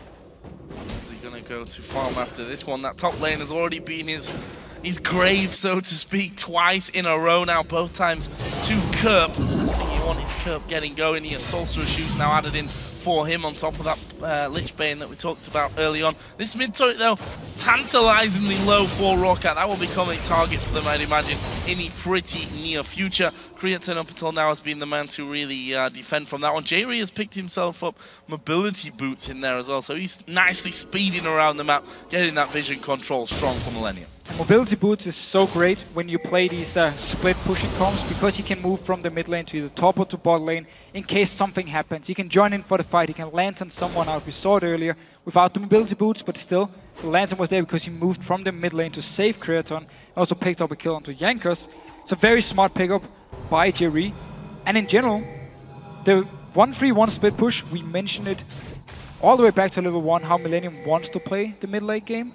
They don't even have to wait for the late game because of all the objective goals, because of this great start they had. They can already do it now, and that's why Curb has been able to pick up these kills onto the Ryze, who's so weak at the moment. Having free reign of it as well. One thing that, admittedly, I just noticed Roccat actually running with Ignite Flash on their support, no exhaust on their side, whereas Jerry running that exhaust for later. So, you know, Overpower dives into you, throw the exhaust on him, kill him down before he can do anything. It's actually a very, very good point. No exhaust against Fizz and Jax, and even the Kha'Zix. It's very, very scary. Whoever comes onto your carry will be able to kill the person by himself. There's no help from Vander. Yes, he can try and disengage with his ultimate, but that's about it. And there's so much mobility on the side of Millennium. They should be able to avoid the Zyra ultimate. Fizz can just jump around it. Kha'Zix, of course, can jump. Jax as well. Millennium made the choice here to put some pressure onto the bottom turret. Roccat, will they try and hold on to it? Jankos is waiting off to the side. Mid lane is being pushed out completely by Creatine, and Kerp is in the top lane there, where Zazas is probably still quaking in his boots at the thought of the fish being thrown onto him once again. I would actually like to see Millennium do this push just in the mid lane. Leave Jax to one-on-one down the bottom lane. He will be so strong. Creatine in a lot of trouble here. Never mind. Uses his flash. Actually, the Q from Lee Sin, I think, was the signal. Okay, if that lands, then I'm probably dead anyway. Got himself away. That now will leave Millennium in position with Dragon just spawning in. They've gone over a ward there, though, so Roccat know that Millennium are moving in. Millennium know that Roccat know it now with that ward being put down on the backside as well. The fact is, there's no Ryze there, but there's also no Fizz there at the minute. Zazas does have himself a teleport, which, of course, Fizz can cancel out there if he uses the timings right. Actually, one of the other reasons I wanted Millennium to pressure the mid lane with multiple members, keep Jax bottom lane to split push, keep Curb up here against the Ryze, because then when you push down the mid lane, with the lack of wave clear on a Kassadin, it's easy for them to come all the way down towards the tower, and then they can give away the dragon if they want to, and just rotate to the top lane, dive Sasus. There's nothing he can do if they dive onto him. Take the tower and push further in. Creatine, though, will he be in trouble this time? A lot of damage coming in. Cornex coming around. Jankos having to actually kick him away. The collar comes out. Creatine now on a killing spree, and that will signal the dragon push with the jungler going down. Fizz actually waiting off to the side of Kassadin. Meanwhile, Kevin just jumping away from the ultimate there of Vander. Not really a problem. This is a dragon going over to Millennium before Roccat could even think about going to have a look. And it's really been the story in this game. Every single time Jankos, he tries to make a gank, tries to kill someone, it completely backfires. Millennium just turn it around, kill him instantly. He's died 4 times already here. He's not been able to do anything in this game. Curb now being chased by Overpower. Overpower actually going to go all in on this one. There's the ultimate coming out of Curb. Overpower going to try and dive in there for him with Zazas as well. Can he get over the wall? He does get over the wall, but Overpower will be able to chase him in just a second. Kirk going low. There's a ward inside the brush. Kirk tried to turn around to do some damage, but they just blew him up. That's a kill. The second kill even of the game for Overpower. What Roccat needs, he just... Overpower has to go completely crazy this game on Kassadin. Like, he needs to pick up all the kills. Celebar has been doing a fairly good job trying to at least hold this tower, but he's falling behind in CS. He's not being able to have any impact on the map because Kevin just forced him to stay down bot here to defend all the time. So he's out, he's pretty much out of the game now. It's all about Overpower who needs to carry this Kassadin because they're so far behind. Millennium, as long as they keep up the pressure in the side lanes, as long as they can win the fights in the side lanes, they don't have to care though about Overpower. They just need to be careful they don't overextend. Don't let him just move from the mid lane without responding with at least taking the mid tower in return. As long as they don't do that again, it's a bit too overextended by Curb here before. As long as they don't do it again, they should have control of it. Worrying for Rocket there as well, the fact that Kevin spent so much time in that 1 versus 2 down bottom and still is only 20 CS behind that of Celiver on Graves. That is a Jax that is definitely rolling at this point with the Blade of the Ruin King. Got himself a Phage now as well, touching 160 CS. And Millennium starting to close in here throughout that Rocket jungle. They do find Jankos. Not going to follow through there wisely, I think. Smart enough though, but they are now pushing down the mid lane. The tower is very low, so this is exactly what we wanted them to do, to get a lot of damage on it. And what also they did here, they actually took Kevin, moved him towards the top side of the map, because now him and then, let's say Cotton X or let's say Creaton can actually 2-man the Baron. Potentially 2-man it. And that's why they want to keep him in the top side, even though he has teleport. Normally you would think, why don't you move him bottom lane, force 2 members in the bottom lane, then he teleports up to the Baron. However, they want him to be around his Baron so he can try and go and take it. Just him and one other member from Millennium. They've lost his bottom turret without a question. There are 3 men down there for Millennium. Rocket gonna look for the answer here by finally finishing off their second turret of the game, this outer turret in the mid lane, which has been low for what feels like 10-15 minutes by now. But look at Millennium, they're going to keep going. There's a 5-man push in the bottom. Rocket has to recall. They need to recall here. They're going to lose the space race so easily. Millennium were already far ahead, also with the teleport. They're going to take another tower. And that turret is going down. Last 2 recalls coming in here, but the inhibitor turret is already gone. Millennium decide, okay, we're going to back away from this one. No mistakes, no staying around for too long and going for the inhibitor as well. Happy with what they got. Of course, got 2 towers here. Inhibitor is now open, so you can take your split pusher, being it Fizz or being the Jax, and now keep them in this lane here. If they kill that counterpart 1v1, they have a straight, easy way all the way down to the inhibitor, and then they force multiple members from Rocket to recall and defend it. Otherwise, it's gonna pretty much drop dead so easily to Millennium. So let's have a look at some items here again. Kevin, he's well and truly on the way towards that Trinity Force. Got the Sheen now on top of his face. There's a Hex Drinker in there for Cortex. The Needle Sea Large Rod was added a little while ago for Kerp, so he's got plenty of damage behind him. On the other side, of course, Rod of Ages was done for Zazas. Also, now got himself that extra blasty wand as well. For his mid laner, Overpower, he's added in the Void Staff on top of his Rod of Ages and the Sorcerer's Shoes from earlier on.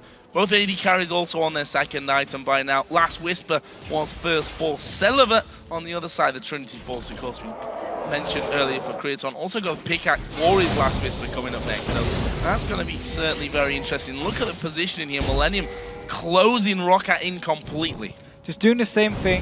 Split push with Jax, split push with the Fizz. Keep the Jax around the Baron area so you can go over there and take it fast in case something happens. And also nobody at this point from Rocket can do anything against Kerb in this bottom lane. So if someone moves down there, try to defend, they will die, and he can just go straight into the base of Rocket. So it's big issues for them. I just looked at Ryze here. He still needs 250 mana on his tier before it's fully stacked. And also his Rod of Ages is only halfway. Oh, Vander, I'm afraid you're not getting away from that one. They do get 2 knockups there with the ultimate out of Zyra, but what are they going to do? They can't follow through against 4 members, and that means that Fizz is going to get free reign on the bottom lane, and that was a decision that Rocket obviously needed to make. Do they fight there or do they back off? They kind of did half-half with losing a man and then sending 2 men down to help. Kerp knows that he can't now continue to push through, but that maybe opens up options on the top side in the middle of the map. Millennium should have baited out the Baron. As soon as they got the pick onto Vandal, should have went straight into the Baron area, clear all the vision, and then force Rocket to move the the 3 remaining members, with of course Overpower being down his bottom lane, to defend the 3 remaining members to try and stop them and just re-engage onto them. Instead they actually backed away, just slowly pushes some of the lanes, didn't get too much from the pick here. Oh, Jankos actually coming on towards Kevin. Really, is that a fight you want? Not particularly. Xanthus was there in that one. And look at that for a statistic. 2.1 Dragons average per game in the spring split. Already 3 in this opening game of the season for Millennium. Definite improvement, but of course, over a lot more games. Wow. Overpower here. Gonna go down. Kerp throwing everything at him. Ignite it will be that finishes things off. That's some damage onto the inhib. Actually, Cornex and the rest of Millennium starting to move in. This could be the inhib. He flash Q'd and used his fish, so there was no reaction time for Overpower. It was just instantly in his face. He couldn't jump around it. That's also why his flash was delayed. The fish was already on him. Beautiful play by Kerp. And Millennium will go down here, especially with Creaton now getting into range of that one, and Millennium simply backing away from it once again. Look at the gold here. Over 10,000 gold. Millennium's lead stands with 6-2 in towers. We're only 26 minutes into this game as Kurt starts to go for the red buff, but it's the dragon that they want, and that statistic of an average of 2.1 a game from the spring split gonna be busted wide open in this one, 4 already. But honestly, Joe, if you give her insane late game comp, everything they want early game, you give them objectives, you make sure they can farm up, you just make sure you give yourself no chance, because instantly the power spike of the Jax, of the Fist, they hit them so early in the game, nobody can handle or do anything against them in 1v1s. And then Creaton, meanwhile, he's 4-0. It's not even him who's been the highlight of the game, yet he has 4 kills. He's just been farming in the mid lane and always been at the right time, at the right moment to pick up a kill. I find that Champion Select was somewhat curious in this one. Cottonex on Kha'Zix. Were they thinking, okay, the changes to Kha'Zix means that Cottonex is not going to play Kha'Zix? Because on Kha'Zix, it's been absolutely amazing. Throughout these last games, that was left open from Kevin in the promotion game against NIP was Jax and Ryze the entire time through, and we see, except that obviously he played the Irelia in the last game there as well, but you know, the fact is that Jax himself, incredibly strong pick that will fit into the kind of style that Millennium really want to play for, and you have to wonder if Rocket have made a misstep that early on in this game before it even got started. Should definitely have been a ban, but actually I think Rocket wanted to first pick the Jax. Didn't expect Kassadin to go through the pick and ban phase. When the Kassadin was open, they felt like they had to lock it in, and therefore gave the Jax over to Millennium. It was just generally smart play by Millennium in the pick and ban phase. They took a chance, and it worked for them because they got the Jax pick. Sarsus in the playoffs, he played Jax against Gambit. It did work so well for him. This time around, because Kassadin was open, they decided to first pick it instead. Oh, there is the fish coming out once again. Kirk gonna get Jankos low. Here comes the teleport as well. Kevin gonna get involved in this, but Rocket already moving away from things, and we can see how much pressure they're under. Super minions are already coming in towards this bottom lane. That's gonna have to be forced back away by Rocket, and in the meantime, Millennium are pushing in towards the top lane inhibitor turret. Finally forced away though as Overpower comes over the wall. But look how aggressive Kirby is. He picked up the Outlast, so he knows he can go in. He knows there's backup from the teleport from Kevin in case something goes wrong. And he just want to find the pick, because if he kills the target again, it just opens up either the Baron, straight into the inhibitor for Millennium. They just need one more kill to open up everything. Kevin there just spotted by Jankos as he comes flying through for a wolf camp. And if we look at the jungle items, there's a bit of a difference there. That's for sure. Little bit of a difference. Actually, they're going in again towards Jankos. The hook going through. Actually was aimed at Overpower. He makes a good rift walk over the back wall. The Colleen coming through doesn't connect to Overpower. Cornex was trying to jump in there and finish off that kill, but that just shows you these hooks from J-Ree being so good. Jankos, of course, did go down in that. That's another in him. And actually, the super minion there banging away on the Nexus turret. They got the one kill they needed, also very nice hook by J-Ree, forcing Overpower completely away from the fight, and that's all they needed to push in, get second inhibitor down. Baron could be the target, but they don't actually need the Baron. They can just continue to do what they do now, find the target out of position, get the kill, get the last inhibitor, and then finish the game. Seems like they're going towards the Baron. Still 3 seconds on Jankos here, so he won't be able to join in. And it seems like the rest of Rocket are too far away, more than 1 kill. So free Baron for Millennium. Well, turn 3 worked out there, I think you can more say, for Millennium after picking up that kill. And let's be honest, it's 54,000 to 39,000 gold as well. You can't really be challenging for too much when you're that far behind things. We actually see Zazas there finally got himself up to that Xeraphs. Overpower. Also, they're just trying to get as much farm as they can out of this one, knowing that they have to push out these lanes as far as possible to try and drag this game out to a point where Ryze is going to be a factor, because up until now, sorry for Zazas, but he really hasn't been. Nope, not at all. And just Rocket as a team in this game. Nobody talked about it, but the early game decisions were just awful. I mean, again, think back to the Dragon they started where the first blood came in from Millennium and the Dragon. Sarsus had used the teleport to defend mid lane. Then he walked all the way to top lane. I'll wait for this because Crab's going in. There's the fish coming out. Overpower going to try and escape him, but, well, you can't escape the fish. The flash fish again. 5-2-1. I mean, you don't escape that. It's instantly on you because he flashes in with the Q and then with the fish. He just activates it just before he flashes, so it actually comes with him straight after the flash. so hard to react to it. And it's just been, Curve has been fantastic this game. The two members we talked about who needed to really be more consistent and step up the game, for Millennium to go in here and be a very strong team, Creaton and Curve, both of them have been playing fantastic. And the push is already coming in. We see that inhibitor again in the bottom lane going down. That's two of them now open. This could very well be the final push here for Millennium. First Nexus story going down. Zaz's going to get jumped on. He'll be finished off in the end by Kevin, who also got the Nexus story on his way out. And that means the third and final inhibitor is going to be focused here. Millennium actually a little bit low from that one. I'm going to wait for the minion wave to actually come through. But 35 seconds here until Zazas comes back up. Overpower has now finally respawned in after dying to Kerp a little bit earlier on. I think that's the first ultimate that we've actually seen missing in this game so far. Bandit gets caught out. Creaton just nukes him down and goes unstoppable at 5-0. And this is going to be the game. The first win of the season for Millennium. Very, very strong performance to take down Roccat.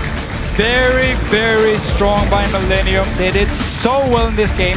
Every time Roccat made a mistake, Millennium was there to punish them, pick up the kills, pick up the gold, and then with this, with Jack's split push, with the early kills, with the early gold they got, they could just go into the 1-3-1 split push so fast, and Roccat could do absolutely nothing to respond.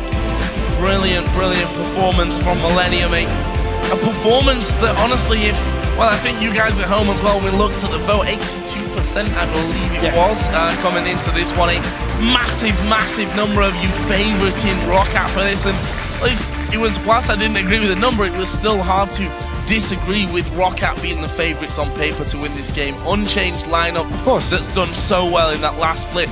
Millennium, they've changed one player, of course. Bringing in Cottonex helped them to get through that promotion game to actually keep their spot in the LCS. And it seems like whatever they've done over this, what is a short space of time since they beat NAP, and today has worked wonders for them. This was one of the first games, if you look back at the last split as well, where their decision-making and the shot calling from Millennium actually was spot on. Yeah. And that's why whenever there was some mistake from Roccat, they could punish him. Thinking back again to this Dragon, I keep going back to this very first Dragon because Roccat had every possibility to do something where they could take a tower from Millennium and therefore save their own tower and get ahead in global gold. However, Sasus teleport to the mid lane to defend it from the dive. Then he walks all the way to the top lane, way too late. He spends about 2.5 minutes in the mid lane, farming with overpower, so the tower up top lane takes a lot of damage from Creaton. Then he decides to walk all the way up to the top tower. What happens meanwhile? The rest of Roccat are like, let's go Dragon. Our top laner, without teleport, has now walked all the way to top lane. Let's start this Dragon, even though teleport is ready on the side of Millennium. Let's take a lot of damage onto our jungler. Jerry just walks down by himself, puts the lantern, teleports in from Kevin, and Millennium turns it around, picks up first blood, takes the Dragon as well. And instead of Roccat saying, either we're going to push up for the next tower, force you to keep multiple members top if you want the tower, we're going to push on to the next tower in the bottom lane, or we're going to move every single member into the mid lane and just take the mid tower. We go for this Dragon without teleport and just give everything over to Millennium. And from there on, that was it. Because Millennium just started split pushing and we're a lot stronger in every single aspect, and Roccat could do nothing to respond. I think a problem was there that they maybe underestimated how quickly it takes now to get rid of the Dragon. And also they probably didn't expect that J-Ree would simply walk down after being pushed onto his inner turret there and just have a go at them inside of that. Either way, absolutely brilliant. The other Lantern as well that Jankos followed through, Creaton taking that. Another highlight of that game. But guys, we're going to check in with Shox, who is standing by with Millennium's Creaton. Thank you very much, Joe. Indeed, joined by Creaton after that victory with Millennium. Very impressive victory. Tell me what the strategy was going in versus Roccat in this game. So after we saw they're going for heavy late game composition, we just tried to be really aggressive early game, and that paid out. We kind of fell off the invade because we went to their blue buff too late and we didn't get a kill. I think we could have like 1 or 2 free kills there, but it still went fine for us. So usually Millennium games go pretty long. We also saw it in the promotion tournament, yet you guys were very decisive closing it out. Is that something you've actively worked on? The reason that we couldn't close the games in the last split was basically because of lack of practice, but we really worked hard on it and on our personal performances as well, and we just did it, so it's paying out. Yeah, you also mentioned in the video how you really want to prove yourself personally. How is this as a start? Actually, I don't feel like I did really well in this game. I was just freezing top lane, and then obviously I was really fat, so I could do whatever I want to do. So I didn't show anything special in this game, but I think like I still need some more time to play the game and improve and improve. Well, we're looking forward to that. Thank you very much, Creaton. And as for us, we're going to go over to a short break, but when we come back, the Copenhagen Wolves will take on Alliance. Don't go anywhere.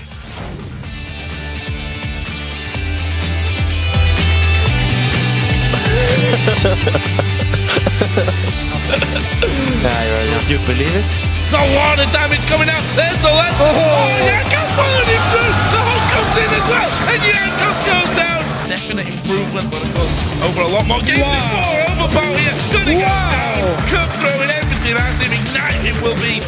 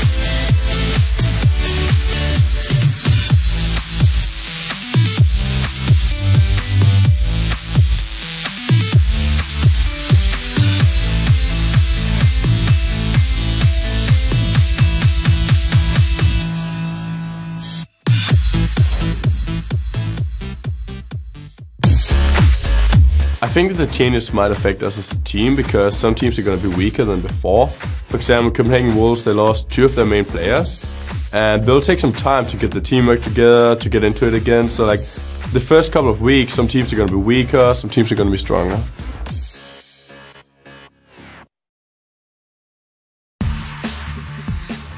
From our I got it. But first, let's break down Millennium's very strong win in that last game.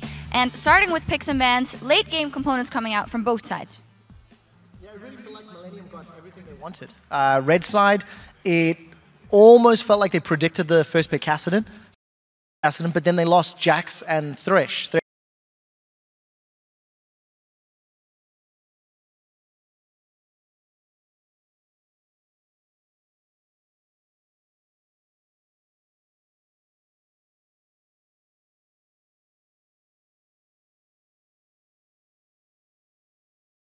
Everybody on the side of Rocket that game. Yeah. It's interesting to see how Millennium have started in this one. Think of 2013 Summer Split, starting off at DreamHack, how they started off 4-0 in Superweek. Is the dream real? Can they follow on? They were top as alternate for 7 weeks during that summer. Let's not forget, let's not rule Millennium out, because even though they had a bad spring, summer could be different. Yeah, absolutely. And the most symptomatic, I think, is that they closed out the game so quickly, something that I don't think we've almost ever seen when it was over Absolutely in the spring not. split. No, definitely not. And it is a testament to Millennium playing better. They have been getting better and better since Cotnex settled in. I mean, you can't deny that fact. I do also want to highlight Rocket played poorly. I don't think individually they did well. I think their composition took far too long to hit a power peak or a power plateau. They couldn't deal with Thresh, they couldn't deal with Kha'Zix in the early mid-game, and they sure as hell couldn't deal with Kerp on Fizz. And back to the original point is the fact that they got pretty much every pick they'd want. I mean, a Jax, a Lucian, Thresh. You couldn't get better than that. Kotnex on Kha'Zix was champion that he was basically known for towards the end of the split. They got everything they wanted. Let's see how it carries on. We will see that indeed, but at the top of the show, we asked you guys at home something as well. We asked you, which player do you think will make the biggest impact on their team this split and why? And here are just some of the tweets you sent in. First one is from @DanK92. I really think that Mr. Raleigh will be a badass in this split with a new support. So am I. He's on Vuvuzela Lovers 420, which is my fantasy team. I'm sincerely hoping he plays well. Look, he had great stats last year. I also feel it's a little harsh to say Mixer was a bad support. It's implied. Because Mixer had great aggressive plays. And if it wasn't for him there, Mr. Oz couldn't have got a lot of the kills that he did. We'll see what WeWillFailer can do, because he was also subbed out last year. Mithy replaced him, so he's got big shoes to fill, and there's a lot of pressure on his shoulders. Yeah, very interesting. We, of course, will be seeing that duo in action a little later today. The second tweet is from @LolCanoe. Kano, I don't know. Jess's underrated mid laner who really helped to bring the team up to the summit pre-playoffs. Huge promise for summer. What do we make of this first game? So normally D-Man would answer, but again, Vuvuzela Lovers 420. My starting mid laner didn't get off to the greatest of games. Was ganked multiple times. Unfortunately, camped somewhat, but he made it count towards the end. He ended up like 4-3-1, so it's all worked out in the end. Yeah, he justified it, that it was all in the plan. The last one is from @TK's League. I think Jankos will have the biggest impact on his team when he gets his Azaz and Overpower going. Roccat looks scary. Well, that's a little ill-timed. Well, it's a little harsh after the game. I think he ended up 0-5 or 0-6-1. Ordinarily, though, you look at the spring split, the stats he had, he was fantastic. And really, he was the man that made plays. And as we saw there, that play could have worked out well. They were 2v1, got in a great position behind Creaton. But it wasn't to be. We'll see how it works out for him. It was only game one for them, of course. And you guys at home, you can always join in the conversation with us at LOL Esports. And remember, of course, to use that hashtag LCS. Now, have you ever wanted to assemble your own squad of League of Legends pro players and call the shots yourself? Now you can. Fantasy LCS allows you to build a dream team from North American and European players and take them into competition against your friends. Head over to fantasy.lolesports.com where you can find everything you'll need to know about creating a league, drafting players, and chasing victory as you earn points depending on how your players perform in the LCS every week. And well, that's certainly something we've been doing here as well. Heated discussions actually upstairs, but we'll see how it evolves. But now we're ready to get into game 3, so let's sing back over to Joe and the Fish Show. Thank you very much, Shox. And it is time for our third match as the Copenhagen Wolves and their two new players take on an unchanged alliance. The Wolves have some big changes for the summer split with Amazing and Forgiven no longer in the lineup. They've been replaced by Airwax in the jungle and Woolite at AD carry. Yeah, so the Wolves said goodbye to Forgiven, the AD carry with the highest average CS in the league at 380, and Amazing, who had the highest kill participation in both EU and NA, with 79.1% throughout the entire season. He was the star on Copenhagen Wolves, and the early games were often completely decided by Amazing himself. Airwax, he has some very big shoes to fill. And his champion pool, it's a bit the same as Amazing's, but while Amazing was a carry jungler who would then focus on farm and kills for himself, Airwax is actually more of a team player. He rarely taxes the lane after ganks, and he will focus on getting his laners ahead over himself.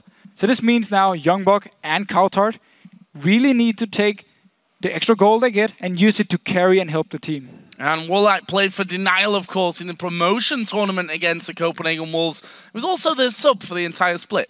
Yeah, so of course he knows some of the tactics, and he was the carry on Denial, and he's shown great mechanics and very good laning phase. The same as with Airwax, actually, he will need to perform from the start because he replaces Forgiven, who was considered by many to be one of the top 80 carries in Europe. And they, of course, face an Alliance team that would be looking to build on what was a solid first split for them. While they had that bumpy start in the start of the spring split, they did even things out and made the playoffs pretty easily. But their losses to Fnatic and Roccat were undoubtedly disappointing for them. Yeah, and I would agree that a 4th place in the last split has to be disappointing when you look at the players Alliance has on their lineup. However, we need to remember they were a new team coming into the season, and they had to find synergy, they had to fix the shot calling before we really started to see them perform well. So they actually ended up with a strong enough showing in the end of the split, and then they lost this very close series to Fnatic with 2-1 in the semifinals. However, their shot calling improved, but was still lackluster. I mean, it wasn't good enough, and the team, they really relied on strong individual play instead of winning on playing the map. So now they've picked up 2 new analysts, which should hopefully help them fix some of their shot calling and rotation issues, and we need to see how good they can be. I think a lot of people are tipping Alliance to be one of the stronger teams coming into the Summer Split. We do too. Yeah, can't disagree with that one whatsoever. Let's check out the starting lineups for this one, though. On the blue side of this game will be the Copenhagen Wolves with Youngbuck in the top lane, new jungler Airwax, Coutard in the mid lane, Woolite the AD carry, and Unlimited the support. On the red side, we have Alliance. Wicked is in the top lane, Sugar's in the jungle, Froggen as the mid laner, Taps on AD carry, and of course Nif is his support. So as we move towards Champion Select then, let's talk a little bit about what these two teams are going to be favoring. Well, at least I know I dare to predict one ban from Copenhagen Wolves. In the last 10 games of the last split, they banned Nidalee. Every single game. Yeah.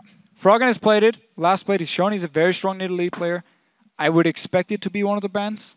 And then we need to see if they want to target someone like Shook, maybe to try and make it a little bit easier. The jungle pressure goes down a little bit here, so Airwax can get a good start.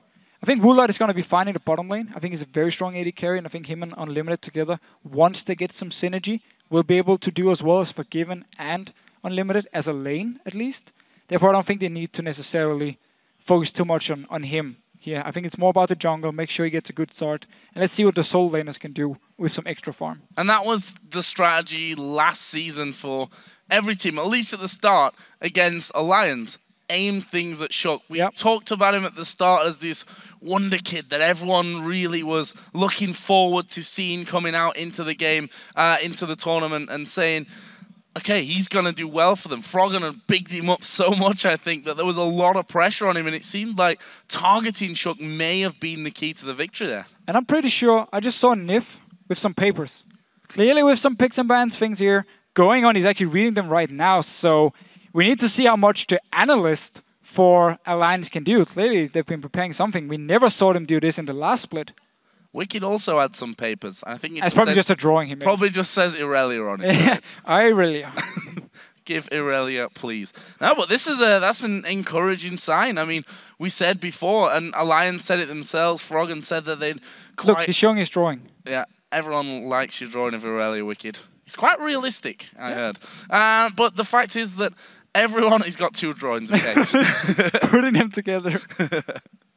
No, but he's definitely got a list of champions there. Whether all of them say Irelia on them is one thing or another. We'll have to find out about that. Should also realize, funnily enough, that the first game of the spring split for both of these teams was against each other, which the Copenhagen Wolves did come out on top on. Doesn't seem like there's much paperwork over with the Copenhagen Wolves right now. They obviously have a clear plan set out for them, and that's the thing, and we mentioned this in our earlier games today, that when you've had this break, you know your first 4 fixtures. The first game in particular, always important to get off to a good start. They've had so much time to prepare for this specific match. And the first game is where you have your key picks ready. You test them out. Do we win this first game? We keep playing them. Do we lose it? Is it because of one of the picks going in here? So the very first game, for pretty much every team, is always the one where you have the most prepared for. It's the one you're thinking forward to. You think, oh, we're going to play Alliance tomorrow. Normally they do this, and this. Froggen is insanely good in the mid lane. I don't like playing against him. How do we counter it? Like, it's all, you keep thinking about this very first game. Because obviously if you keep thinking about the next few games, you won't be focused enough for the first one here. So it's all about this very first game. So we need to see what Copenhagen Wolves can bring in. I'm just happy that Alliance at least had some papers. And especially since last season, we had this whole trend, which wasn't really a factual trend, but it worked out statistically that Alliance were great when it came to even numbered weeks. They, of course, lost every single game in their first Super Week. Went 0-4, then won the next 2, and it took them ages until they really found a point. Funnily enough, that point did come mid-season where they managed to win 8 games in a row, actually. Funnily enough, then losing out to Fnatic to, you know, kind of settle a bit of a score on that one as to who could get the longest run going undefeated in the league. And I think, well, it seems kind of obvious to say that a good start for every single team here is really what they're aiming for. I want to point out, though, just going back to our last game, Millennium, who of course finished last or in 8th position in the Spring Split, they actually won their first game as well in the Spring Split, but that didn't quite hold true for them through, and that was their whole problem, right? The whole consistency thing, as it has been for both the Copenhagen Wolves, who themselves had a great mid-season kind of period, had a time where they went 4 games undefeated. So finding consistency, I think, here in Europe is definitely the name of the game, and probably the reason why we saw so many ties over the last couple of splits, that most, if not all of these teams were struggling to find a consistent run. 100%. We're going to get into picks and bans here, though, and we see that Irelia's vision, Wicked's vision that he quite nicely noted on paper has come true. Ban on Irelia, LeBlanc taken away there as well against Froggen. On the other side, Jack's taken away, Twitch taken away. Woolite in the challenges here, he played a lot of Twitch. He also played against Copenhagen Wolves in the spring promotion. He was very strong. So it's been banned in every single game so far. People really know how strong Twitch is in the current meta. That's why they banned away. Cassidy as well being a ban. Instant first pick from Copenhagen Wolves though. Yeah, Yasuo in there, like Cassidy, as you said. Yasuo, a champion that Kaltard has actually played a couple of times in here. What do you think to it though as the blind first pick? Well, as a blind first pick, laning-wise, you're actually very strong, and he fits well with... There's so many new options as well for knock-ups. If you look at champions who's been buffed, like Jarvan was buffed, you can log in a jungle Jarvan, you have to knock up there to synergize with his ultimate, so there's a lot of options for him to do well, get a comp build around him, and then Kaltard actually has been very good whenever he actually played Yasuo. He's been very good. And also it's been banned a lot of times against Froggen. So not only do they first pick it, they also use it basically to say, we're not going to give it over or risk giving it over to Froggen. And funnily enough, when these two teams played in the playoffs, actually, Yasuo first game was the choice for Kaltard there as well. Other side though, let's talk about Alliance here first as Yorick gets locked in. Lucian and Lee Sin, the first 2 picks. Let's just go straight to Yorick. Yeah. I think Yorick is the key here. It's going to be jungle Yorick. I'm 99% sure. Airworks, he's the wild card. You don't know exactly what he plays. He's new to the LCS, of course, to the real professional scene. Now, if he's pulling out, if it's actually going to be the jungle Yorick here, which I still hope it's going to be, and then you can see either Lulu support for Unlimited or Lulu mid for Kaltard, and maybe Youngbuck will take the Yasuo up in the top lane. Well, if it is a jungle Yorick, there's only one real person in the past that's played much jungle Yorick, and that is our good friend Alan, or Lovelin, as of course he was previously known before that whilst he was playing in the jungle. We'll see where that one goes in the end, and go back to Alliance here, because it looks like they're going to get themselves a Lucian Thresh lane, along with that Lee Sin for the jungle, and it seems like Shyvana will be the choice here for Wicked in the top lane with his Irelia banned away. So Alliance, very standard picks all around. Copenhagen Wolves are a lot more exciting to look at. Wow, that was extremely fast, let's just say that one. Kog'Maw and Zyra, the final 2 picks here. So I'm just going to throw it out there that Kaltard, will he play Lulu mid or will he play Zyra mid? Because he's the guy that does like to play Zyra mid. We're going to see Kog'Maw in here as well for the first time in the European LCS. Yeah, and Kog'Maw has been a pick over in Korea, which is very strong. They pick it so often. It is a very strong pick, of course. Everyone knows it scales so well into the late game. The issue for him was always the lack of mobility when someone jumps onto you. However, against the likes of on the Alliance, yes, okay, the Lee Sin and Shyvana will jump towards you, but when you have Zyra's ultimate, when you have Lulu, when you have Yorick, everything around you to protect you, and even if you do die, there's the ultimate from Yorick, you're just gonna get back up. It is gonna be so hard for Alliance to actually kill Woolite in these team fights, so he's just gonna be major pain for them. And the entire thing for Copenhagen Wolves here, either they can disengage heavily with Zyra, with Lulu, protect the Kog'Maw, you can put down his slow by himself, or they can also turn it around and go very aggressive. There's a knock-up from Zyra, knock-up from Lulu, and then Yasuo can just jump in, pick a target, and do a lot of damage onto them. So Copenhagen Wolves, a lot of new picks, new players, a lot of new things here, no papers, they knew exactly what they wanted, instant locked them, and this Zyra pick as well, laning-wise with the Kog'Maw, is actually a pretty strong lane. And I kind of looked past Yasuo when I was talking about Lulu or Zyra in the mid lane for Kaltard. Of course, Yasuo was their first pick. The Will looking like it goes into that mid lane with Lulu top, the Zyra support with Cogmore and a jungle Yorick. I'm pretty sure that on NIF, and definitely on Wicked's paper, there was no jungle Yorick written down. Pretty sure. Pretty sure. I mean, Copenhagen also just built around insanely strong team fights in this game here. Alliance, however, they can use the Shyvana to try and split push. They have the Ziggs to stay in the mid lane and just wave clear for days. So they can do this 1-4 split push where Ziggs, Lucian, they siege down the tower. You have Shyvana split pushing one-on-one here. It's going to be hard for Copenhagen Wolves to respond if they fall behind to the split push because Shyvana is very, very strong one-on-one. But if it comes down to team fights and if Copenhagen Wolves manage to kite them around here, the Cogmore pick is going to be key. Well, with the champions heading out of base, let's see who you guys pick to win this one. With 81% of the vote, it's all been about 80s today for some reason. Alliance leads the Copenhagen Wolves. Also, I'd like to remind you guys that you can get tickets to join us here in Cologne and watch the games live. All you have to do, head over to lolesports.com and click on tickets for all the details. And hopefully see you guys here soon in Cologne. So some very interesting plays I wrote on Twitter before this. I'm so excited to see the new look Copenhagen Wolves. And this is a new look Copenhagen Wolves if I've ever seen one. We just have to look at the fact the early game for them could be very tricky. I mean, with the Lee Sin coming in, paired up with Shyvana or with the Ziggs in the mid lane, 2-2 wise, they're going to be very strong in these fights. Bot lane wise, of course, Thresh Lucian is a very strong lane, very safe lane. So Alliance, they really have the option to pull ahead early game here if they play aggressive, get the lead, get some good farm onto Wicked so he can start split pushing. And then with Froggen and Taps being the two carries who can just farm from distance or siege down the tower very easily. So it can backfire horribly for Copenhagen Wolves with the comp they built here.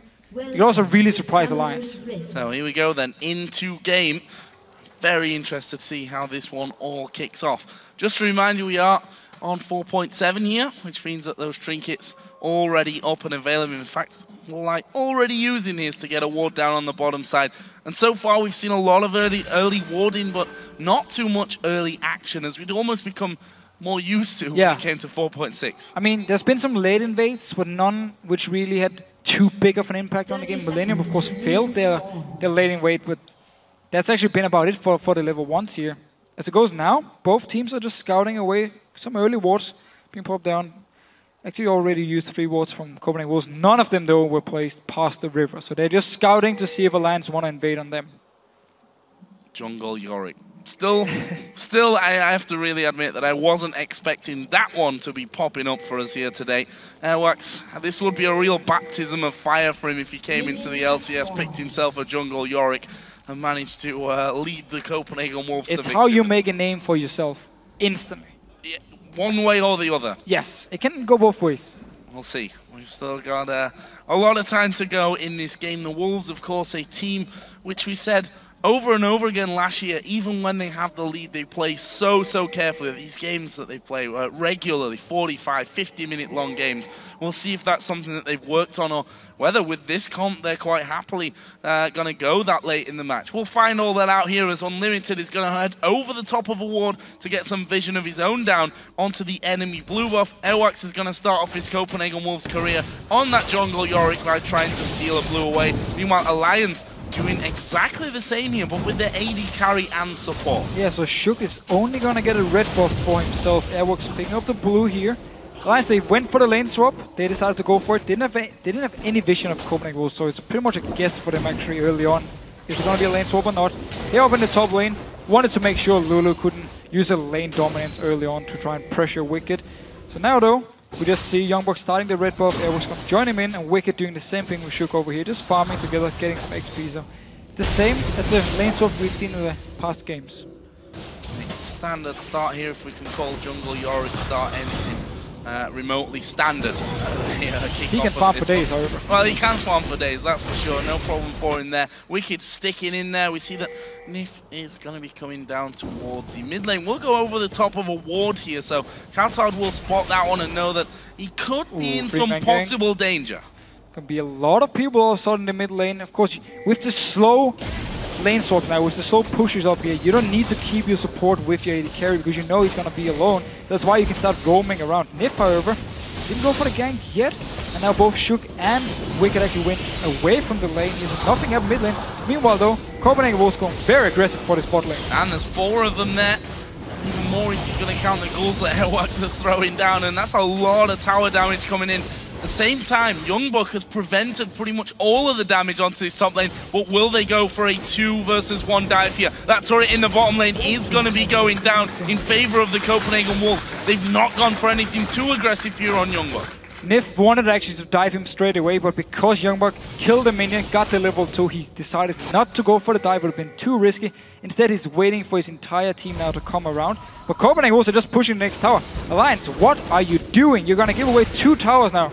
Well, will they? We've got Wicked, who started to actually recall. No, he's not. They're going to actually go in for this one. He started to recall, decided now to come back in. Nif's half recalling, half not recalling. This inner turret is going down here in favor of the Copenhagen Wolves. Alliance going to only get 1 in reply. So what I like about Copenhagen Wolves' move here no. is they actually did the thing Rocket failed to do in the last game. They moved their top lane up here because they knew there was only 1 member pushing the lane. So they forced the Alliance to make a decision. Are we going to take members up there to try and take the tower? Or are we going to put all of them back to defend and therefore not kill the top tower and actually just give a free tower over to Copenhagen Wolves? Now Alliance just decided to do none of it and actually sent every single member up in the top lane to try and take the tower, so nobody was there to defend. And even though they take this 1 tower up here, they still gave away 2 towers now for Copenhagen Wolves. Pretty much for free. So, from Alliance's side now, surely they need to take a leaf out of what we saw at All-Stars, which is Wicked holding and freezing this lane completely on his side of the map now to deny it for probably Youngbuck in the end, because I'm assuming the duo from Copenhagen Wolves is going to head towards this top side of the map here maybe. Seems that's what he's doing right now. Big mistake actually from Copenhagen Wolves in the push. You just talked about how Wicked wants to freeze it. The cannon minion arrived after they killed the tower and they didn't get it pushed all the way into the next tower from Alliance. So the cannon minion from Copenhagen Wolves is alive and they will keep this wave pushed in favor of Wicked so he can just freeze it for a long, long time. You see the cannon here. Now the new cannon finally arrived, so actually it's going to push now back towards them. Wicked also killed quite a lot of minions. I just have my camera on him over here. Decided to kill pretty much 5 minions by himself, so I actually didn't want to freeze it, even though we just talked about he could freeze it. Well, one thing that looks to be certain here is the Copenhagen Wolves coming back towards this bottom side, sticking as a trio with the AD carry support and the jungler going straight in towards this dragon. There's no one remotely close from Alliance. That's the first dragon in the game going over. 2,000 gold lead for the Copenhagen Wolves. Very, very strong start. The top lane tower is still alive. However, Youngbug is all alone trying to defend it against 2 members now. Alliance should be able to actually push it down unless Woolite can get up there in time to try and defend. He needs to be very fast though, and he's moving as fast as he can. You just talked about though, dragging it over to Copenhagen Wolves. They're punishing Alliance for the bad start. And here's a hook. Flay and a hook coming in. There's no Flay obviously after that though to keep Youngbuck in position, and he will use his flash to actually get back to the safety of his turret. Woolite now is coming in as well, so we'll see if they can hold this turret. It's so very low. 1 or probably 2 auto attacks there will finish things off. In fact, the minions might be able to do that work themselves, and Tabs does go in there and takes down the turret. First one back here for Alliance. Yeah. Even at the lantern for safety in case you should. Got in there, got the tower down. So this Alliance take a tower, but they still lost 2 and they gave away the dragon as well to Copenhagen Wolves. Wicked though picked up quite a lot of farm with this wave. He decided to stop freezing up in the top lane and actually push it by himself. So he could push it down towards here, but Youngbuck, just teleported down and picks up the wave. He's going to have a lot of farm here to himself. Should he get all that farm? Obviously not always a given there. And that actually brings him with him 2 CS of Wicked's total there as well. They've seen that Wicked has backed away as well because they had those wards in Familiar from just after they did that dragon. So they know exactly where Wicked is at this point. Meanwhile, the Copenhagen Wolves duo lane did go to the top side of the map and will be putting down some damage already onto this outer turret. Both Tabs and Nif though are back in. There's a hook coming through, not quite got the range though. That was close.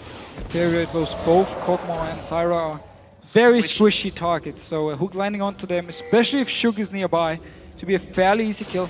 Look at though, York is coming in as well. You could potentially see quite a fight. Wicked as well moving up. Alliance, they want to go for this blue buff. It just spawned for Copenhagen Wolves. Spotted in there. Pretty good block. That was a pretty sick goal block right there.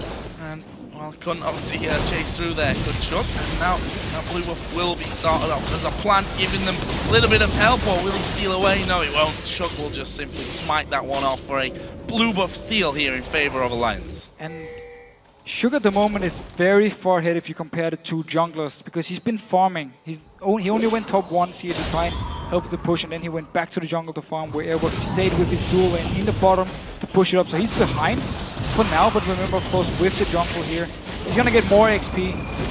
Lower level he is. It's going to be easier for him to actually get back in the game. He's now hit level 5. Just need the level 6 mark, then Yorick can start to be very useful just by using his ultimate. Oh, there is the hook coming in on towards Unlimited. The damage going to come flying through, but not really got enough damage at this point of the game to Tabs and Nif to actually finish them off. We'll see how that continues to develop. In fact, Tabs went for the BF sword start here with a longsword second. If you look over on the other side there for Woolite, who's currently a good 25 CS behind Vamp Scepter and a longsword for him, so not going to be putting out as much damage as that of Tabs.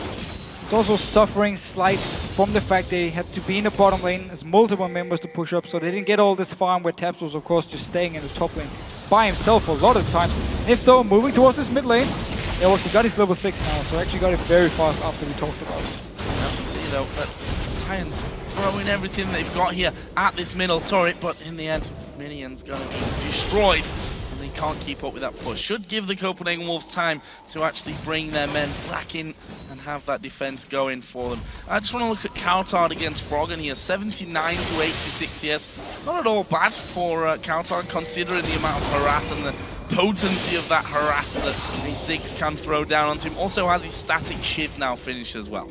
We need to see if he decides to go for Bladed Rune King as the second item or directly into the Infinity Edge. Over in OGN, most of the Yasuo players will Bladed Rune King. So make sure you use more survivability, you get stronger in the one-on-one scenario if you decide to split push here. We need to see what Carter decides to do, or if you can just go straight Infinity Edge or go full on for the 100% crit and just try and burst down a target. Very, very interesting start to this one. The gold has come back somewhat, 1400 is the difference here at this point in time. Still in favour of the Copenhagen Wolves with those Dragon pickup. And of course the 2-1 advantage when it comes to towers. No kills as of yet. As you mentioned though, Airwax now up to level 7. That's a funny thing about this Copenhagen Wolves team. Even after death, they've still got quite a bit of potency in there with Cogmore in there with Zyra. Because they'll put down a lot of damage even after you're dead.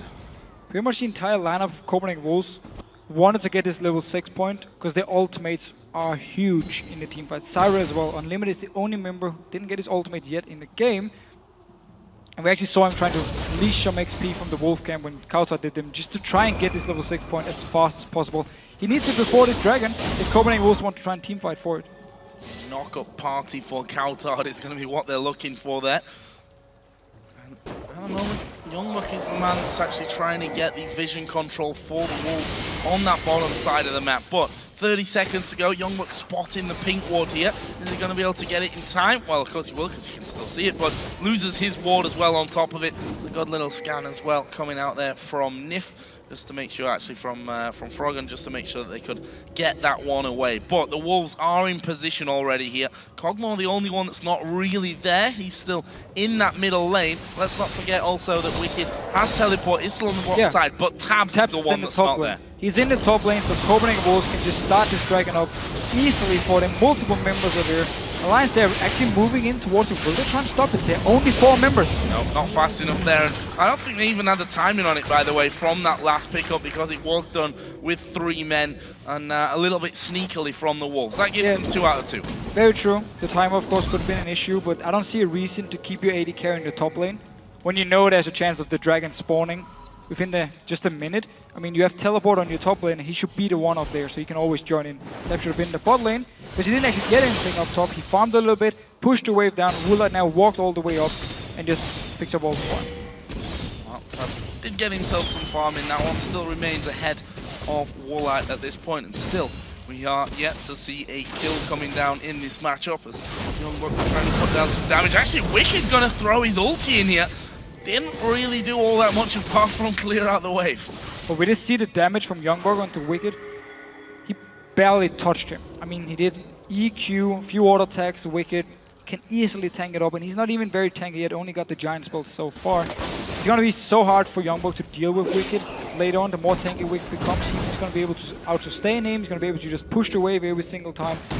Both of them got teleport, of course, so they can join in for fights, but Wicked will have the pressure at least in the split push. So blue buff spawning on the wolf side of the map again, and it's going to be another steal for them. Froggen this time will be the one picking that one up. The Wolves have 3 men in that mid lane. Airwax continuing to clear things out. Will they be able to hold on to the enemy blue buff once again, or will Alliance actually make a challenge on it this time? Up until now, they're keeping the pressure up on that middle lane, which is not really taking all that much damage. Kind of hard to as well when you've got the Yasuo, as they obviously get right up there, close and personal. But this is the blue buff I was talking about. They've got vision of it this time around. There are 4 men there from the Copenhagen Wolves. You see how much they're really relying on this one. Froggen tries to get in there for the steal, but a little bit slow on that front, and actually was blocked by the windfall either way in the end. It's Airwax that gets that. So Alliance is doing a good job taking the blue buff away from Copenhagen Wolves, but every single time Copenhagen Wolves just walk straight to their blue buff, and they end up trading them 1 for 1. None of the teams were in a position to stop the other one, so no advantage gained.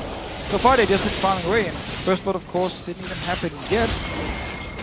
We still need to see how it's going to happen now with the very first team fight, or if Alliance even want to go for a team fight now, or they just want to continue farming and then group up at some point with 4 members and leave Wicked to split push, and then force Copenhagen Wolves into a decision where do they go 5 members mid and just start a team fight, or do they try and kill Wicked in the bottom lane? Oh, with that last dragon that went over to the Copenhagen Wolves, we saw the return of a 2,000 gold lead in favour of the Copenhagen Wolves. So they're staying pretty constant on that front, keeping up with the farm in that mid lane. The AD carries, that's starting to kind of grow a little bit, but you see though, because of the global gold, Airwax remains very slightly ahead on that front. Very, very slightly. Taps picked up so much farm because he was just staying in the top lane. He's actually keeping up fairly well. Late game wise though, we all know Kog'Maw is going to outscale Lucian. Lucian is very strong and very good in the late game. Very mobile and everything, brings a lot to the table, but Kog'Maw in the late game, when you have Yorick, when you have Syra, when you have Lulu to protect you, can just do so much. Wicked, he's also going to be forced to just go pretty much straight tank, otherwise he's going to die very fast. Well, that's exactly where he's gone so far. Sunfire Cape first item, Negatron Cloak picked up second path for him. See where that all works out for him. For the mid laners, BF Sword was picked up there by Kaltard, so that kind of tells us where he's probably going to be going next in terms of his build. We questioned earlier on, Blade of the Rune King like we've been seeing a lot over in Korea, or will he go straight in there for the guaranteed crit and go for the Infinity Edge? So he's just going for the straight up damage. Again, he feels he's able to survive the fight because of this T-Prom, because of the Lulu ultimate as well to help him out, so he can go for this straight damage. But when he's split pushing now, it's going to be so hard for him to kill Wicked as well. Pretty much the same story as Youngbuck, where Blade of the Rune King would mean he could actually go toe-to-toe with him, try and out-sustain him, chase him up, force his ultimate away. It's gonna be hard without it. We're gonna see what he can do. Wicked for now, he's just staying back. He doesn't actually want to go do all this. It's very strong down. Yeah, done a good job here. Kaltard said that earlier on, that what we've seen of him so far. Actually, that's a lot of damage coming out from Wicked, and Kaltard, I think, realizing I can't actually fight him right now. I'm gonna have a bit of a poke, see what I can do. Woolite got out of position, play into the box as well. And beautiful. Woolite's gonna go down, and that will be first blood coming in. They do manage to get the ghost there on towards Woolite, but what's he really gonna do? I'm not sure that he's got the damage to follow through with a kill onto anyone. He's of course just gonna go underneath the turret there. Just get his surprise at the end, but that won't be able to do any damage whatsoever. Good first blood there from Alliance, and Nif, brilliant play from him, landing everything that he needs to land. We've seen this come before.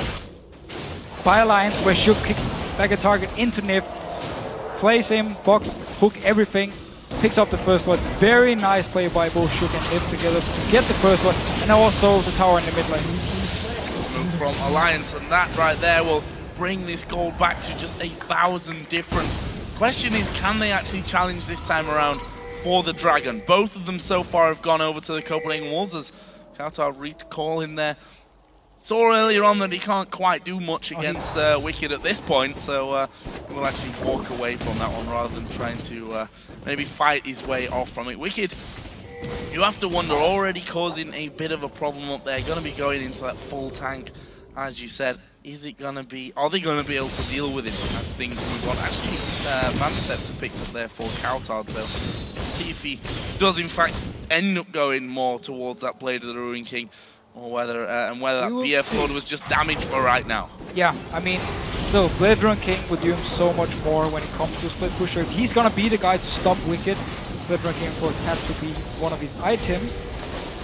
He could even go for Bloodthirster, but I'm not a big fan on it. And Alliance, even though Copenhagen's had the timers on him, now actually Alliance picked up the very free dragon and Wicked just stayed in the top lane, didn't have to use teleport. And there we see the strength of Ziggs as well. Throws his ultimate down, complete wave gone, and the Copenhagen Wolves, despite having 5 men in the mid lane there to try and push down the outer turret, were just completely forced away, having no real answer to keep working their way through from that one. And this was simply just missed timing by Copenhagen Wolves on the timer, because a few seconds before it spawned, multiple of their members were actually in the base, running away, so they were not in a position to do anything. Woolite had already respawned after the first, but he was in the mid lane farming, but the rest of the Copenhagen Wolves were far away from the dragons, so mistime it.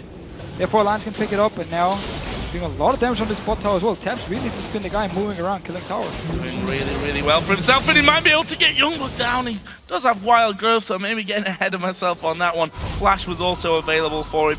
And I believe that the first blue buff of the game for the Copenhagen Wolves on their side of the map may have actually gone finally their way, and the same may happen here for Alliance on their side. So everything is kind of swapped around. Now they get their own blue buffs. Alliance picked up the dragon this time, even though Copenhagen Wolves have been getting the last few dragons. And also Alliance are the team now getting all the towers without any response from Copenhagen Wolves, where at the level 1 scenario, or the early game one, it was actually Copenhagen Wolves taking the 2 towers. So everything's kind of been swapped around. Copenhagen Wolves are just farming away. They want to go to this point where Cockmore becomes so strong. They want to just try and get to the late game where Alliance now making moves on the map, getting some gold, actually also getting a gold lead. Actually, Wicked has carved himself somewhat of a lead here when we look down the CS totals, and seems to want to continue that trend here on the top lane. Doesn't have much vision down though, so kind of in no man's land at this point in terms of where the rest of the team may be, and as such he's actually going to recall. I actually believe he's on a decent amount of gold to spend as well, so probably the right time. Feeling not quite so safe up there in the top lane for him to recall back out, get himself a giant spell and a watermail. So he did in fact have quite a lot of money. He just bought a mana potion as well, then he sold it and bought wards. Shows how often he buys wards when you actually misclicks on the mana potion here, but he's talking about the wards. If you look at the inventory now from Alliance, a lot of wards picked up. Pink wards as well. They want to take control now of the map. Cowton spotting out a pink ward here. Won't be able to get it because multiple members trying to stop it.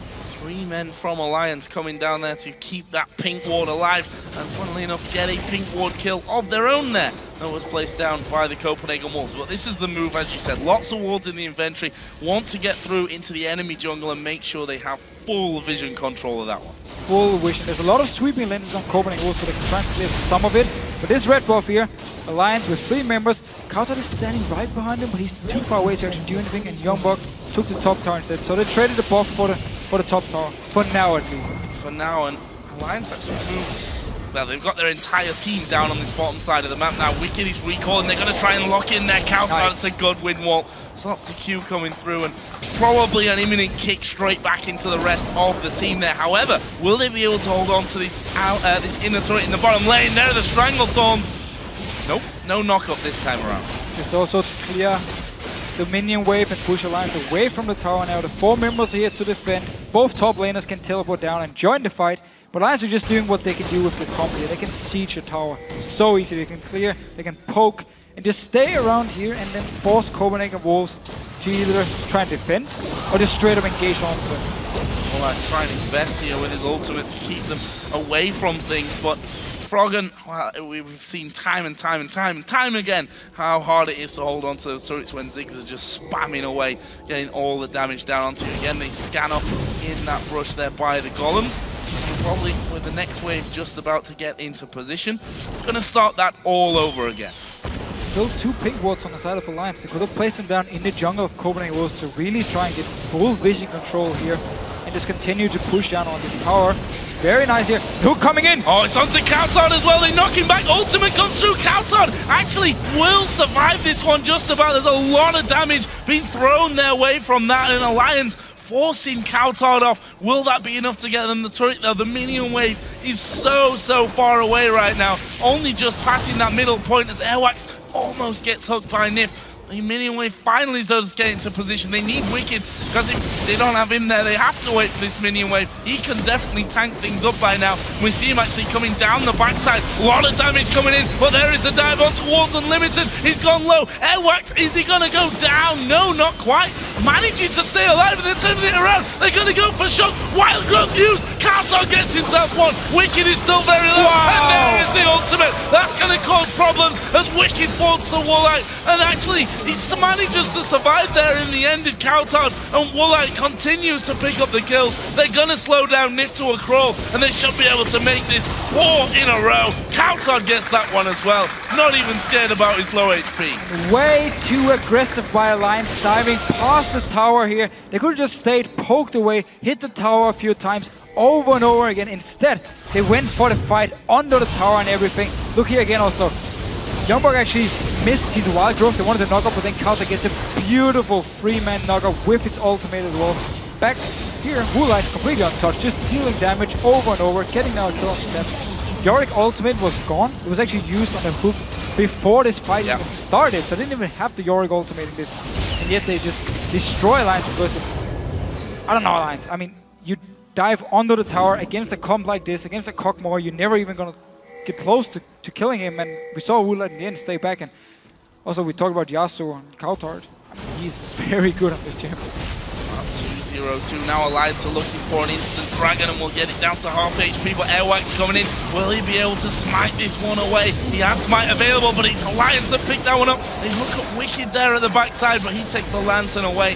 That will be a nice return favor there from Alliance, picking up the dragon after all that chaos. If you look at the goal, it's actually real close, but the Wolves are now onto that turret. The Wolves are looking for more here. We have almost the last Whisper completed onto Woolite. It's going to be a key thing for them to really start team fights. All 5 members are here. All 5 members from Alliance are in the mid lane as well to try and defend from this push here. Copenhagen Wolves for now backing away. Still, they don't mind going even later in this game. The more items they get onto Woolite, the better the game is going to be for them. The more items they get onto Coutard, the better it's going to be. So they're not even in a rush to do anything. Slightly mistimed out there from Youngbuck, was close to stealing away that red buff, but close, not quite enough for them. Blue buff is up on that side, and that Froggen has already taken his away as well. And Alliance now looking for a bit of a counter push. This tells me that despite losing 4 men in that fight, they obviously realized that they made a mistake in it, and they're still confident in pushing. Still very hard for him. Woolite clearing out the wave. Syra decent wave clear as well, at least to stop the minions from coming in, so you can get a lot of damage onto them. Youngboy is actually the main wave clear. He was up in the top lane here. Teleport is down for him, so he couldn't actually join in. Alliance though, they backed away because the wave died very fast and didn't actually do too much with the push. For now though, both teams very close in goal. We just need to see Wicked go back to split pushing. Or actually now he's very tanky. He could go towards I think the Cutlass to be even stronger in the one-on-one. And then just start split pushing, and then Alliance should focus on straight up team fighting Copenhagen Wolves, but more just poking them and then win on the one-on-one with Wicked versus whoever is going against them. Couple of big items coming in across the board here, so let's have a look at those for a second. Infinity Edge for Coutard now done. We also see the large rod in there as well for Youngbuck, although that was there a few moments ago. On the other side, Rabadon's done for Froggen. Also for Wicked, he's got that Brando in Zoman in on top of his Sunfire Cape. So plenty of armor, but I have to wonder how that's going to protect him in the long run when Woolite goes so untouched there at the back. Let me see what he can do against Coutard here. He's going very aggressive. Yeah, ultimate used by Coutard. Wicked already down to half HP, and Coutard, I guess, feeling he can't get the kill there anyway, but just testing out exactly how strong he is onto the tankiest member of this Alliance team. And, well, let's be fair, hammered him. Yeah, well, again, Wicked was just running away actually the entire time. Didn't want to take this fight, so there's a lot of damage for Coutard before the knockup even came in. As well, again, one of the reasons Wicked dropped so low. But the full combo from Coutard did about 50% onto Wicked here, so he's actually doing quite a lot of damage. Which means it kills everyone else. Oh yes, they are gonna die. See how this one all works out. Currently it's the Wolves with the upper hand. Still only 1,000 gold is the lead that they haven't. Not even 1,000 if you look there. It's ticking over between 700-800. Constantly seeing Youngbuck actually being the one here to clear out vision around that Baron area. Kautar just seeing that ward actually come down right on top of him as well. But funnily enough, it's really been Alliance that have been pushing out more on the map here. They're the ones that have gone past the halfway line more than what we've seen from the Wolves. They've just been feeling a bit more comfortable, and also Copenhagen Wolves have clearly just said to themselves, we want to go late game. We don't want to force any fights now. We don't want to get caught out of position, so we just stay back and farm. And that's why Alliance is full control of the map at least. Kautar now going on to Wicked again. And he's going to do a lot of damage once again. Forces the ultimate out of him. I think it was a little bit more this time around. A couple more auto attacks in there maybe. Randuin's was used by Wicked as well. Ulting away from things, and it's just a little bit of a mini game between those two in that top lane. Although it means that Wicked is really only walking back and forth between base and lane at this point. I'm not a fan of the magic resist onto Wicked here. If he actually wants to be the split pusher, again, he should focus on getting towards the Blade of the Ruined King, or at least stack full armor, because he knows he's going to be against Kautar. I mean, Youngbuck, even without the magic resist onto Wicked here, won't be able to do much damage and will never be able to kill him.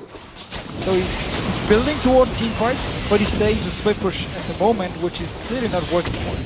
To be fair, his Negatron Cloak did come in second after he'd finished that Sunfire Cape as well, so had that a bit more maybe to have himself more fun in the laning phase. And we are going to see now Wicked saying, okay, can I have a go? Kautar says probably no, you can't, as Chuck going to go very deep from this one. A lot of damage coming in. Woolite actually catching it with his ultimate there at the end, and that is not the Woolite that you're looking for, and that will be a kill for nothing for the Copenhagen Wolves. So we didn't actually see the start here, but Flash is gone from Shoki.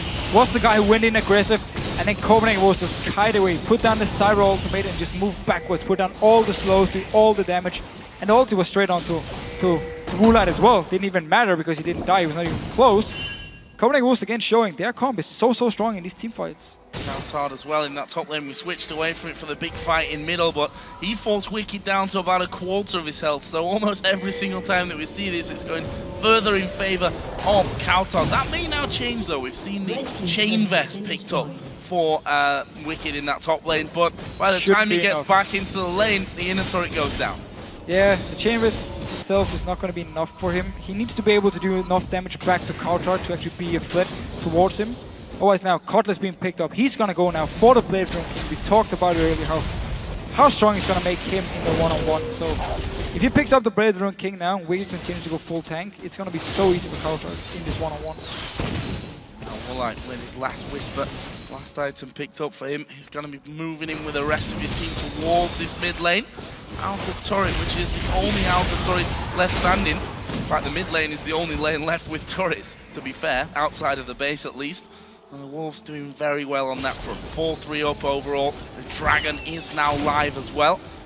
It was, of course, Alliance that have been having the control as of late over this Dragon. This time, though, the Wolves well and truly in better position from this one. Will they be able to finish off before Alliance come in? There's the hook landing on towards Kautar. The ulti being thrown down there by Froggen, but the Dragon going down here. It's Airwax who smites that one out in the end. Do they want the fight? Actually, they're very, very low. Shook going to follow through. Airwax going low as well. And there is Wicked diving across. Gets the knock up onto two. They manage to finish off Airwax, but can they get any more? Kautar is right in the middle of them all. Froggen actually getting in there. It's a double kill in the end for Wicked, and Kautar's Ghost won't be enough to actually find them anything. That's 3 kills. Dragon did go over to the Wolves though.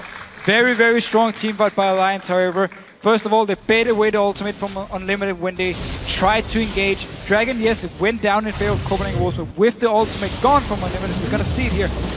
He already put down the ultimate, it is now gone. So Copenhagen Wolves, when they try to disengage, they don't have anything to actually lock Alliance away. That's why Alliance can go towards them. Also, look at this top lane. Lulu's just farming away. No teleport. It's 5 members from Alliance. Good ultimate by Wicked. Getting in here with multiple members. Froggen then, it's going to be the target, but he gets away. Now the Baron.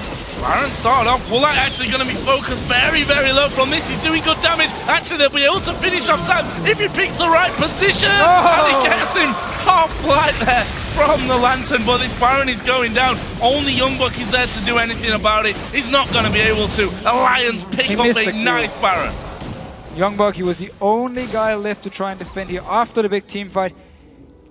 I'm still not sure why he didn't even try and teleport down for the last fight. He did actually teleport down, just way too late. His ultimate was still ready. He was not even close to join the fight with the rest of Copenhagen Wolves. Could have tried to turn it around, and instead, Alliance won the fight. picked up the Baron for this one now, and very, very close in goal. Oh! Oh, that was close. Very close. I think a little bit too close for comfort there for Youngbuck on his portrait there on the top left. Can't really see any health left there in his health bar. Just want to mention that Wicked did turn that chain vest into something. He's now got himself a Thorn Mail. Also got himself the Spectre's Cowl. So going to be a little harder now to finish him off. 100%. And also, yeah, teamfight-wise, he's gonna be this mega tank in front of you. We saw him before, he just flashed over the wall, used his ultimate against 4 members, and he just tanked it up. He wasn't even close to going down. So the build works for him as long as they can get the teamfights going. We need to see how it works though, with Copenhagen Wolves being all 5 members there, and Youngbuck not staying in the top lane to farm while the Dragon was going on and then while the fight was going on. Because so far in the game, it's actually been pretty much teams punishing the other one when they were out of position. First it was Alliance with the dive in bot lane, then it was now Alliance punishing Copenhagen Wolves for being out of position at the Dragon. I'm going to ask you at this point, just over half an hour in, what do we think to jungle Yorick? Well, I mean, as a jungle pick itself, it's not exactly one who goes in and just kills people left and right in the early game in the ganks. But teamfight-wise, when you have a Cockmore, it's of course going to be very, very strong. But the pick itself, it's not exactly one where you solo carry a game. Well, certainly proving that way so far. Unless, of course, you are Alan and you play for OMG against Lemon Dogs in Worlds last year. Yeah.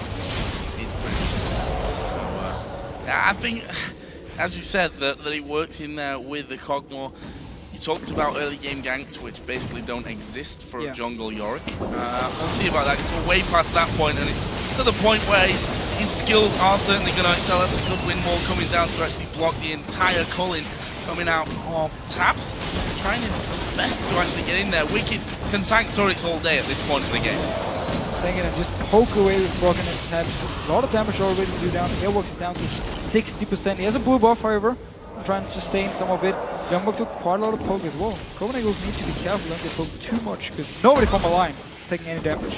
A knockout there from Froggen, throwing in his satchel charge, and there is the move forward with those minions there. And we're completely forced out of the fight, and that is the turret going down. He needs to heal up and come back here pretty quickly, because Alliance, the damage that they've taken with that Baron buff on, just regen up quickly. They can just keep doing this over and over with the Lucian, keep poking away, Wicked tanking the tower, get a few 50% on this tower instantly, just by Wicked tanking it and Taps hitting it. So where are Alliance going next? Top wave and bottom are actually pushed up very heavily in favor of the Copenhagen Wolves, way past that halfway point, and see their Alliance actually pinging back onto both of them, realizing that they're probably going to need to move away. But this move from the Copenhagen Wolves also smart, knowing top and bottom lane is where they're going to concentrate on clearing. That leaves this middle inner turret, maybe, possibly, open for the taking. They know at least that Tabs is not there. And they also know, as you just said, the top lane is going to push all the way in here. Decides, though, to back away. Just wanted to see if Alliance had moved out to all the side lanes. Some of them were back. They might have been able to take a free tower.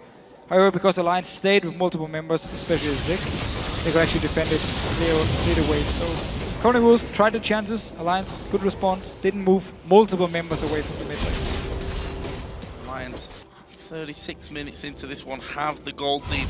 Albeit still very, very slim. I think 2,000 gold has been the biggest difference that we've seen pretty much the entire game in this one. Of course, that was for the Copenhagen Wolves. And quite a while ago by now as well. We've got 30 seconds until another Dragon will be spawning into this one. No wards really down there at this stage of the game. The Wolves actually did go sniffing around, stole away a blue buff from Alliance in the process, which, you know, we may say just a blue buff at this point. It is a big deal. But for Froggen especially, that is an annoyance. It's going to give all the cooldown reduction for Froggen, of course, the mana region, so you can just spam away in the poke. It's a big deal. Take away the blue buff in Ziggs late game, and you take away a lot of his power, because he is built around just poking all the time. Get a target low, and then when a fight starts, you can just instant kill this target.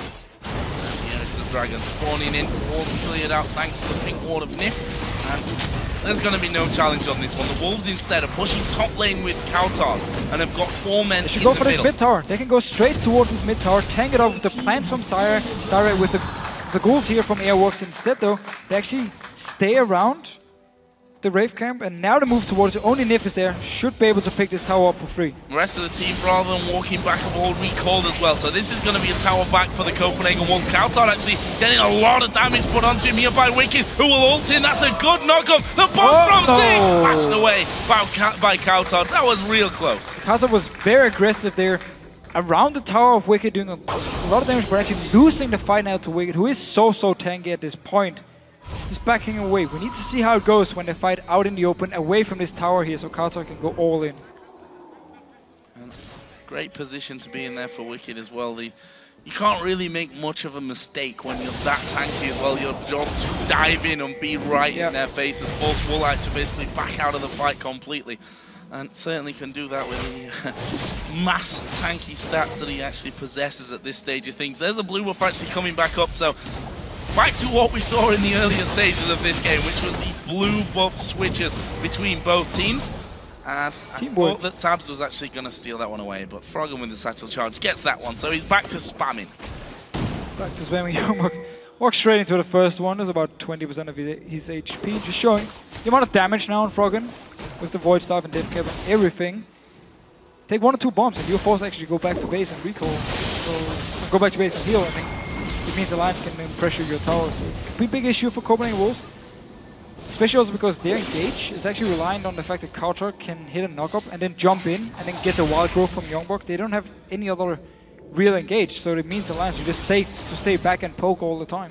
And they are massively more tanky as well. If you look down the items in there from that, and we saw how much damage Youngbuck takes. Okay, they've got the ultimate out of Airworks, they've got the wild growth, which kind of throws you off a little bit in terms of tankiness, but the fact that Wicked's going to be around for days in the middle of the team, it's not a person that you want to focus, but we've already seen Huey's doing a lot of damage already, and it looks like Alliance are going to try and bait out Baron.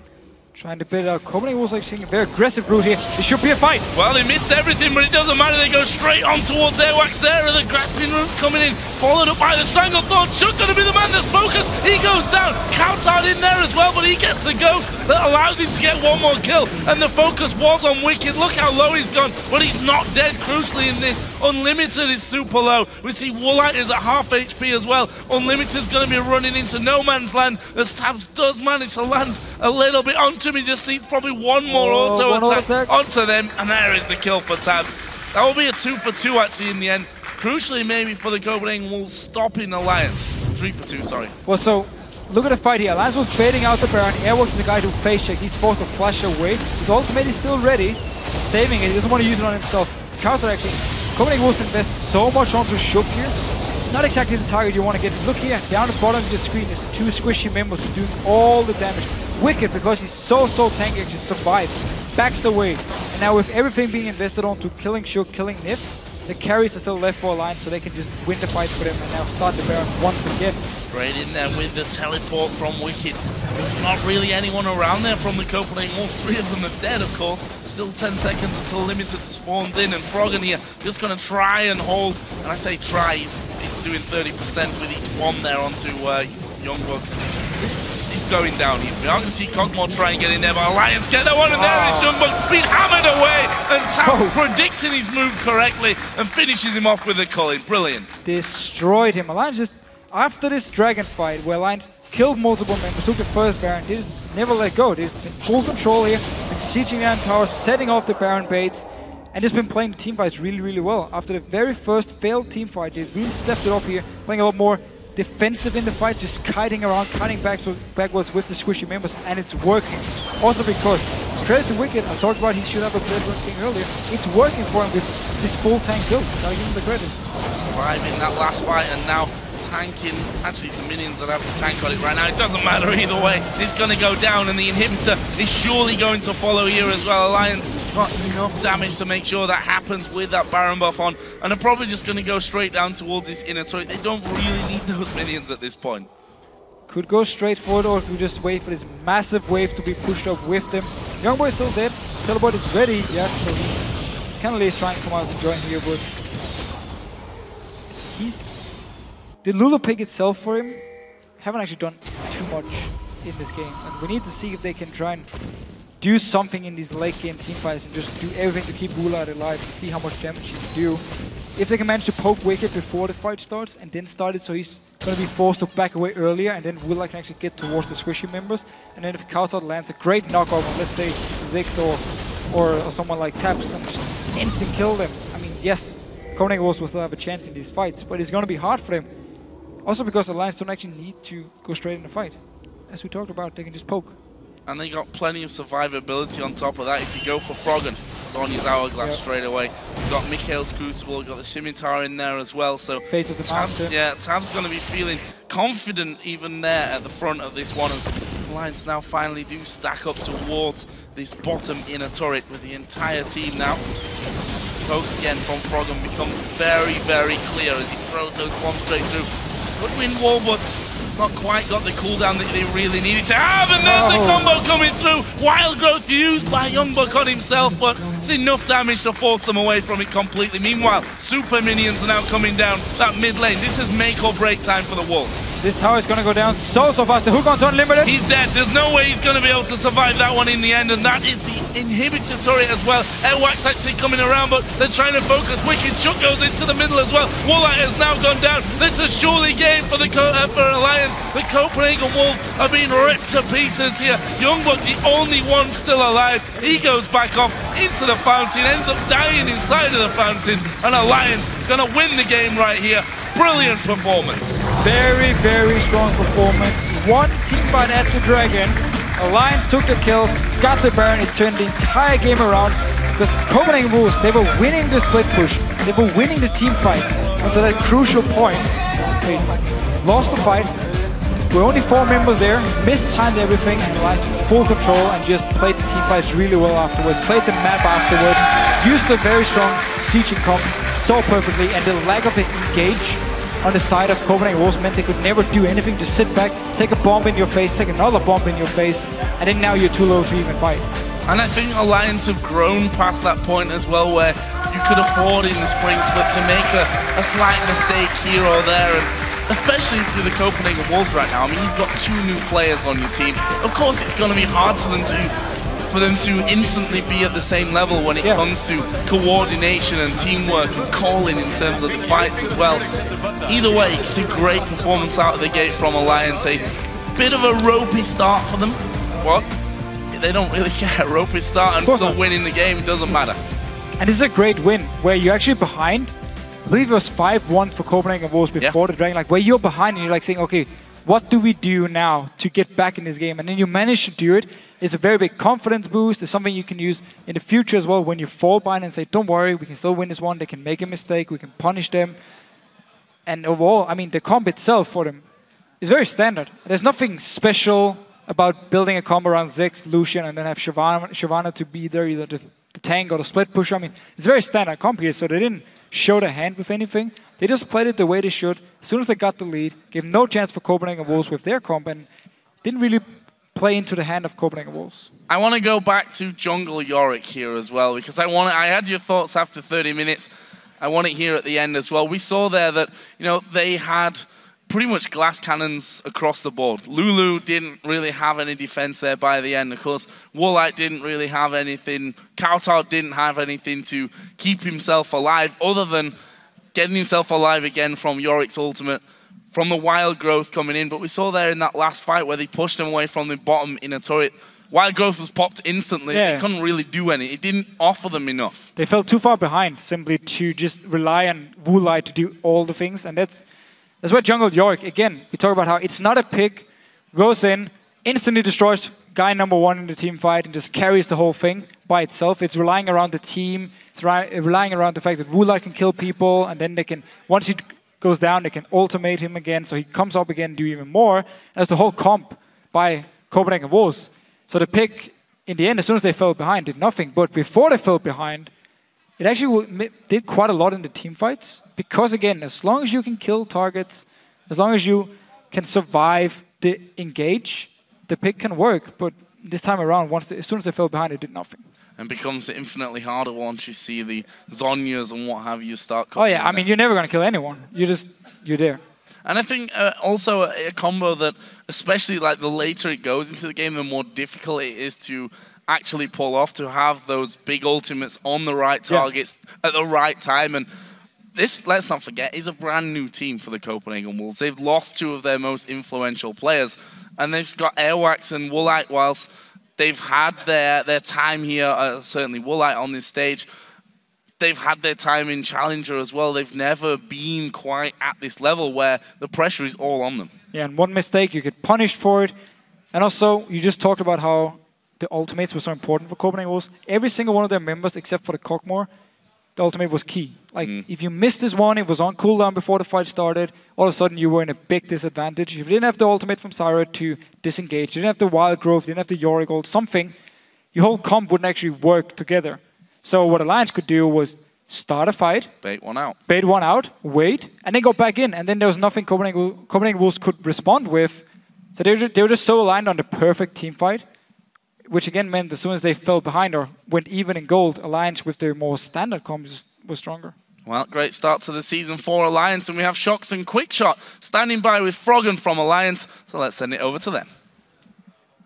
Thank you very much, Joe. Indeed, joined by Frog, and of course also the captain from Team Ice, straight from All-Star, coming here and getting a victory for Alliance. That's already better than the beginning of last split. Very good for you guys. Tell us about picks and bans, because the Copenhagen Wolves, they had a plan. Yeah, I think it was very key for us to wait with the mid pick to the very last pick when we saw what comp they had. Because if we had went with more an assassin pick or something, we would have get screwed over because of the Kog'Maw pick, which is really strong together with the Yorick. So we wanted something that could just blow them up in team fights and match them equally, because Yasuo is a really strong split pusher and stronger than Shyvana when he gets more items. So it's very key for us to actually be able to win the team fights and be able to siege, and that's why we last picked the 6. So it definitely worked out in the end, but it took an incredibly long time to get there. Talk me through the first 20 minutes of the game. It felt like the Wolves were just one step ahead of Alliance. They had a fairly sizable gold lead, and they seemed to push around the map. What was going on? Yeah, I think our biggest mistake there was we let them push in order for us just to farm up, and then we want to dive the Lulu once he gets back. And that way we can deny a lot of experience compared to them just getting a lot of global gold, which we think is worth more, because 6 can just wave clear in the mid. You don't necessarily need to just push down the turrets and then group, because you can't wave clear alone, but 6 can do that.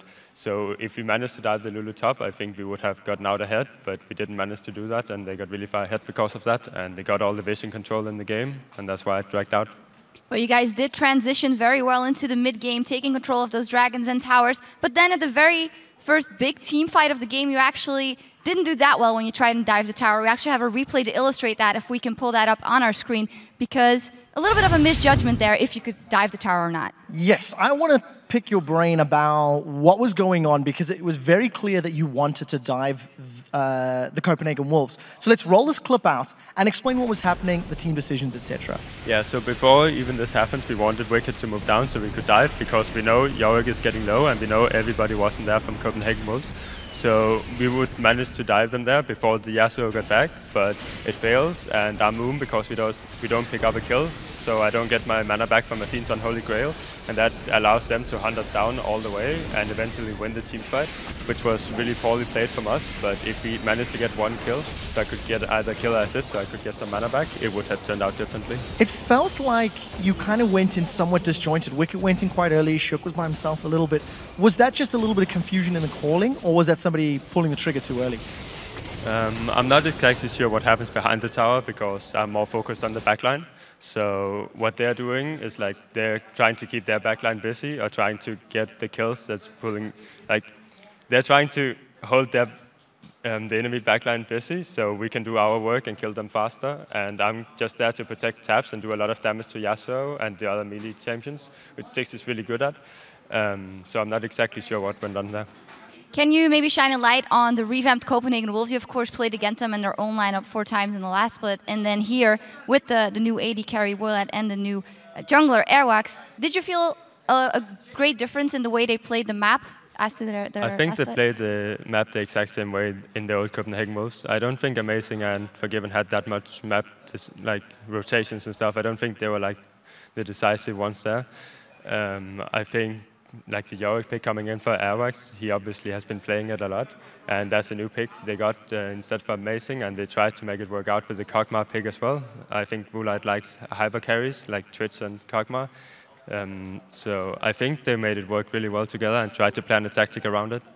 Well, it definitely appeared to work for a while. Wasn't enough to pick up a victory for yourself and Alliance, against you guys. First victory of the split. Eyes are definitely on World Championships. Towards the end of the splits and playoffs, Alliance was looking great. Fell off a little bit in the playoff bracket. How are you guys going to be treating the rest of the games, as we know you personally definitely want to make it to Worlds?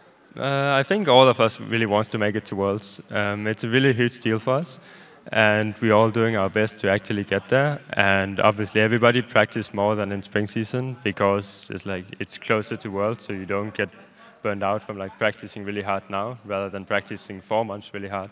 So we're going to take it very seriously.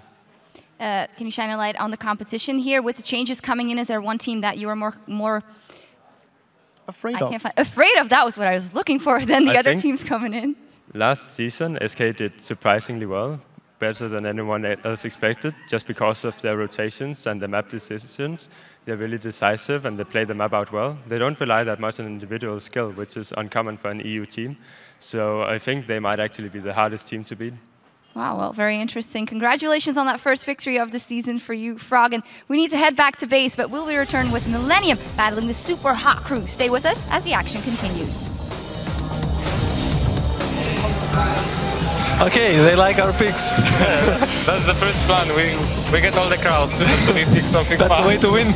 Have a bit of a poke, see what I can do. Woolite got out of position, play into the box as well, and a whole bandit. Woolite's going to go down, managing to stay alive, and they're turning it around. They're going to go for Shock. Wild Grub News, Carton gets in top one. Wicked is still very low, and there is the ultimate. Woolite has now gone down. This is surely game for for Alliance. The Copenhagen Wolves are being ripped to pieces here.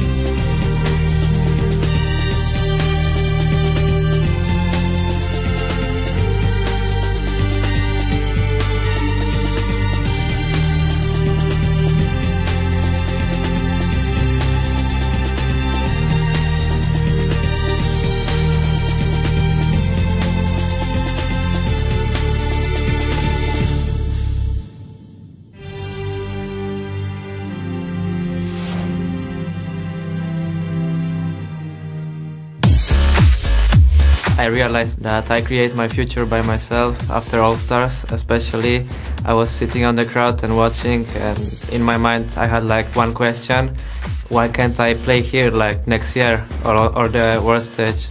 It's just everything is up to me. I need to work hard for it, and actually I played more solo queue games in the last 3 days than the whole previous split, so it pretty much boosted me up.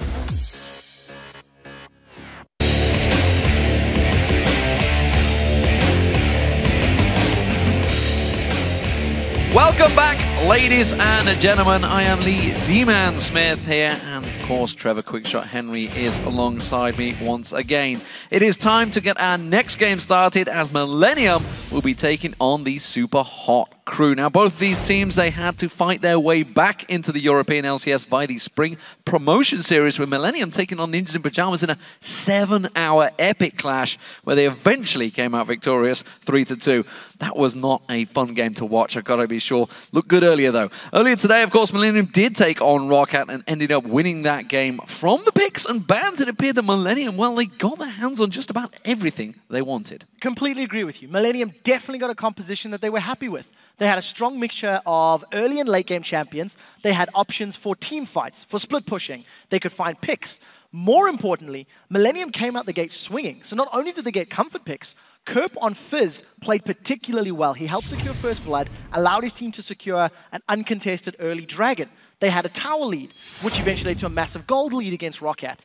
And the control didn't let up, because Millennium went on to finish 13-3-14 by the end of the game.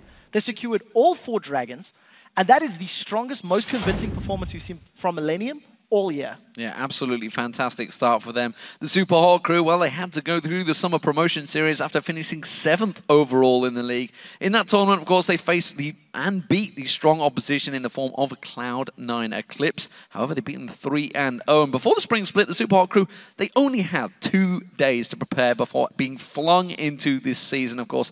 This time around, they've had a couple of weeks to get ready. So let's see if they really stepped up their game. Of course, they have that new man on your screen. We will fail her. All right, so in the promotion matches against Cloud9, the Challenger squad was playing without their star jungler, Ku. But based on how well the Super Hot Crew performed during that series, I'm not sure it would have made any difference at all. This team has changed since We Will Fail Her has replaced Mixer, as you've already pointed out, D-Man. And we'll need to see if he can avoid giving up as many deaths this split.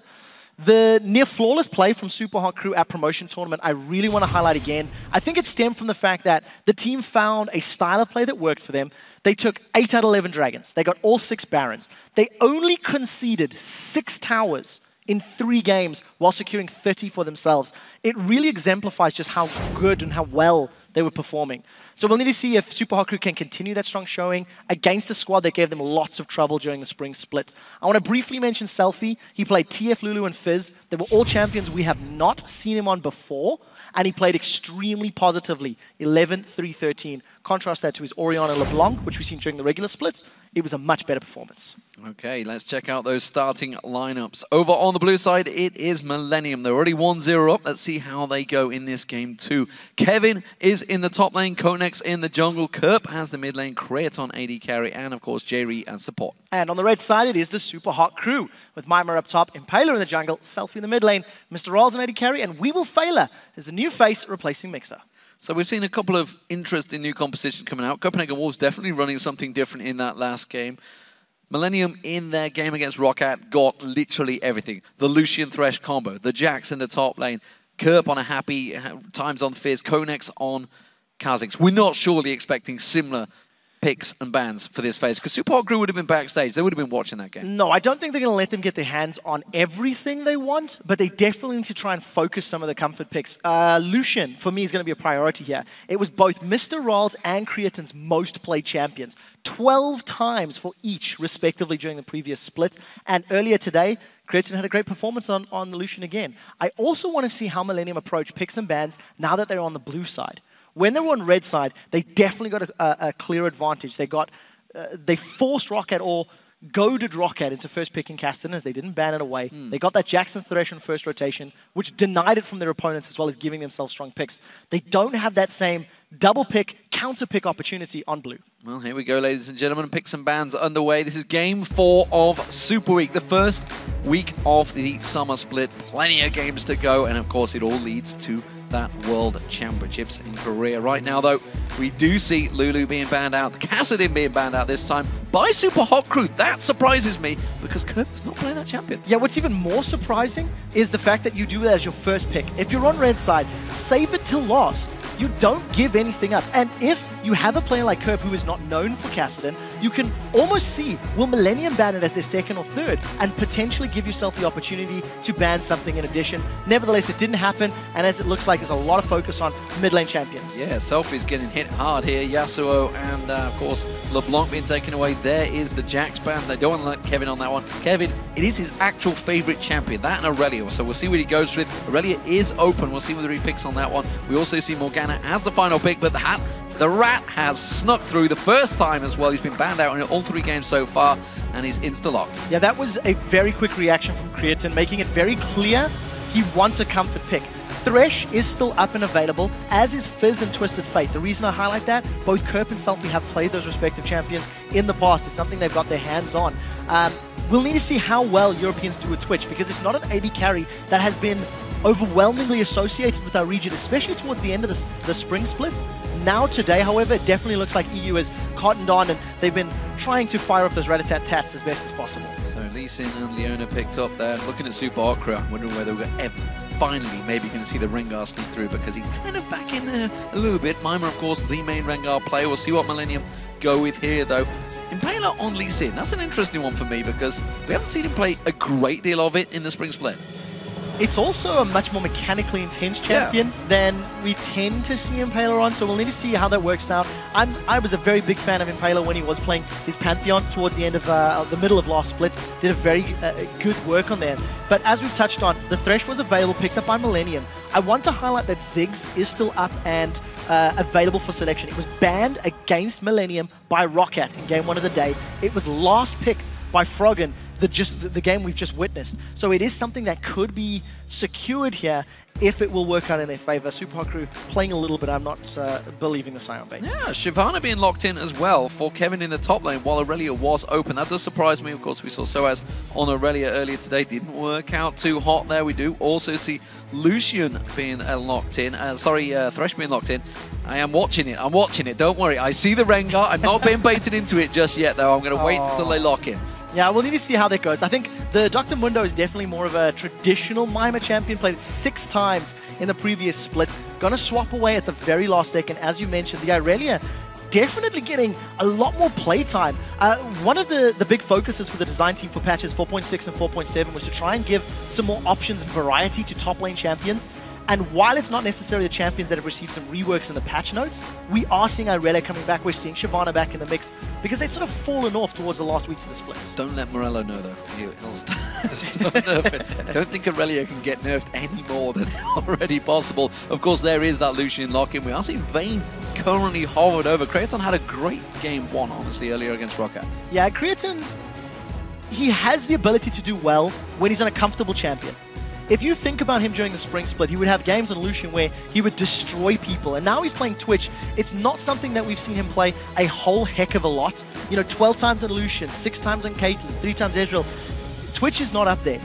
If he's out of position, Lee Sin's going to jump on him. Aurelia is going to jump on him. Leona's going to jump on him. And he can just get squashed, get caught in a rat trap. So he needs to be very, very aware of where he's going to be and lining up that ultimate to hit multiple targets. Well, Ziggs has been locked in. You talked about it. You said it may well get picked up on the last one for Kerp. It's a champion he's played a lot of. Evelyn also locked in by Connix, a champion we haven't seen him playing a great deal of. He's been focusing on, of course, Nocturne and Kha'Zix in the past. So the one thing I'm concerned about for Millennium, their front line is basically Shyvana. Shyvana is going to be standing in the front line with Thresh, trying to dissuade members of Super Hot Crew getting onto his back line. But what Millennium can do very, very, very well is flank. If Shyvana and Evelyn come in from the side lanes and there's some poke that's gone down from that Ziggs, you are just going to clean house with Twitch and Ziggs in the follow-up. The problem is Millennium cannot get caught out of position, because if they are remotely in a bad position. Irelia, Lee Sin, Twisted Fate, Leona, they will pounce, they will kill, and they will force down objectives. So the key for Millennium in this game is going to be very much on positional play and vision. They cannot afford to get blindsided by the very mobile members and the quite hard engaged power that Super Hot Crew does offer. Yeah, and you talk about the hard engage. Both teams kind of going for that heavy aggressive style of teams. There's no focusing on this one. They are going to be looking for those kills. What do we think, though, overall? Team comps, who's got the better of these two? It's going to all depend on positioning. I think both teams have the tools to punish their opponents when they are caught out of place. Because as much as I'm saying Millennium are going to be careful, if they find an over-aggressive Super Hot Crew, they can punish just as effectively. Well, we've seen some serious aggressive twitches catching people out over it at All-Star Paris. Well, the champions are about to hit the rift, so let's see who you guys at home think will win this one. According to the votes, it is very close. Super Hot Crew coming out on top, 52% of you to 48%. That is probably about how I'd put it, maybe. Super Hot Crew carried a lot of weight with them through the spring split. I would have put it the other way personally. Based on how Millennium played in game one, their first game of the Gotta game. remember the votes could have been cast like a week ago. Touche. I don't care. They should have jumped on there and voted anyway. But I think once you voted, you can't change it. Millennium look good. Millennium look good. So we'll need to see who brings it in this game and who's in the right position at the right time. Here we go, ladies and gentlemen. Game 4 underway. Millennium facing off against the Super Hot Crew. Millennium, of course, already 1-0 up. Super Hot Crew, this is their first game of the summer. And, of course, that new man, We Will Fail back once again. He played back way back for Fnatic in Season 1 as a substitute in the group stages of the World Championships. And here he is once again, Season 4. He played in Season 3 as well, of course, for Lemon Dogs. Lemon Dogs, of course it was. Back in the summer split. Played for 2 or 3 weeks of memory serves. Yeah, DreamHack and in Moscow. Yes, correct. So he has some stage experience, which is great. And we'll have to see if his interesting choice of name is a bad omen. As it stands, 54 seconds on the clock. We have seen some invades in all of our previous games. They haven't amounted to a lot. It has really just been a vision and a counter vision in terms of invades. And this is the first time that I think we may see a really heavy engage because all of Millennium could bump into Super Hot Crew. Well, if anyone is going to do that 5-man invade, it would be Millennium. It's something they did throughout the spring. Not to varied success, I think it's safe to say. Oh, there we go. We didn't actually mention this. The fact that the Scrying Orb was picked up by Kevin. We saw it used there to try and start this invade. So this is something that teams are doing on 4.7. Opting to start with the Scrying Orb, getting the vision down and deciding, do we want to invade? Do we want to push forward? It will allow whoever's going to recall to sell that trinket and pick themselves up a yellow trinket or a red trinket, as you can see Kevin is doing right now. So he can return to lane, have that ward available for when he really needs it in a minute or so's time. And it's just a new tactic to try and get as much advantage with as little risk as possible in the early stages. So, for the first game today, it's looking like we may have standard lanes. Looks like it's going to be a 2v2 down that bottom. 2 top laners will be in their ordinary positions. Of course, we've had 2v1s for the last 3 matches. So we'll see how this one works out. Kerr missing the first bomb there. That's not ideal in this opening stages. Now, I want to touch on the fact that the last time we've seen Selfie was again at the promotion tournament. It was against Cloud9 Eclipse, and he played exquisitely. I think his Destiny ganks were very good. He rarely picked the wrong color card. He got all the golds that were important. He managed to get the slows when there was multiple targets to hit. I would like to see if he can channel that same performance now as the stakes are... Well, I guess you could argue promotion was probably higher, actually, because their jobs were on the line. Now it's going to be looking to see, can they beat a team that they struggle to deal with loss splits? This is the first time we get to see this 2v2, as I mentioned, down this bottom lane. Thresh and Twitch up against, of course, Mr. Rallas with his new support, We Will Fail. And of course, if you cast your mind back to the days with Mixer, that when they hit level 2, that's when they go aggressive. We want to see whether We Will Fail will do the same alongside Kraton. It's going to be so risky if they do it with this combination, because if Leona does go for that level 2 or level 3 engage and doesn't land the stuns 100% accurately onto Creatine, the ability to get punished by the Twitch and the damage of Thresh is going to be very high. We'll get to that in a second. Selfie may be in trouble. Yeah, that's going to be a double buff. Konex coming in. He's already been bounced around, but he's going to maybe get away from this one. He actually comes back in as well. That's a confident play from Selfie. Well, Ghost burned. So Cottonex at the very least got one of the summoner spells from Selfie. Unfortunately, wasn't going to be enough to get any kills. Let's see if some stuns can land. Impaler spotted out by that ward. Is he going to go for this one? Lands the Sonic Wave onto J-Ree. Will not follow through. Was spotted out, of course, by that ward in there wherever he's spotted by the vision there. Konex, he's hanging around still. He's not going to get spotted out at these raids, so he's going to take these for free, knowing, of course, that Impaler was down the bottom lane. We'll see how effectively it works out. You know, Cottonex has had a gank already that's worked successfully. Impaler on this Lee Sin, he's got some time to play with. You know, I think both of these teams are going to scale fairly effectively, but I would definitely be worried about Kevin. If he gets to a point where he can 1v1 Mima on Irelia and can push him around the map, then it's going to be very difficult for Super Hot Crew to contain him. Mima, I don't think they were going to dive him. It's very scary to dive an Irelia under the tower, so wisely Cottonex backs him. I think he's just checking out the ground, of course. Taking away the large golem, taking away the gold, effectively, from Impaler, who has stuck around in that bottom half of the jungle for quite some time now, and again, is looking to try and create a kill. So we'll see if he can get this lane gank to work. Once again, it's all going to be on We Will Fail. In order for that to work out in favor. Oh, Selfie's in trouble. Oh, he's going to flash away. So both summoner spells have been burned there, and that's simply by Kurt making plays. Ignite was used. That was very well played by Kurt. He understood his damage. Oh, they've caught J-Ree. Going to go in towards him. J-Ree is going to be able to get away from this one. Throws out the hook, not going to land it. And Craven's happily just laid down the damage, and that's another game from Super Hot Crew. That was pretty good play from We Will Fail. He landed the Zenith Blade onto J-Ree, dashed forward, and then got the stun onto Creatine. Even though J-Ree got the Flay to sort of interrupt that Zenith Blade, it wasn't enough to put distance between him and Creatine. So Impaler still sniffing around. It feels like Impaler is trying to force a gank that is not optimal. You know, we talked about how Mr. Rolls and We Will Fail are in a lane matchup that's very difficult. Impaler stood on top of a ward. Impaler stood on top of a pink ward. He sees that, surely. I mean, I know he's blind, but come on, now he sees it. There we go. Selfie's in trouble. He's not going to be able to get away from this one. There is first, but Konex is going to lock that one down. Yeah, unfortunately, Cottonex and Kerp, just better communication, better calling. They managed to bait Selfie in. It took too long for Impaler to react, to jump in there with a safeguard. No flash from Selfie. I also want to say that Impaler was really trying to force something. Instead of just going back to his jungle and farming up and trying to get some CS under his belt, he was really trying to help mitigate the weak laning phase of Lucian Leona. And while it has somewhat helped, Mr. Rolls is only 6 CS behind. I don't know if it's worth giving up that first blood. I don't know if it's worth the missed farming opportunities that Impaler has already given up. He's going to try again. This time looks a little more positive on Kevin, but Kevin's got Dragon's Descent. Well, he hasn't been level 6 yet, whereas Kevin has, as you mentioned. Dragon's Descent is available. It's already been stunned up. There it is. The ulti just to pounce away. Scot-free, and really not too worried about that one, I don't think, Kevin. No, he's got his teleport available, so if the wave is pushing very heavily towards him, he can obviously TP back. Decides he doesn't even need to. Just comes right back into lane. Still got Dragon's Form up and running. Will be timing out shortly. But I think overall, Millennium doing pretty well in this early game. Cottonex has had a more positive influence on the map. And Impaler maybe feeling the pressure. Maybe trying to bite off a little more than he can chew when he doesn't need to. As it stands, his lanes have actually been holding even. And we'll need to see what Selfie does. You know, if Impaler had time to gank with Selfie's Destiny Ultimate, that could be very, very different. Combo the gold card, combo Dragon's Rage, kick backwards, and all of a sudden you may have a kill on the board for a Super Hot Crew.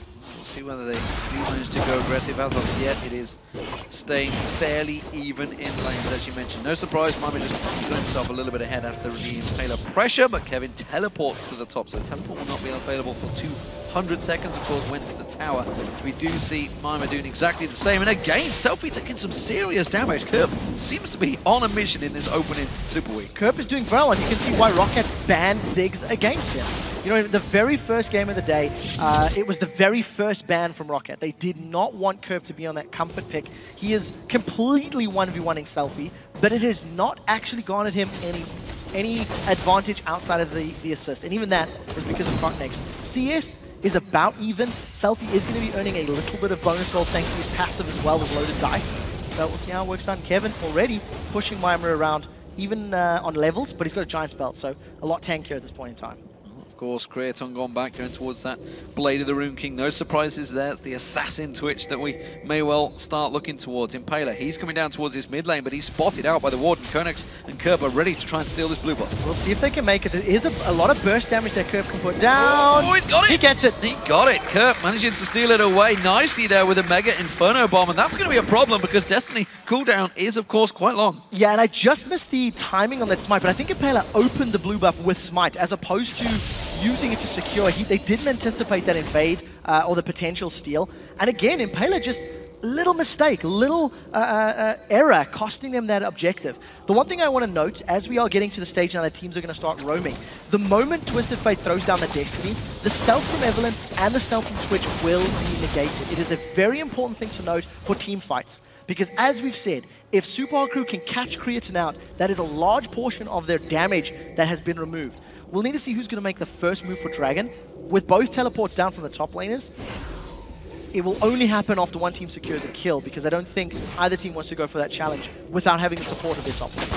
While this is all happening up in the top lane, Kevin has been farming between those towers quite happily. Of course, all the pressure being drawn down, so Impaler can't interfere on this one so far. So I'm not too worried about that one, of course, on Aurelia, so can quite easily tank up on the turret. Impaler trying to take advantage. Knew the position of Kotenex there because he just took down the pink ward at the back of the red buff, so he's going to successfully come around, steal away those wraiths. Meanwhile, the rest of the Super Hard Crew trying to steal away the vision in this bottom lane. We'll see whether Selfie can create a play off this, but he may be in trouble. As you mentioned, the rubber ducky comes on down, and again, it's going to be Kotenex locking him up, but he's going to use that ghost to get away. Along with a flash, he's still taking a lot of damage. This is a dangerous play. You can see Kerb comes in, the passive is there, and that's a lot of damage coming out, and again, really ballsy play coming out from Super Hard Crew, but it backfired. Yeah, the gusto was just way too much there. Selfie was thinking he could get the gold card and allow Impaler to go for the execute with his Sonic Wave and Dragon's Rage combo. It didn't work out. He took too much damage. It was a flash from Kerb that allowed him to get in range to get that last chunk of damage down. But what I like from Kotenex, because of the repeated ganks of mid lane, it has prevented Selfie from using his ultimate. Because Selfie has not had the opportunity to impact the side lanes, Millennium are doing a very, very good job at controlling the mid lane opponents. Earlier today, in the post-game analysis of Millennium's matchup, we know Millennium, they don't mind giving opponents Kassadin because they feel they have a strategy that can counter it. They demonstrated that today. Now, again, against a Twisted Fate, Millennium are demonstrating an ability to control their opponent's mid lane champions 2 games for 2. And this is important to note, the fact that Millennium, during the spring split, honestly had trouble in the lane phase. They really never came out strong. It's something, if you look back to maybe the summer of 2013, where actually they pretty much dominated for the opening couple of weeks of the summer LCS, they didn't have the problems. They went aggressive. Is this the return? Maybe with Kotenex making those plays, he's obviously been involved in 100% of the action so far in this mid lane. Obviously came in to replace Aranea pretty late. It's safe to say it was, what, week 9, 10, week 9 something like that off the spring split. Is this Millennium turning the corner? Well, this is 2 games on the day that they have come out swinging. They have got an early advantage, and they are not afraid to pick engage, and they're picking the right ones.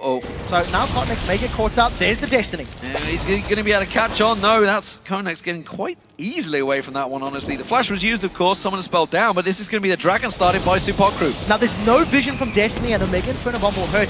If Millennium go in for this, they're going to be a little split. Let's see on the positioning. All 5 of them were caught by that Mega Inferno Bomb. The rest of Millennium close in there. Here comes Kevin. Dragon descent available, pounces through, destroys Impaler where he stands. That means, of course, the jungler is down.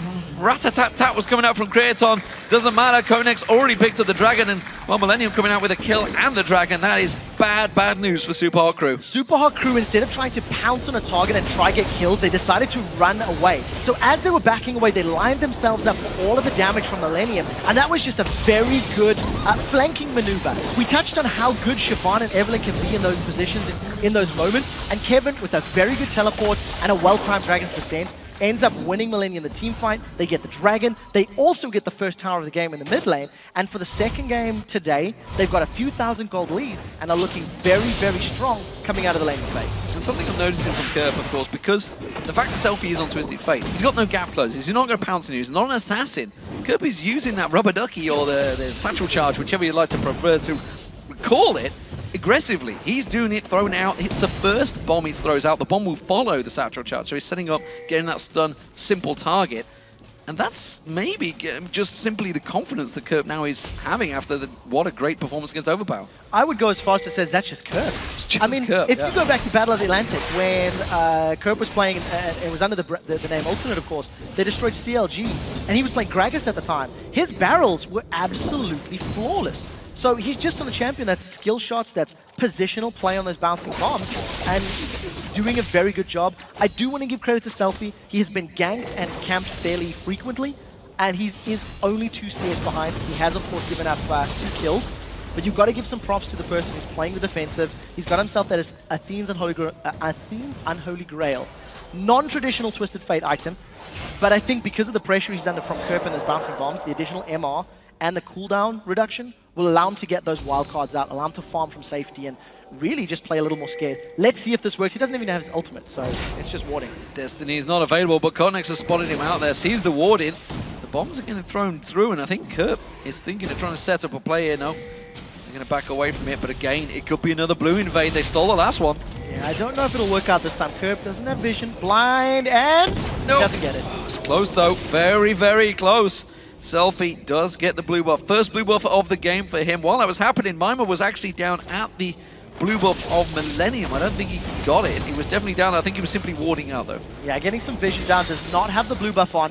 Mima's actually built himself up a small CS lead, was able to get back to lane, decides not to chase Kevin, and that was actually quite smart, I feel. Millennium have had very good vision in Super Hot Crew's jungle for the majority of this game, and because of the fact that Mima didn't have wards himself, he wasn't confident. You never know where Evelyn is. You never know where Twitch may be, even though they haven't roamed just yet.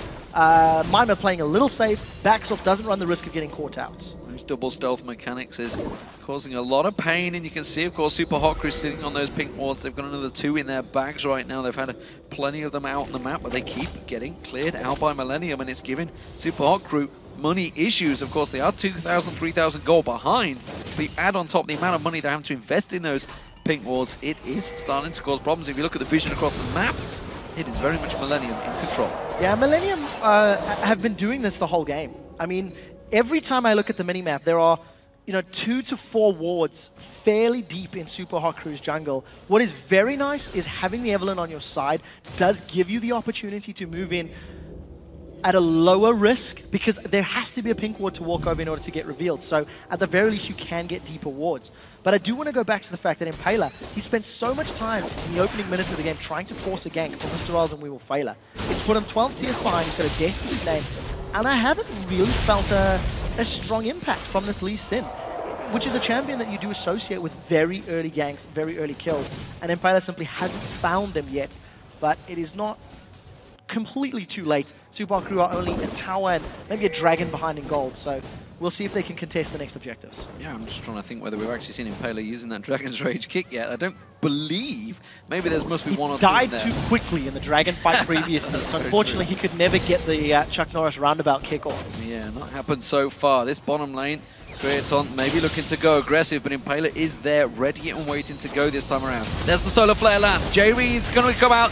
Destiny will come through. This time the stun cup is on J-Ree. He pulls him in towards the tower. He may go down with the price to it, but that tower's putting a lot of damage. Creaton tries to get that rat-a-tat-tat down, but it didn't quite do enough damage this time around. We do see Millennium. They're coming down the river. The question is, what can Super Hot Crew get?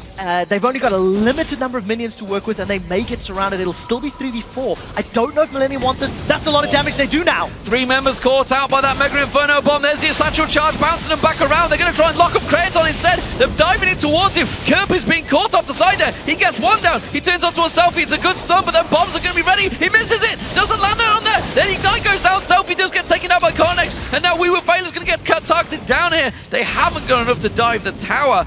And it turns out to be a 2-for-1. Well, 2-for-2 if you count the last kill on J-Ree. So in the wrap-up fight, Millennium are able to grab themselves 2 kills at the cost of only Kerp. Had Super Hot Crew had better positioning and targeting, they may have been able to get away a little more effectively. But Mr. Rolls was motoring towards the tower. He was separated.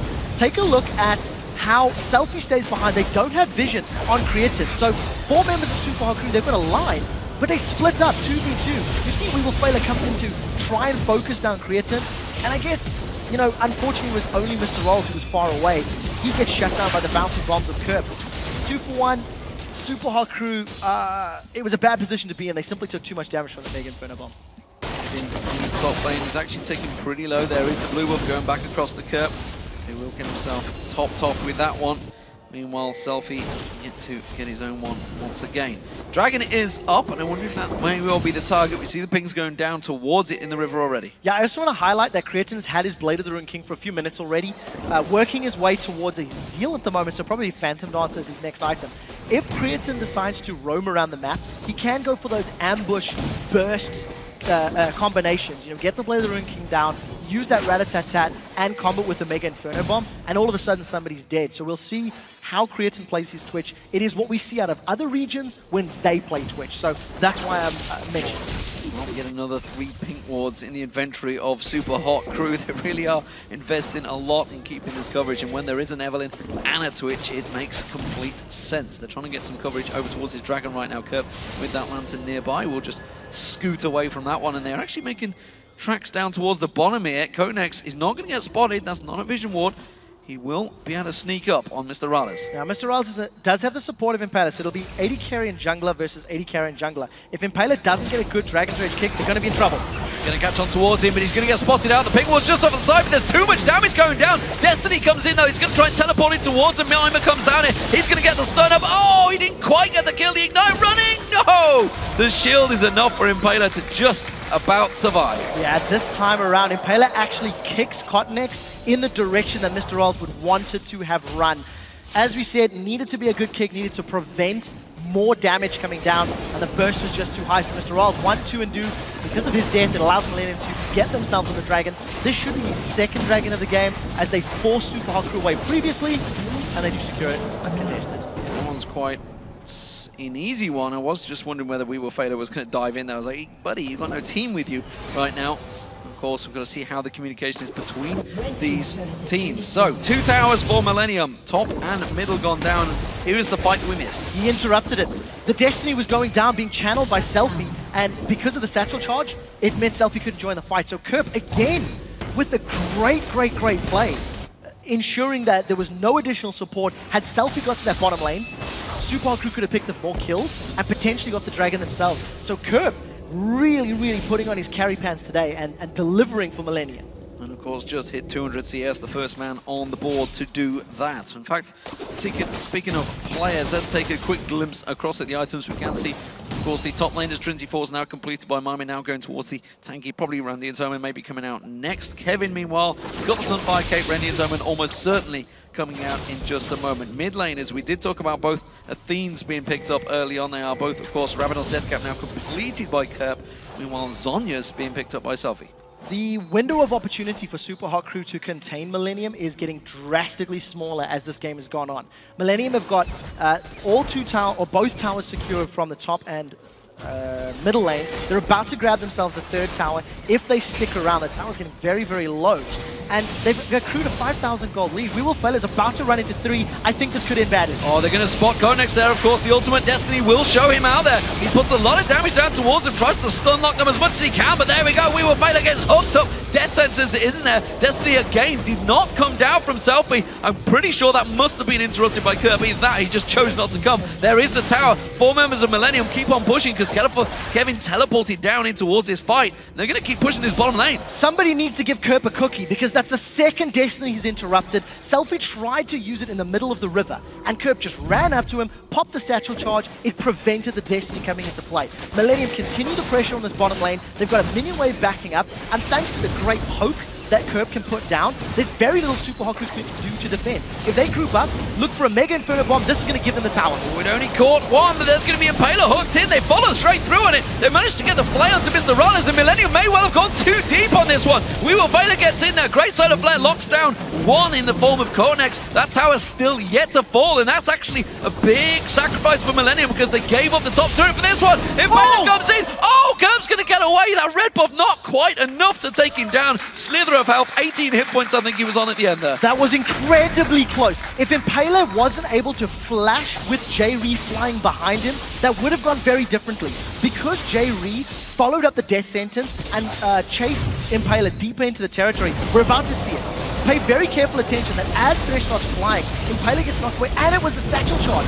It was the satchel charge that pushed them further back. D-Man, you said it perfectly.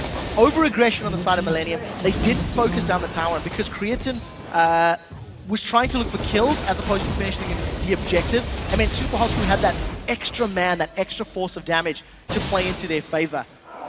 Super Haku get a momentary respite. They prevent losing in a turret, but it is a very, very scary situation for them right now. However, Mima has been unlocked now. That top turret went down. We'll see next fight when he starts getting involved, but you can already see from Millennium, they've got 2 Randian's Omens already on Kevin and Coatnex. Obviously, that's not going to be the focus of target of Mima. He's going to be looking to try and dive on towards Creaton.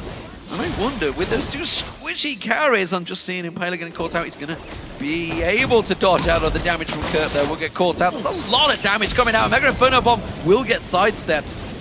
Kerp is on a mission right now. Kerp is playing out of his skin. But you know what? That's also not fair because the rest of Millennium are doing everything that they need to. Every time a gank or a counter gank comes down, Millennium's communication is good enough that Kerp realizes Selfie's going to be using that Destiny, puts himself in a position to get the damage done. And thanks to the superior vision on Millennium's side, it has allowed Kerp to see where Selfie is and interrupt that ultimate. At the same time, Millennium have pushed more dragons, they've pushed more towers, they've forced more team fights, which is why they've got the advantage in the kill score. I also like Millennium's chances at sieging. If they get themselves under a tower, the front line of Millennium, of Shyvana and Evelyn, is quite a deterrent if Super Crew all jump in. And assuming Creatine doesn't get insta-gibbed, he can just line up that spray and pray and put damage down for days. So we'll need to see how Super Crew play this one out. They're down to their inner turrets, and it is a very difficult line to break. Oh, Coatnex caught out. Destiny will show him. Calling towards a ping ward as well. Impaler does get him towards him. Can't get around the back of him. And now Creaton comes in. Rat-a-tat-tat running and just mows down Impaler. Catching on towards Selfie. Selfie trying desperately to get away. He's got no summoner spells available. The hook could come out from J-Ree. But the Zhonya's, well, you're dead still, son. You're not going to get away from that one. No doubt about it. And actually, it was J-Ree that picked up the kill. That is so, so unfortunate. Impaler commits to the fight. Selfie lands and he pulls a red card. Doesn't land the stun. And unfortunately, Super Haku don't grab themselves a kill. And that's just, every time Millennium are in a little bit of trouble, Super Haku make a small misplay and it allows Millennium to get further ahead. Kevin having to run defensive duties there, trying to cover off that top lane. Of course, Mima trying to buy himself some time. Mima with teleport available. Dragon up in 17 seconds, and the timer's somewhat off here from Millennium. You can see Coatnex and J-Ree were sticking around there trying to clear out those ward coverages of Super Hot Crew. The Dragon will be up in 5 seconds, but Super Hot Crew are ready for this one. Yeah, the problem for Super Hot Crew, though, is if they give up this Dragon, the gold lead starts to become even more insurmountable. Mima is not tanky enough to really deal with Millennium at the moment. He's only got the Spectre's counter Giant's Belt. That's not enough to survive the physical damage Creatine's putting down, the physical damage that Kevin can put out, even the high amount of magic damage with the Sunfire Cape and his burnout. In addition to all of that, there simply isn't enough magic resistance on the whole Super Hot Crew to survive Kerp. So at any time, if Super Hot Crew get involved in a prolonged Dragon engagement, Kerp is just going to throw bombs all day long, and once he's happy, he'll commit for the kill. Creatine looking for the ambush, doesn't get it this time. Not going to work out. So of course he saw the same thing happening. Thought, took Faker down just like this way. Maybe I can do it against Selfie. Not going to happen this time around. This is going to be a Dragon for Millennium, no doubt about that one. Super Hot Crew in no position to react. And this is the point in the game where Super Hot Crew need to capitalize on a mistake from Millennium. Because of the control that Millennium have afforded themselves with the gold lead, with the vision, and with the siege power of the Ziggs under their belt, in order for Super Hot Crew to get back in, they need to have more wards down, and they need to jump very quickly on a member of Millennium, pull the right card if you're Twisted Fate, and kill a target. It has to be a Ziggs, it has to be a Twitch, and then hope that the power of numbers can work in your favor. Because it will take a prolonged amount of time to kill both Coatnex and Kevin in any fight, thanks to Sunfire Randians, as well as Agony's Embrace, the shield that Coatnex will get. And of course, we should mention, of course, that Millennium did have a 3-1 advantage in the head-to-head last spring. So despite Millennium finishing bottom of the league, this is the only team, Super Hot Crew, that they had a positive score against. And so far, so good for Millennium. And they could be 2-0 top of the league at the start of today. I distinctly remember one particular engagement where J-Ree was playing Thresh and Kerp was playing LeBlanc, where Millennium went 27,000 kills to 2 against Super Hard Crew, and they just blew them up over and over and over, and every single skill shot landed. I also remember J-Ree pulling Kevin on a mid lane lantern gank, just flying across the map. Millennium have got champions they're super comfortable with. These are all preferred, favored picks, and they are doing wonders with them. If you look at Super Hard Crew, I don't really think of Mima as a #1 main Irelia player. Impaler, I prefer him on champions like Pantheon, Vi, etc. Selfie, while he's done better on Twisted Fate in the past, it's simply not delivering here and now. Morales is trying to buy some time for the team, trying to do anything he can to keep them off the towers, but there's only a matter of time. There's only so many ultimates you can run to keep them away from these waves of minions. Bottom lane, we saw Kevin is going to keep Kurt and Mima away, and Mima doesn't really want to go one-on-one with him anymore. No, so he can't. He can't get through the tanky stats that Shyvana has available, and this is a tactic Millennium do many times when they get Ziggs. Mega Inferno Bomb will allow them to get damage in the tower, potentially, eventually get the tower. And all Millennium are looking for, land the poke from Kerp, get the damage in the tower. If a fight breaks out, Kevin will just teleport in.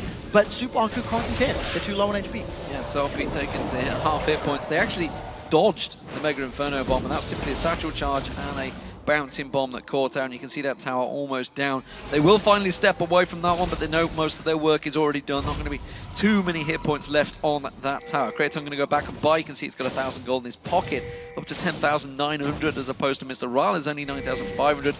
And you can see Kerp, the difference there, big difference for him, of course, and in the top lane as well. It's only about a 500 gold differential, but the jungle is really the big one. 2,000 gold difference for Cotonex, of course, because he has been involved in almost everything that's happened for Millennium so far. Yeah, multiple dragons to his name, additional towers, more kills, more assists.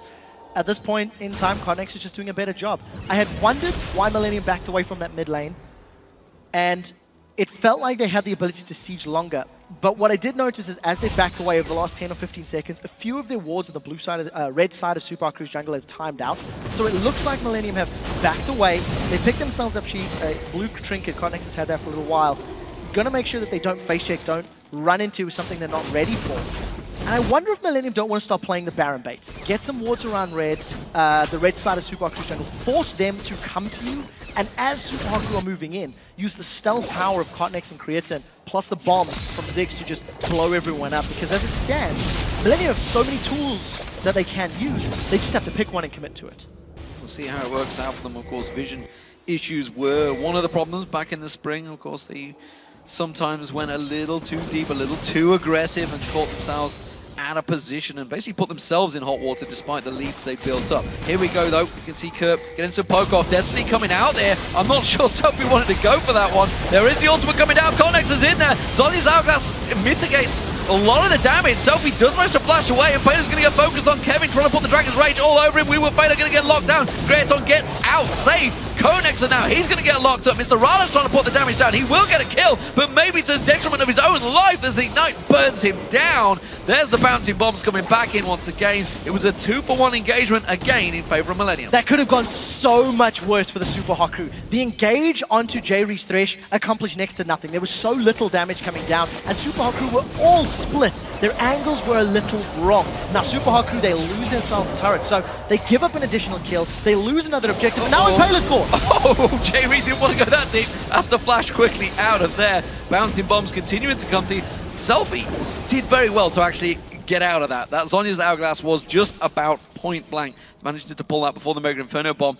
If that had gone down, I feel that would have been an inhibitor, maybe even the game that went. I agree with you. The wave clear from Selfie is very important for Super Hard Crew. Mega Inferno Bomb, not going to get a kill this time, but again, just look at the control Kerp has. He was 1v2 in that situation against Wolfcamp with little backup, and he didn't even care. He's got so much damage that he's just burning through all of Super Hard Crew. And unfortunately for the Super Hard Crew, they have not made a single one of their engages work in their favor. Every fight that they have initiated has not gone to plan, and they need to shake it off. So far it's been Cotonex that has been pulling the trigger, getting in there, starting everything off for Millennium. And it is continuing that way. Kraton has been having a whale of a time, honestly. He almost got focused down in that one. You can see Mr. Rales and Paylor trying their best to focus on towards him, but he is in a very safe position, and if that Infinity Edge gets complete, I fear for Super Hot Crew. So right now, Millennium are not doing the best at pressing their advantage. They were sieging up the mid tower about 6 or 7 minutes ago, decided to back away, I believe because of vision control. They tried to play the Baron bait game, didn't necessarily work in their favor. They got jumped on, now it's slowed down the game again. Yes, they've got a dragon, but Millennium have not made more inroads into Super Hot Crew's territory for quite a while. And if you look at the vision, there's no more deep vision in Super Hot Crew's jungle from Millennium because it's too risky to invade. So if I were Millennium's shoes, I think they should use the power of their sieging champions to get onto the top and the bottom in the turrets. They know they're stronger. They know they can win a team fight if one were to break out. So put your opponents in a position where they need to react and press your advantage. Because as it stands, Millennium are making the same mistakes they did in the spring split, dragging their heels in the mid game and giving their opponents a chance to get back into the game. See Mima getting himself the second turret of the game for the Super Hot Crew. They'll be happy with that. The objective is 1 gain. We are seeing potentially this mid lane. I don't think they're going to create any fights here. Kerp just been throwing out bouncing bombs left and right, but not really connecting for a while. And as you mentioned, you know, Millennium possibly going for the long game here. It's something they've done before, that's for sure. They have the stamina to go through 7-hour best of 5 epics and come out on top. So their mental pressure, mental strength, fortitude. I think it's safe, mental fortitude, you could say, is certainly there. As I think we heard it in the video just before this game, the fact that Kevin and co took Conex to one side to, you know, just calm him down. You know, obviously he was a fairly new player, hadn't been through these situations. Kevin, a veteran, honestly, of League of Legends, been around for a very long time. And there is a good mix in this team of experienced and new. There definitely is. And I want to highlight something else that we've seen in the video feature earlier today. Creatine had a moment where he was saying he's practiced more in the last few days for the summer split than he did throughout all of the spring splits. That brings up some questions, of course, regarding the practice regimes in the Millennium camp. That could have been the reason they finished 8th. But what I do want to highlight is we've just seen a graphic stat drop down. Creatine didn't give up a death in game 1. He went 5-0-0. He's immortal. He's immortal today, currently at 8-0-4 on the day.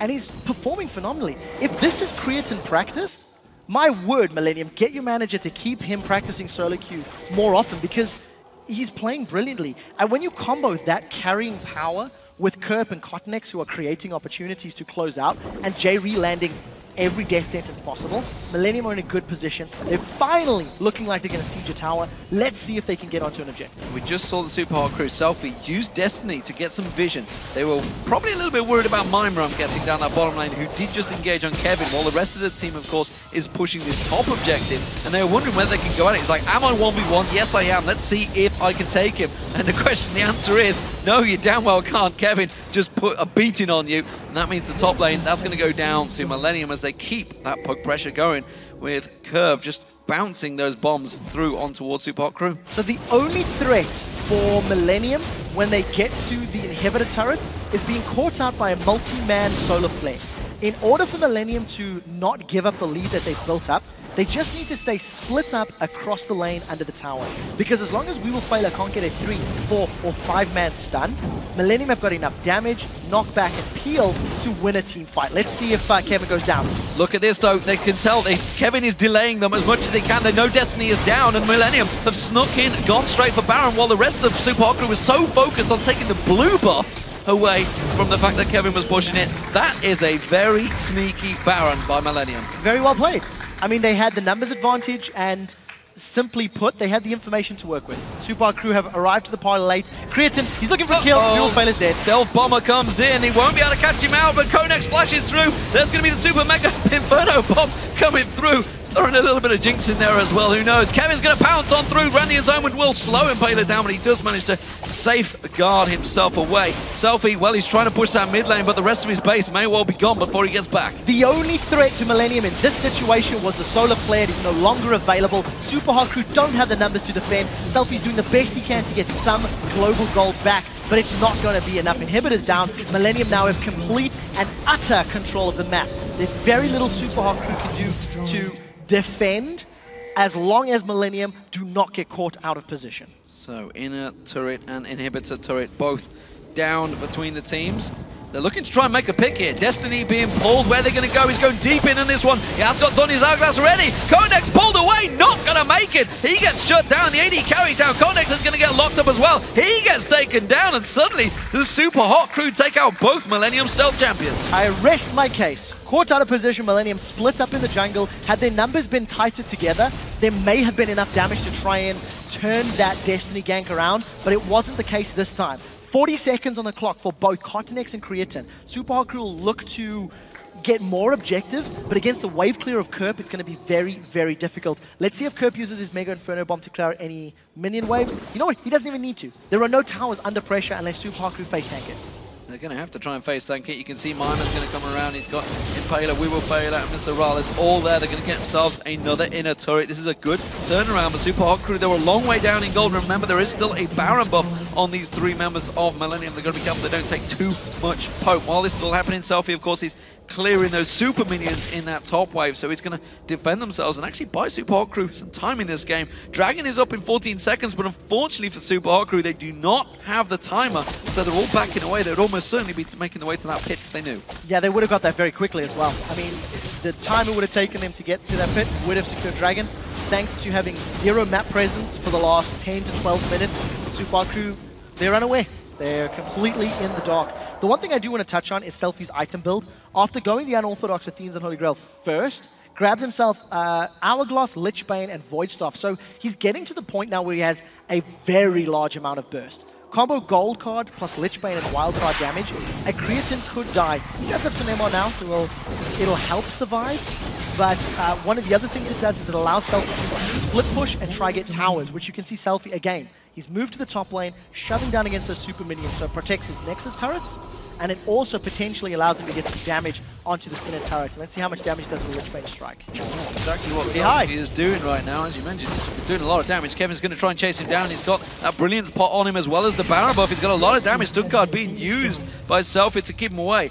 Bottom inner turret does go down, but Selfie's still being pursued. Pulls another gold card out, and it may well be necessary. Kevin is not going to give up this pursuit. He's going to chase on towards him. Radiant's Omen popped to slow. Selfie down. Now he's in trouble. Another gold card pulled. Will he get away? That's the question. He's going to try and ghost as much as he can. He's got flash available. He should be scot-free, but what is happening in the bottom lane? Yeah, the question is, why did he not Destiny? I think he needs to save the vision for a potential team fight. Kevin has not given up. The rest of Millennium are sieging down this bottom turret. They've got no minions to work with yet. Yeah, man, going to try and keep on poking in there.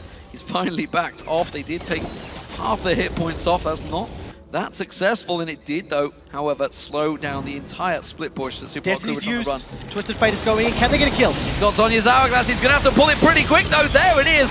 Bunch to do bit of Gangnam Style in the same time. Creaton does manage to get caught out, but he flashes away. He's got Rat-a-tat-tat running, and he's just mowing down the Super Hot Crew, and Paler has to try and punt him away. Selfie did get himself 1 kill on Konex, but the rest of Super Hot Crew are backing out. They've traded jungler for support. That was 3 members of Super Hot Crew diving onto Creatine. The entirety of Millennium were focusing down the divers, and Cottonex was just running interference in the back line. It has ended up with Millennium getting even more presence. This 8th tower secured, and here comes Mr. Rolls. He does have those Home Guard boots. Prevented the inhibitor going down, but that is terrifying for Super Hot Crew. They had so much invested in killing Creatine, and they couldn't do it. They couldn't burn through his hit points, just not enough damage, and not enough time, really, to squash the rat. That set aside, Super Hot Crew tried to buy themselves as much time, but Kerp is going to clear out this gigantic wave that was pushing in the mid lane. That's all been cleared out by the minions and Kerp himself. So, Baron up in 2 minutes. Almost certainly the focus target for Millennium. Will the Super Hot Crew be able to contest, as they are 12,000 gold behind? They have managed to pick up a couple of kills, and they have a lot of damage now stacked upon their team. Yeah, very importantly, it is 12,000, which is a massive amount. Don't misunderstand, but at 43 minutes, all of the champions are starting to hit 4, 5 items on the board. So even though the gold amount is very high, the disparity in terms of damage and actual combat statistics is not necessarily as high.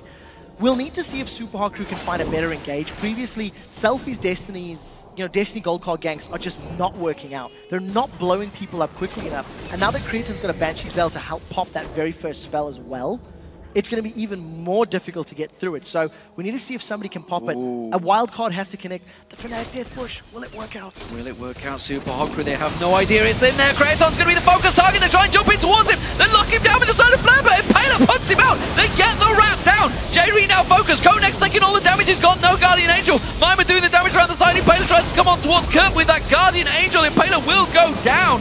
Kerp is still being focused target. Mima can't get him down. Konex is taken so low. It's a triple kill for Kerp. Mr. Rallis comes back around the side. Kerp back out of his Guardian Angel. Failure has to try and get out of this one. Mr. Rallis putting the damage down. He takes Kerp, flashes out. Has he got the lifesteal to survive through this? Kevin is going to try and knock him down. The quadra kill was picked up by Kerp in the meantime. Mr. Rallis, he's life-stealing away. He's trying to do everything he can. He's got the armor penetration, but Kevin has enough to lock him down. And it is the ace for Millennium. While that was all happening, Konex has snuck around the side, but he hasn't quite got enough to take down his Zinnik. And once again, they just didn't blow Creatine up quickly enough. He needed to have gone down, and then everyone on Super Hot Crew to focus down Kerp.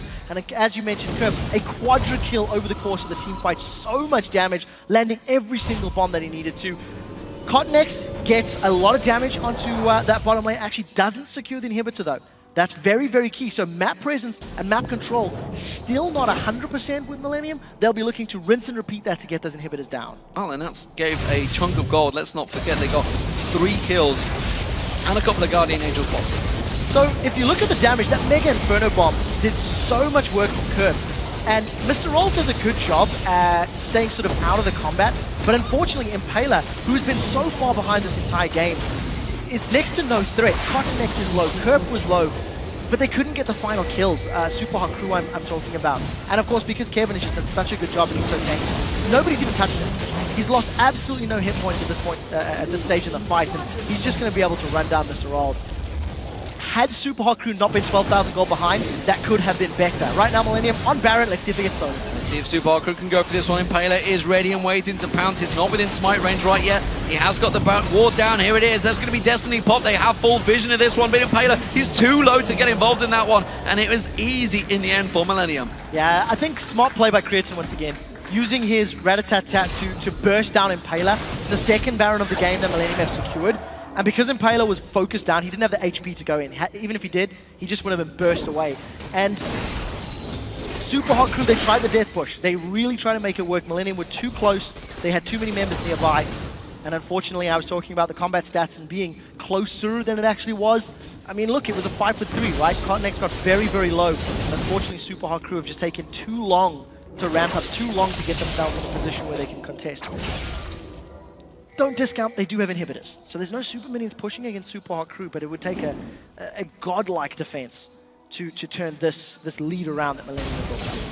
The amount of damage on every member of both teams, honestly. Everybody's starting to stack out those damage items. Guardian Angels, though, popping back into place for Cotenex, but I should notice Kerp sold his and switched items. I'm not too sure what exactly for. I'm just going to try and take a quick peek in a moment. We'll see the last purchase he made. There's so many things. There's so many things bought by It was Zhonya's. Zhonya's, So, of course he did switch. Sold the GA for the Zhonya's, who's going to have that invulnerability. You know, it's so hard for Super Hot Crew to get to him. It's actually not working out. Super Hot Crew now, they know Baron's been taken, so they're not going to contest. But if you look at Millennium, their vision in the red side of the jungle, they've got so much to work with. Super Hot Crew simply have to pick up a blue trinket. I mean, if I were in Super Hot Crew's shoes right now, grab yourselves at least one blue trinket, because the yellow trinkets are not going to do a whole lot for you. Get some vision, prevent going for those blind checks, and Impaler dives forward. Fights off more than he can chew. Now again, look for the Solar Flare. In order for Super Hot Crew to win a team fight, a Solar Flare has to hit both Creatine and Kerp, and Super Hot Crew have to blow one of them up quickly and focus the second down immediately after. If We Will Fail It doesn't get multiple members, I don't know if Super Hot Crew can actually win a team fight, because they are in a very bad position right now. Trying to avoid all that poke from Kerp. You can see We Will Fail It getting some good damage on Kevin, but Kevin taking the brunt of it. He's not the one they're looking for. It was certainly someone like Kraton, or almost certainly Kerp. Yeah, so there was good burst damage from both Selfie and Mr. Riles that has forced Kevin low. He's going to regenerate relatively well. He's still got 2,500 hit points, so he's still tanky, and with his Dragon's Descent, those get even higher. there is a massive minion wave in the bottom lane. So the moment Selfie shows his base, expect Millennium to get some more hits in this inhibitor. We will fail our Solar Flare. He needs to use it at some point if Superweek want to defend any of these inhibitors. Oh, there's a hook on We Will Fail. Will they follow through? There's a lot of damage on towards him. The Ignite was thrown down. They're going to try and back it up. Selfie goes in. Zony's Hourglass pulled in. Kraton gets picked out. That's going to be a big Mega Inferno bomb locking him down. Mimer's in all sorts of trouble. He's locked off the side. Impaler tries to come in and help out, but he's going to simply have to back away from this one while it's all happening. Now we're going to see Mr. Raleigh. Is he going to get involved in this one? No, he can't, because he's taken so low, and that will be the inhibitor. Could it be the game for Millennium? There is so much damage on the side of Millennium. If they get onto the Nexus turrets, they certainly can. Kevin has the potential to tank this up. Kevin's actually back at full HP now over the course of the fight. He's regenerated a lot thanks to Baron buff. Bottom inhibitors at risk of going down. Millennium set their sights on the mid turret, and Impaler, he wants to go. He's going deep on this one. Kerp is still there. The hook on We Will Fail tries to follow through. They're trying desperately to try and create a play, try and create anything to force them away, to keep them in this game a little bit longer. And it's worked so far for Super Hot Crew. They're going to save the second inhibitor. And once again, they hang on by tooth or nail against Millennium. So a 2-for-1 in the fight. They did get Creatine down, but again, Kerp survives. Again, Kerp gets away with his life. It feels like Super Hot Crew have enough oomph in them to get one threat, but nothing more. And because Kevin is just so far ahead on that Shyvana, he is running circles around the Super Hot Crew. And again, it's going to come down to just We Will Fail. Like, he was forced out of that fight super early on. The Solar Flare was nowhere near optimal, nowhere near what Super Hot Crew wanted to do. But again, they hold on. And, you know, if you go back and you look at Millennium versus Ninjas in Pajamas, every single game in their best of 5 played out like that. Every single game, either Millennium or NIP had struggles crossing the finish line. And while Millennium have looked much better in Game 1 and Game 2 in the early stages of the matchup, the mid to late game and closing has still not actually got themselves in a great place. Well, an Ohm Wrecker has just been picked up by Cotenex.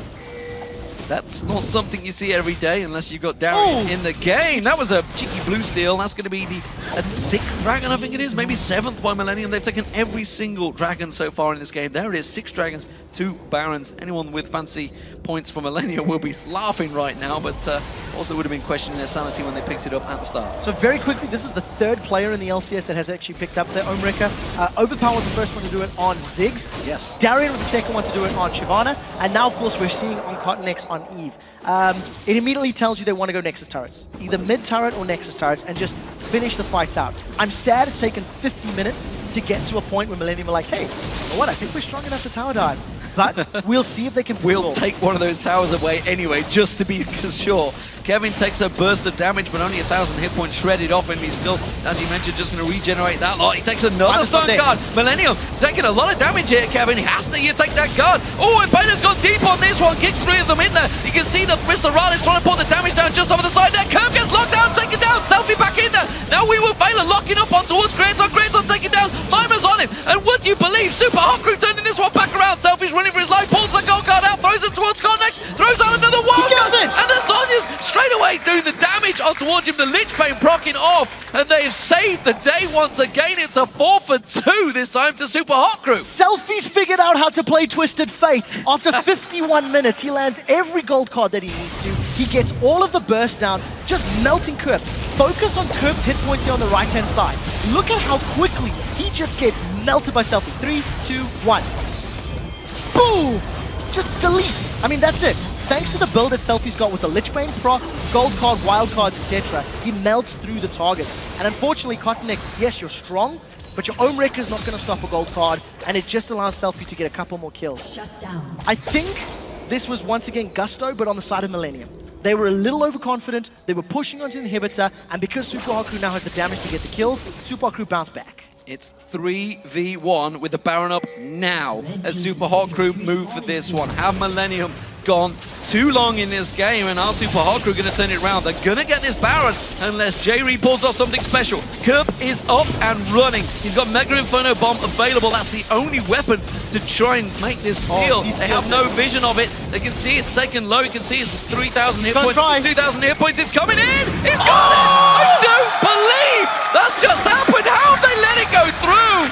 How have they let... Oh my God. Super Hot Crew have super terrible calling. It's that simple. They all stopped hitting Baron. They all stopped. They were like, okay, we'll stop. I mean, surely there's not enough damage. Surely it's not going to blow them up.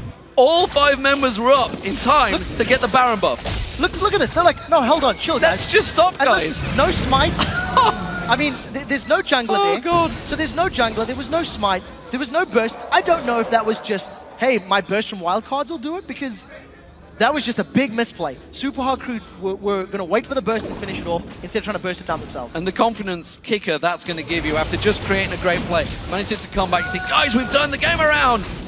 No, we haven't. We've just let it slide straight away. So Kerp now deserves 2 cookies. He got 1 earlier for his great play in satchel charges against Selfie on that Twisted Fate, and now he's stolen himself a Baron with that Mega Inferno Bomb. All of a sudden, Super Hard Crew's incredibly tense team fights are just compounded even further. It's taken them a long time to try and win a fight. Mimus off on the flanks. All I'm looking at is gold cards from Selfie onto the squishy targets. Oh, we will fail her again. We will fail her once again. As you mentioned, caught in Solar Flare doesn't really land the target, but nor does Mega Inferno Bomb. Mr. Rallis has to step away from that one, taking too low. Destiny pulled out. They're trying to keep vision, but that's going to be another inhibitor turret going down. The wildcards still not doing enough to fling out there and keep Millennium away, as their Baron buff that they managed to just steal away for free is giving them the regen they need. So no super minions yet. All 3 inhibitors are still up, but there are no turrets remaining. So Millennium now is not going to be needing to force through or push through that objective. At this point, Context has also sold the Ohm Wrecker. Now, no Solar Flare, no Destiny. Super Hard Crew have to defend without the tools that have allowed them to defend for the last 10 minutes. Let's see if they can hold. Millennium, obviously, playing more cautious. It was overconfidence that cost him previously. Giant stack moving in that top lane, and Millennium are going to know about it soon or later. Somebody's going to have to go up there. Those death sentences being flung out. We were Baylor actually being caught out with the target. Selfie taking a bouncing bomb there. Coronex has taken some grief from the rest of the team. But just like that, the game is over. Millennium are going to run on through the mid lane. Impaler's getting taken down here. Coronex for a little damage. Death Sentence's not quite landing. Kerp taking a lot of damage. There has to use that Zhonya's Hourglass. The inhibitor's gone down. The super minions are coming through. And Millennium, they've still made a meal of this one. 55 minutes to get this game complete, but it's not over yet. The Solar Flare lands. Kevin tanking up the turret finally going down, but Kevin will fall with it. The rest of Millennium, they're just saying, finish the goddamn game as they move on towards the Nexus. And Millennium go 2-0 in day 1 of Superweek. Absolutely dramatic finish. That is the longest game that we've had here today, 55 minutes. And Kerp really set that all up. Selfie just overextends ever so slightly in front of the inhibitor, gets caught out by the Rat-a-tat attack, gets caught out by the bouncing bombs of Kerp's Ziggs. And you know what? Super Hard Crew dug deep. Give them credit, they dug deep. Had they had less mistakes earlier in the game, that could have been drastically different. You can see they look shell-shocked. Well, I can't imagine how they feel, really. You know, the fact that you do, like I say, you hang on for 50 minutes, it was roughly, when they finally got that 4-2 fight at their own inhibitor turret. They finally turned the fight around. They go to the Baron, and they lose it to a Mega Inferno Bomb from literally a respawning Kerp. It's a kicker, that's for sure. Absolute heartbreak. And as soon as that happened, you know, their hearts would have completely sunken. All credits to Millennium. They hung on in there. They pushed and prodded as long as they could, and finally managed to break the deadlock. And they're now 2-0 in the league and leading the European LCS. 2-0, and I would say their individual ability and their laning phase has been the best out of anybody we've seen all day long. The first 10 to 15 to 20 minutes of the game have been absolutely sublime in both of their performances. Keep in mind they were playing against Roccat and, of course, the Super Hard Crew. We'll need to see how they do against the likes of Alliance, the likes of Fnatic. But that is a very promising start to the Summer Split for a team that just barely scraped through. I mean, they really just got in by the skin of their teeth against the Ninjas in Pajamas during the promotion tournament. Well, they've certainly got some big games ahead of them. That's coming up over the next 2 days. What a fantastic start over Millennium. Of course, you could reflect maybe Summer Split. They went 4-0 in the opening Super Week, as we mentioned. I think they were top the table for about 7 weeks during that until Lemon Dogs finally managed to turn the tables on them. But this is a very good start by a team that, honestly, a lot of people at the start of Spring Split had them in their top 4. They completely underachieved, I feel most people thought, through the Spring Split. They've made the changes necessary at the end of spring instead of during the break. Is it enough? Is it what they needed? It has been so Roccat, far. you know, you talked about taking Roccat down. Roccat finished 3rd in the spring split. They did, and they will be playing Gambit in the next game. We'll see how they're going to perform. The one thing that I do want to take away, the early game for Millennium's good. I also think the pick and bans have been good. We've seen them on red side, we've seen them on blue side. And I've been impressed both times. They've got champions that I feel were good, were positive. We touched on sort of important picks throughout the game, and they all seem to slot into place. And Kerp on Ziggs was a monster. If we look at the other side of the coin, Superhot Crew played a list of champions that are somewhat out of their comfort zone, I would feel. And if they had less individual mistakes on the respective champions in the early game, that could have been very different. You know, the gameplay could have changed quite drastically. So maybe a little more comfort on these wider champion pools could work into Superhot Crew's favor. And let's talk about We Will Failure back in the LCS once again. What was his opening debut like for the Superhot Crew? Didn't create the level 2 players that we're used to seeing with Mixer and Mr. Rallis. Mr. Rallis honestly had a fairly quiet game, I feel. He did, and I think if we look at let's look at We Will Failure first. 4-5-6 on Leona. His engages were not bad, but they were not inspiring, and his team was behind. So it's very difficult when you're playing as a Leona to try and get it in the face of a Ziggs who's just going to throw bombs at you all day when he's got, you know, X amount farm more and items more. So it's a difficult position to be in. But I do think that as a team, Impaler's focus on the bottom lane ganks were forced, and they weren't for the best decision. So unfortunately, that goal of trying to get Mr. Rolls rolling may have actually hurt Superhot Crew. So they'll need to review that for the rest of Super Week. And maybe that leads him for Impaler wasn't quite the one we were thinking. Yeah. Nevertheless, we're going to send it over to Shox, who is standing by on stage with Millennium's Cotnex. Thank you very much, D-Man, indeed joined by Cotnex here after that Millennium win 2-0 here on the very first day. Tell me about that game, because you guys were doing very well early game, and then it went, true Millennium style, very late. Oh yeah, so we had a bit of a problem like closing out the game.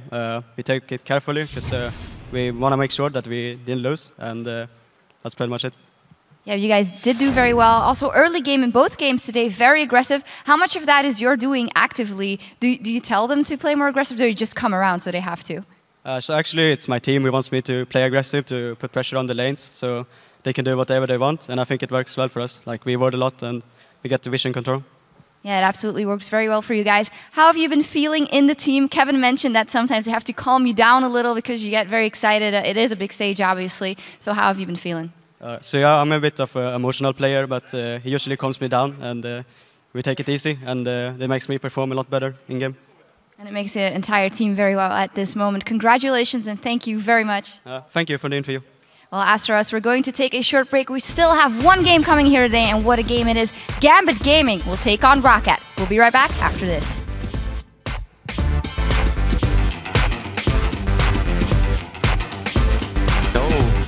Maybe I have 0% CDR now.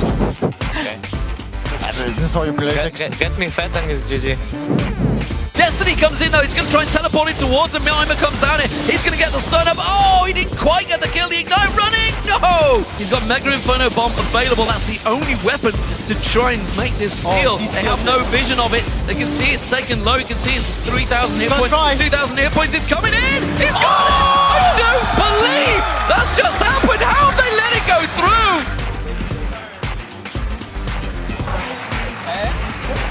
Next MVP maybe? No thanks.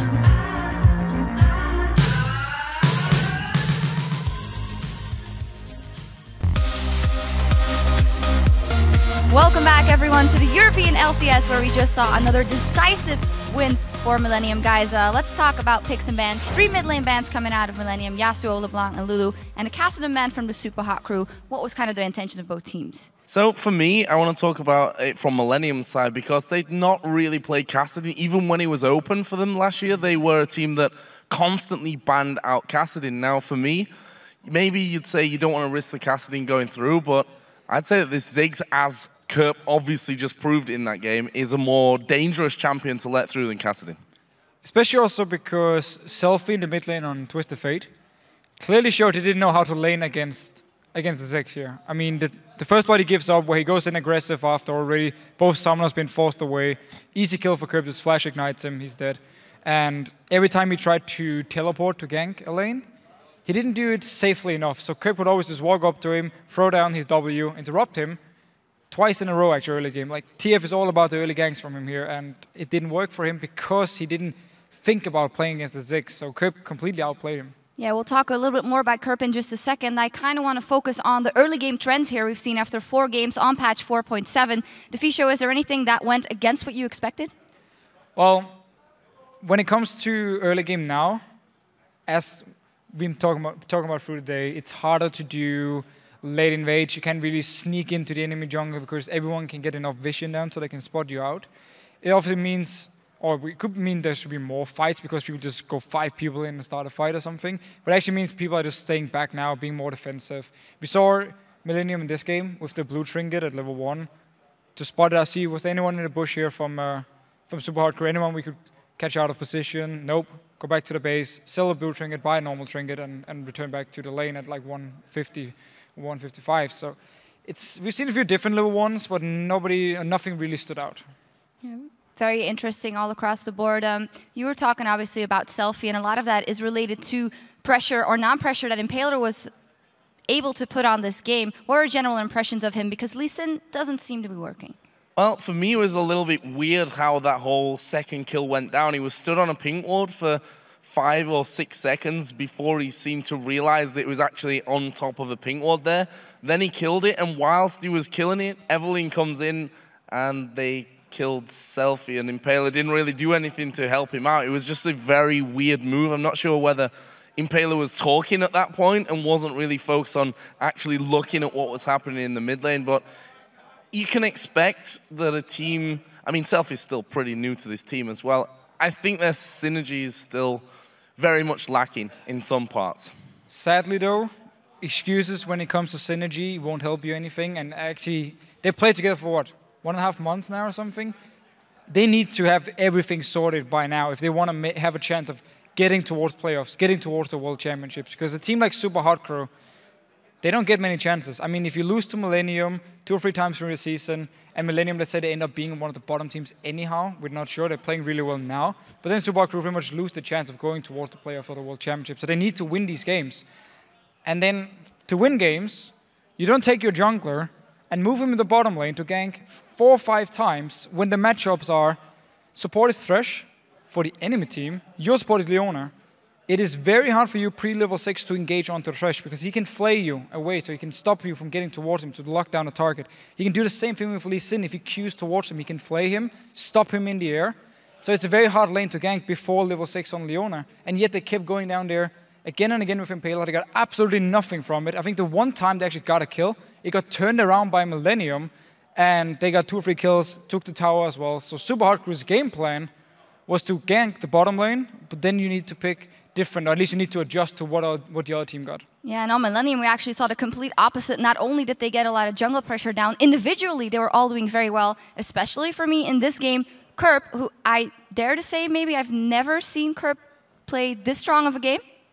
I think he had a lot of freedom. In the mid lane. I think he had a I think he had a lot of freedom, to be honest. Like the 2 early kills that he got allowed him so much extra time just to chill. We saw him killing off a blue buff with his ultimate. Of course, the Baron at the end, which I think we're going to go into a little bit later on. But he had free roam, and he got himself going a lot faster than he should have been allowed to. And again, it was all about, honestly, how badly Super Hot Crew played overall that game around the mid lane. Yeah, just another example of his, what would you say, like pretty much a free game on Ziggs. We have a replay actually of his quarter kill if you just pull it up on your guys' screen at home.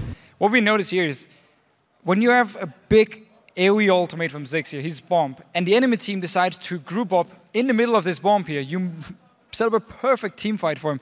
It's actually Super Hot Crew though, who's setting up here a bit of a trap towards Millennium and trying to turn things around and maybe get a fast kill onto Twitch. But if we roll the clip now, we can see it goes kind of different. Yes, they do manage to kill a Kraton, and Gage comes in here. Then notice Kerp here, notice his ultimate. How many members are stuck here in the middle? His ultimate hits 3 members here, everyone drops very low from it. And he's just now in the back line. One guy's dead. Early Outblast, actually even too late of an Outblast coming in from Selfie. And now Kerp with his Guardian Angel. Mimeri's not going to kill him, Impaler wasn't going to kill him, so he's just getting free time now to just poke away again and again and again.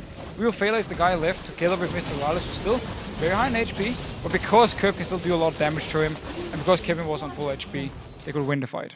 Yeah, I mean, he was massively far away ahead of that one as well. In fact, for you guys that have Kerp in your team, I'm a little bit jealous when it comes to fantasy. 43.07 points he got in that game. It's pretty much more than I've got all day. Yeah, well, which I'm says a lot about your team. I'm playing against you. I'm mostly North American players, so we'll have to wait on that one.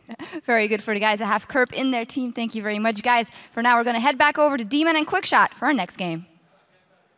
Thank you very much, Shocks and guys. Welcome back, ladies and gentlemen, to the European Summer LCS split. The race for the World Championships continues, and now it is time for Roccat to face off against Gambit Gaming. But before we head into Roccat enters this match confident because their past record over the Russians is phenomenal. But let's not forget, while they feel Alex's replacement, Nick, might make them an easy opponent, Gambit is optimistic about the new energy he brings to the team.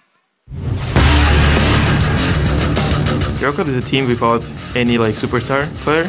They're a team who stuck together and do their work. They try to win as a team. Roccat are usually playing their own game, their own meta, the champions which they think are better in team play. We always been beating Gambit. We didn't have much trouble versus them, and now they are weaker in my opinion, so maybe it will be even easier for us. It's hard to say about Rockat's gameplay right now. I think who win depends who win lanes. I don't know about NIQ, but I think he's much worse than Alex is. He's from Poland, I know this guy. I think they lost some team play, I guess, because I think Alex was one of the main guys who had voice in the game. I feel very confident in middle lane right now. I play a lot and a lot versus good players, and I do actually very well as far as I think of. I used to play with Nick back in Acer and in H2K, and I think he's a really special guy because he treats this game as serious as he can. He tryhards every time. For some reason I feel a bit more confident with Nick because something changed in our team, like mentality or something. We just play more tryhard or something. At least on the beginning, in the first weeks, it will make Gambit weaker, but later, who knows? Of course, that is the big story in this game. Nick in Overpower mentioned he knows him very well. It's going to be interesting to see how they work out in that mid lane. Yeah, I just want to see how much fluff Edward is talking when he says the whole team, the mentality is different. You know, we've heard some good things about scrims, we've heard some good things about the online performance of the team, but this is where it matters. We'll see if they deliver. Well, Roccat had a solid first spring split, finishing 4th in the league and, of course, 3rd in the playoffs. Better still, their head-to-head against Gambit, where they ended up a whopping 5-1 overall. Earlier today, Roccat looked shaky against Millennium, though. They fell really far behind after giving up kills, towers, dragons. Generally just felt like they were not really in the game. I completely agree. And this is a very stark contrast from how strong Roccat looked at the beginning of the spring split. I mean, after falling over 7,000 gold behind at the 20-minute mark, Roccat gave up an inhibitor turret, which opened up the map for Millennium to exploit further. I think, in particular, Jankos, he really, really struggled earlier today. It felt like every time he tried to gank Millennium, Millennium just had anticipated him. They read him like a book, and they countered him flawlessly. For the team that finished 3rd place in the playoffs during the spring split, to get destroyed by Millennium is a worrying start to the split that determines who goes to Worlds, you know? So we need to see if Roccat can shake off the loss and look for a better pick and ban phase and perform better, especially during the laning phase, because earlier today, it simply wasn't going to cut it. Well, as we mentioned, Gambit had to deal with the shock departure of Alex Itch during the break. Alex started the team back in 2011 when they were Team Empire, and then, of course, moved on to Moscow 5, where they created history. How are they going to deal with the loss is the big question here on everybody's lips. Right now, their replacement for week 1 is Nick, who effectively being on trial in front of everyone watching. Yeah, so Alex Itch really was the core of Gambit. When he was in control of his lane, it allowed him to control the whole game. And this often led to Gambit victories. You can't say the same for the rest of Gambit's lanes, though. I think that's a fact. It was the reliance on the individual ability of players like Diamond, players like Alex, that was the core to victories for Gambit. And the game has evolved past the solo lane style of play, with competitive league focusing more on movements across the map and trading objectives effectively. So we need to see if Gambit have evolved as a team with the new mid laner Nick, who is on your screen right now. He does main a set of champions which rely more heavily on team-based play. So examples include Twisted Fate, Ziggs, Lulu. His Nidalee is particularly impressive, 15-1-28 in 3 games. So we'll see if the player swap gives us more answers to our questions. How will Nick communicate with the rest of this squad? Has the team learned to play the map and not simply see hero, kill hero? Who will be the game-winning carry for Gambit? Has Genja stepped up? And like you've already pointed out, D-Man, Rocket's got a 5-1 record against Gambit. Gambit will need to perform better than they have all year with a new mid laner to beat Roccat.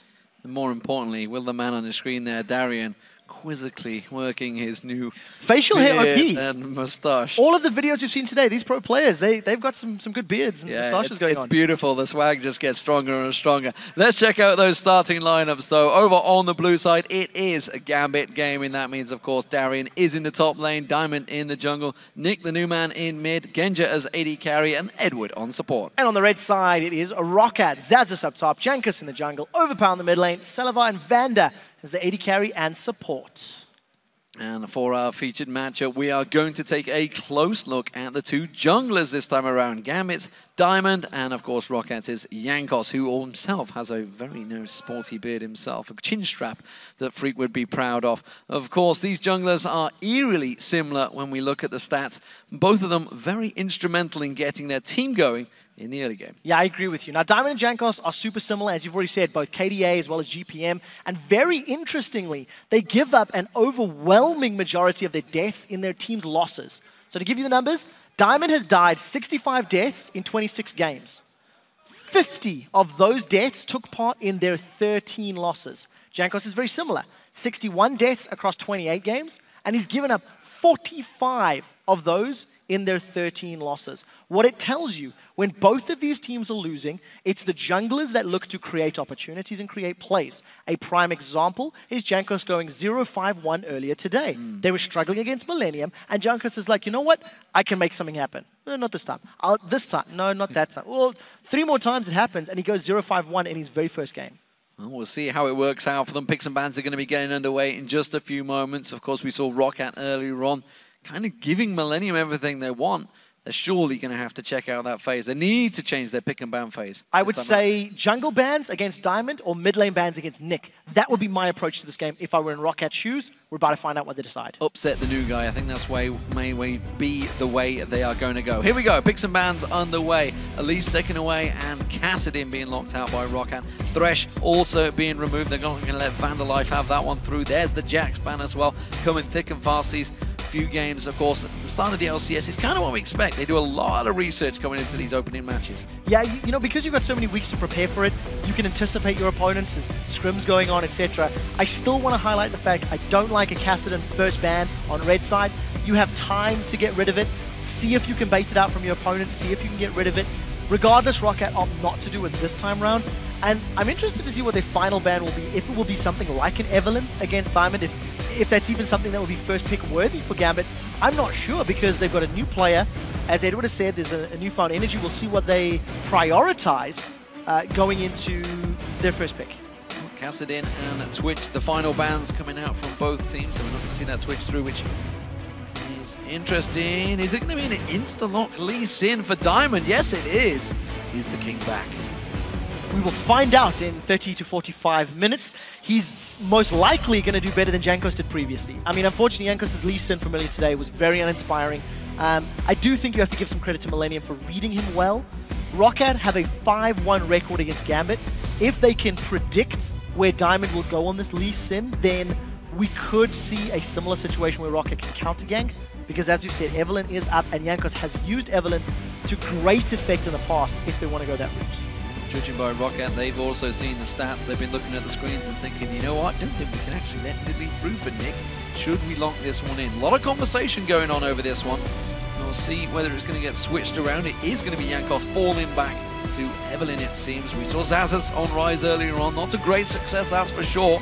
They haven't locked them in just yet, but I'm expecting these to be the final champion choices. So there's a big risk with this Rise lock-in. Gonna swap away. Now, what I like about Roccat swapping to something like a Lucian, they can counter-pick their opponent's solo lanes, which is going to be a smart call. You've got Saliva on a massively, massively preferred AD carry. 10 games on Lucian.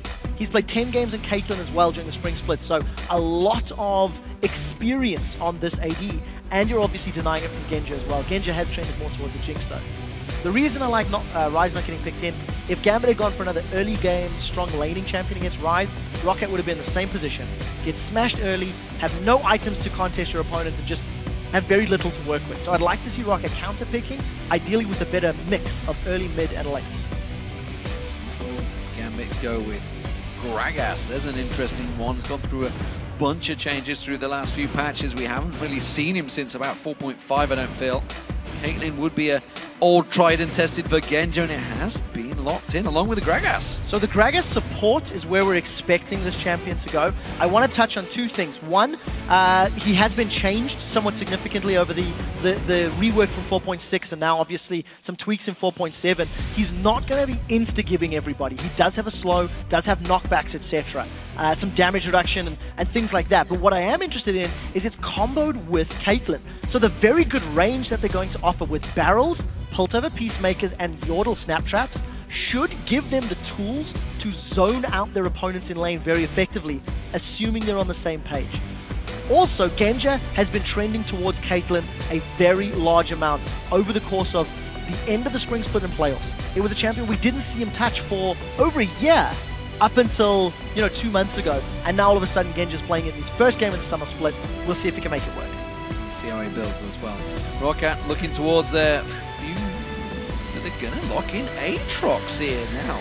That is going to be a top lane Aatrox, which is an interesting one for Xaxus, of course, played at Rise earlier on, and it will, of course, be Leona as support. So what I do like, we talked about how we needed to get a decent mixture. Aatrox does pretty well with a couple of levels under his belt, and he will scale quite effectively to become quite a strong split pusher. So whoever Gambit decides to put in the top lane against him may have a tough time, depending on the champion they want to lock in. Rocket also has strong initiation, with Eve coming from the side for a flank. You can have Aatrox just throwing himself in there with that Dark Flight and combo all of that with a Solar Flare, and you have a very, very strong initiation on the assumption they hit those skill shots. So if Gambit get caught out of position, they may be in trouble. The only risk is, if they all stack up on the same area, one explosive cask from Edward's Gragas is going to just disperse them all and reset all of those abilities. So there is a lot of importance on dealing with that Gragas or picking a right fight in the right area. We're going to see an Aurelia once again. This time it will be Darian running it in the top lane. There is the Nidalee lock-in for Nick in that mid lane. We saw the incredible stats, 15-1-28, I believe it was. 3 games. Throughout, of course, the Challenger. We'll see how he does here in the LCS. So it's going to be interesting to see what Overpower decides to play. We've seen him play Assassins in the past. LeBlanc is up and available if he wants to try and, shut Nidalee down in lane and maybe get aggressive with some assistance from Jankos. He could go a different route. I mean, we've seen Overpower play the likes of Mordekaiser, that play Pantheon. I don't know if they're going to pull that out right now, but you never know with Rocket. They are one of the teams that does throw those oddballs out. We'll see where he decides to go with them. I mean, Ziggs is still up as well, another Overpower signature champion. You could just have a farm fest between the two of them in that mid lane. Considering the fair amount of AoE that's already with Rocket, I think Ziggs may be the possible choice. 10 seconds left, we'll see what they decide. Well, a lot of discussions this time around, and we've heard so many times from Rocket that Overpower picks what the hell he likes. This time around, it seems like he's having an actual discussion with the team. It is going to be a team comp build. That is why we see Twisted Fate being pulled out for a second time in 2 games running. This time around, it will be Overpower, of course. The champion, we've seen him on, I think, once in the Spring Split, if memory serves correct. I'm trying to think back. Yeah, not often. We didn't see him often at all. With the changes to both heal and exhaust, he has come into a little bit more fame, so to speak. Also, Assassins have fallen out. So with the comps locked in, Gambit have got somewhat more of a poke siege-style comp. They want to get under a tower, use barrels, spears, traps, and Piltover Peacemakers to get you poked down and get the towers down. I'm expecting Gambit to play a fast rotation, tower-pushing game. Over on the side of Rocket, you have a little bit more focus on those team fights, but you do have elements of split push in there. Aatrox can do well if he goes Blade of the Ruined King or if he goes Ravenous Hydra. Twisted Fate can be in a similar position as well. What I do like about them is they have the tools to create fights more easily than Gambit does. So I feel like Gambit's gone for a map/tower comp, and I think Rocket may be looking a little more for engages, maybe split push. Well, as the match gets underway, let's total up the votes and see which team you pick to win. According to LOLesports.com, you like Gambit by 55%. Wow. Still pretty close. That is very close. For a team like Gambit, with the following that Gambit has, I would not have anticipated that vote to be so close. What it does tell you is public sentiment is not with them, considering Alex has departed. It's the superstar. I mean, he was the face, the name, the front man. I do like the team composition that Gambit's put together for this match, and I'm really interested to see if they can execute it. They did it once last year against Rocket with the Nidalee and the rotations. Can they do it again? Here we go, ladies and gentlemen. Game 5 underway. Gambit Gaming as the blue team without Alex Ich up against Rocket as the red team. And of course, a couple of things to take note of here. A few little tweaks. We did see Overpower switch in last minute to Ghost instead of Ignite. He did have that on for a while, but Cleanse has been picked up by Nick. There is a fair amount of CC. I mean, gold cards, Leona, Evelyn Slow, etc. So it's just going to be the smart play. It also allows Nick to swap to Cougar form and get away from any sort of siege potential. First engage, Edward's going to catch a gold card, and that's it. Luckily, he got into that bush just in time. That was the most anticlimactic level 1. Indeed. Genja actually going to get a poke here. Straight face checking in towards Sullivan. Now he's going to have to back out. You can see Overpower coming around the side. Gold card ready and waiting. Genja's in all sorts of trouble. Stun card goes in. He's already had to use the heal. He's going to try and get away with this one. 90 caliber net had to be leveled up and used, but he does get away. Jankos now, he's caught out by Diamond. I retract the statement. Very exciting level 1. So look at summoner spells traded. Flash and heal from Genja in reply to a Ghost and Flash from Overpower. So as well as a Flash from Xazus. So Rocket now have 2 lanes that are gankable considering Diamond is on Lee Sin, which is a very, very strong early game ganker. If Xaxus and Overpower do not play the next 3 to 5 minutes correctly, they run the risk of giving up first blood. The same can be said of Genja and Caitlyn. Assuming Jankos can get in behind him or get in the 2v1 situation correctly, maybe they can get kills. So these next few minutes, we'll see who can take advantage of their opponent's summoner spells being down. So full information given. They know that Rockout are going to be starting off at the red buff. Xaxus was stood there, but he is going to back away. However, it will show Jankos in a moment starting off there. Blue buff start for Diamond, and that means they're not going to be able to counter each other. It's going to be standard starts for both of these teams. Standard top lane, standard jungle, no counter invades, and standard bottom lane. So, immediately we have the interesting prospect down this bottom lane, of course, of Gragas support by Eddie.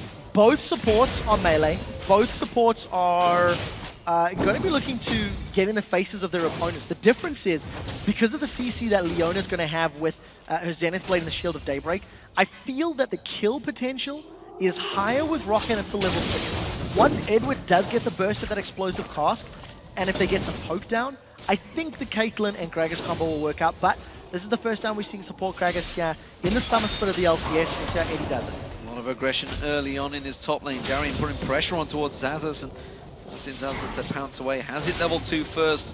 Darian now at level 2 will have that lifesteal, I believe he would have just leveled up there. Blood first, blood price. He just got it level 2.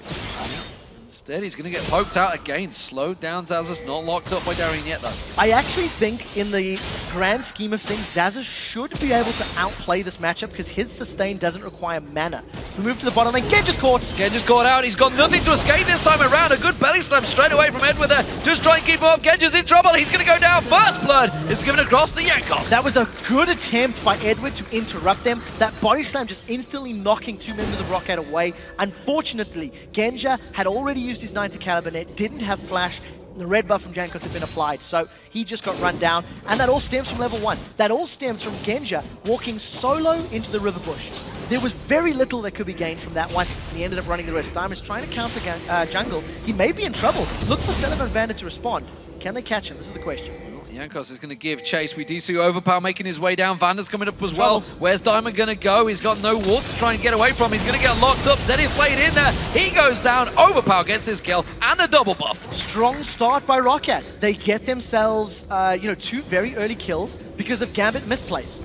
Genja misplayed his level 1, gave up his summoners, got killed. Diamond, maybe overconfident, maybe expected Jankos to recall and not go back to his jungle to farm. It means that he gives up a kill, and as you've highlighted, Overpower's double buffs is going to make Nick's life a living hell. For the new man, for Gambit, to have to deal with Overpower with red and blue buff this early on, it is an incredibly difficult situation to be.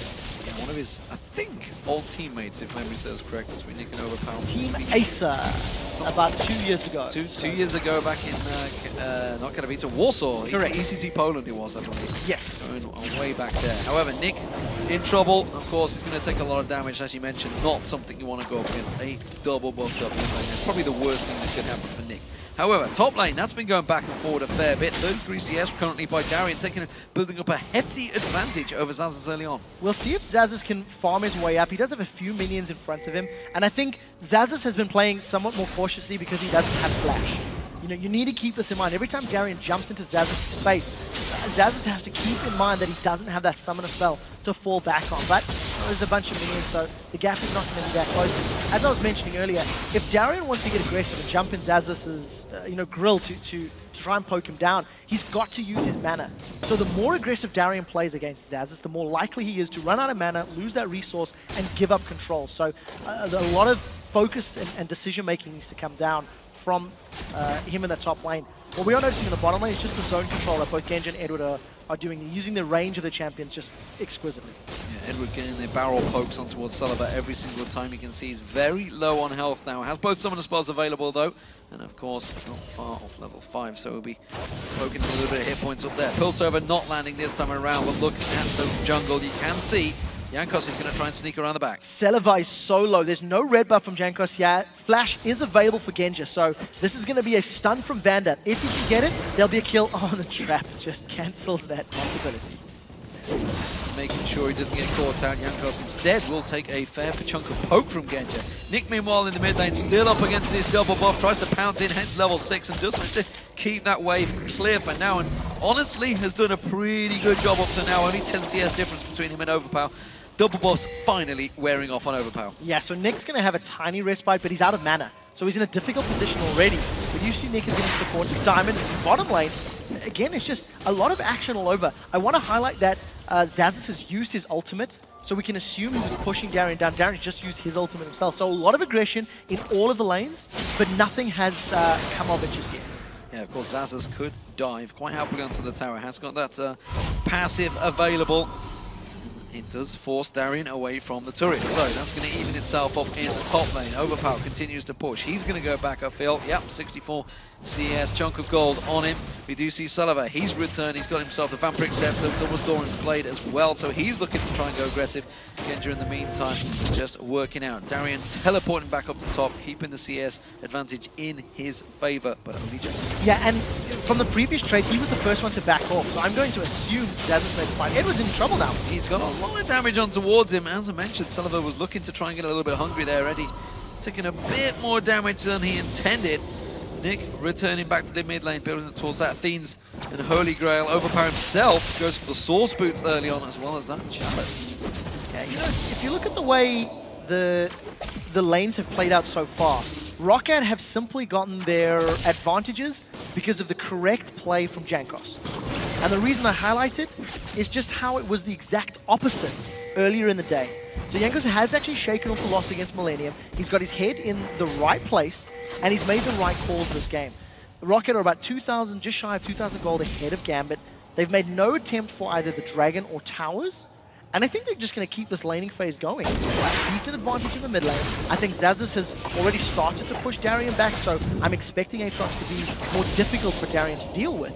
And we'll see if Celiva can catch up. He's still a tiny bit of CS behind. Yeah, Darien just backed and bought once again, actually, so just got himself a couple more items to help keep that health ticking up. Now you can see the Ruby Gem being picked up. Doran's Shield was picked up a long time ago. Now he's gone for the Longsword, so Phage will be picked up very soon. Genja getting locked up once again, but another belly slam onto Vander. Genja's taking a lot of punishment here. He's going to get caught out. The explosive cast was pulled out. Vander taking a burst of damage. Diamond, will get spotted out by their ward, and that means that Jankos is now called to duty. Yeah, and he's going to be there in the right time.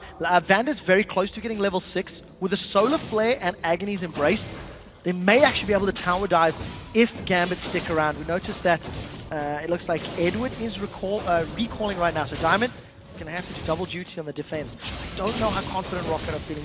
It would be a risky dive, so probably going to play this one a little safe. And overall, Roccat just getting themselves in a good position. I talked about how I expected Gambit to maybe play a tower game. They haven't done that. They didn't go for the 2v1. They didn't go for a siege, and there's the dive. Diamond's the one they're going to focus on. Can safeguard across and will get away free. And now they're in all sorts of trouble. Jankos actually taking some damage from Genja. They have done enough to bully him out, but look at Vander. Very close to going down the turret there. Very confident dive. It does turn out Roccat were brave enough to go for it, but they didn't make it stick. So unfortunately, no kill, and they also do not get the tower. I don't think they'll be too unhappy with that, because they are doing pretty well in this laning phase. A brave Dragon. Explosive Cask is not up. Nidalee Spears could hurt if they come down. Edward's going to reveal this, so let's see when Overpower roams. Once he comes to join the party, that's when things are going to get a bit more serious. Explosive Cask is not available, but Ignite is up for Eddie, and we know he's not shy of going for a kill. And that does force Roccat away. Jankos taking far too much damage from the Dragon. Yeah, really. He's going for it. Oh, Edward. Oh, he finds the barrel on Jankos. Now he realizes it, but he didn't follow through. He's got Flash and Ignite available. He's going to go in towards Jankos. Is he going to try and back away from this one? Eddie is not normally one to back out of a fight, but this time he will, and buys time for Gambit to sneak in and take themselves the Dragon. Roccat just with a little bit of a half-hearted attempt. They didn't really fully commit to Dragon, and the moment Gragas got up there, I don't think they had the timer on the Explosive Cask, which is why they didn't go further. We'll carry on with that in a second. Destiny's available. Let's see if Overpower uses it for the gank, or if they're just going to get the tower. Looks like they just want the tower right now. Took the middle turret, of course. It does mean that Gambit actually tried to push the bottom, but they didn't take it down. So that's going to be 2-0 in turrets for Roccat. Does give him a fairly hefty gold advantage. Nick did maybe sneak up there to try and help out Darian, something Darian's not had for a very long time. A lot of assistance in that top lane. But you can see Salavat got himself back down that bottom lane. Gone for boots very early on here, Berserker Greaves. It's a different itemization build. You know, Genja's going for your more standard sort of BF sword boots. We'll probably see him getting the likes of a Bloodthirster. Selava, we'll see how he does. I mean, he's got a very big disparity when it comes to attack damage. Genji sitting at 143, Selava at 109. So unless he gets assistance from Jankos and all of the bonus damage from Leona and Leona's passive, those sunlight procs, I think it's going to be a difficult trade to win. So with that BF sword on, Salava's got to be really careful. Eddie has his explosive cask available. He has Ignite ready. Genja will put a lot of damage down. They're actually going to dive in towards him again. Belly Slam caught on. Vander now taking all that damage. That shield will try and cover it off. Salava takes a bit of burst, has to back away as well. This is a close trade between these bottom laners, and the junglers are about to get involved. It is. Genja does not have heal available for the upcoming fight. We see Selava does. I think this is going to turn into a big one. Junglers are both available. They've caught Genja. They're going in towards him, and look at that. Diamond straight away in there. Vander gets punked into the side. Genja backing away. Destiny called in. Here comes Overpower. Comes straight in. Wildcard's flung out there. This could be 3 in 1. It will be. Darian teleported in, but to the death of himself. And would you believe, just like that, it's a 4-0 to Roccat. Roccat pulled that off flawlessly. The teleport from Zazas just came in earlier than that of Darian, so they end up getting better positioning. They get multiple kills, and because Overpower has Destiny, Nick had not roamed or had no idea that was coming, didn't interrupt it. Roccat just gets a slew of kills. The one thing that is so unfortunate for Gambit, that is a 2-man stun from Solar Flare. Only Eddie, I believe, is just unaffected by the stun, and it's just clean up for Roccat. Look at the HP bars. Only Overpower was at about 50-odd percent HP. The rest of them completely finished. The ideal target tanking the turret with Zazas, and just another great call from Roccat in the second game. So early worries for Gambit fans out there. They weren't sure how this was going to work out, and nor were we, honestly. We weren't sure. We've been obviously talking to the players. Edward seemed very confident about how the bottom lane pairing would work between himself and Genja, but at 0-2-0 and 0-1-0 up against a 1-0-4 and 0-0-5, it is absolutely not going well in that bottom lane. Mid lane, look at this. It's only a 10 CS difference, but Nick, of course, had early trouble worries, mainly by the fact that Diamond gifted the double buff across to Overpower. I have to question Gambit's decision to not go for a lane swap or not go for a fast push style of team play. If they had, I mean, you see how effective Genji and Edward were in the laning phase of pushing Celev and Vander away. They had a CS advantage, they had Celev on low HP often. If they had used those tools and tried to rush down a tower, you know, get Diamond up there in a 3v1 situation maybe, all of a sudden Gambit could have roamed and rotated. If you go back to week 9, week 10 of the spring split, Gambit were blue side, Roccat was red side, Alex was playing Nidalee. And they did that. They roamed, they rotated. I actually think it was the first time we've seen Genja and Caitlyn. And Gambit focused towers, not kills, worked in his favor. Jankos starting a fight. Here comes Vander as well. Jankos going in. Diamond's going to be the focus. He's got nowhere to run, nowhere to hide. He gets caught out. Jankos gets pounced in towards him, but he actually fancies this one. He's going to keep on chasing. There comes the Destiny coming in towards it. Nick Wellham's going to get talked out. He gets taken down the side there. Edward gets focused on as well. He manages to drop, and now Nick runs for his life, throws out the spears, but it's another 2-0 to Roccat. Rockat's response is just superior. Roccat have the tools and the positioning to start those fights, and you know, they catch Diamond out a little bit in the river, land the gold card, land the solar flare, and they get some kills, and now it's going to open up you know, more of the map. Look at the positioning. I mean, this is a 3-on-3, and so unfortunate for Edward, it actually knocks Jankos with the red buff in range of Nick. That explosive cast helped Evelyn, who is melee, who wants to be in your face. I think it does scream a little bit of inexperience on that Gragas at this level of play, not maybe evaluating where to put that barrel. It could also just be that Jankos got one step to the left and you know, got knocked the right way, but as it stands, Roccat now in the same position they were in earlier against Millennium, except in the lead instead of behind.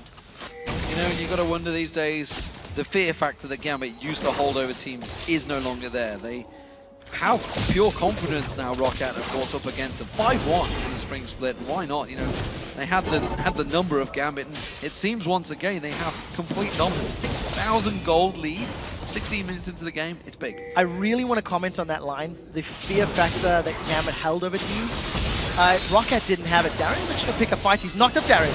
Well, he's going to maybe take down the Bloodwell, but shouldn't going to pounce away. Or the fact that he just used the dive, it's going to be a death, and it finally gets a kill. It is Diamond that takes it. Yeah, and Xazus maybe just overconfident there.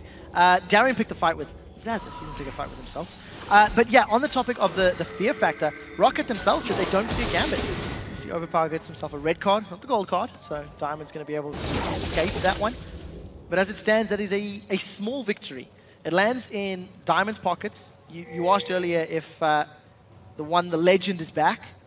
The answer is not yet, I think. We'll have to see if this additional gold, you know, maybe some Dragon's Rage is now in the mid-game can help. I would say in terms of giving your teammates favors, giving up double buff to the mid laner at level 4 is probably the least favorable thing you could do to anyone, and I'm pretty sure General Solo Q would not be happy with you if you did that. General Solo Q, Nick's definitely not. No. This is his LCS debut with Gambit, and he can't even say blame the jungler, as it stands.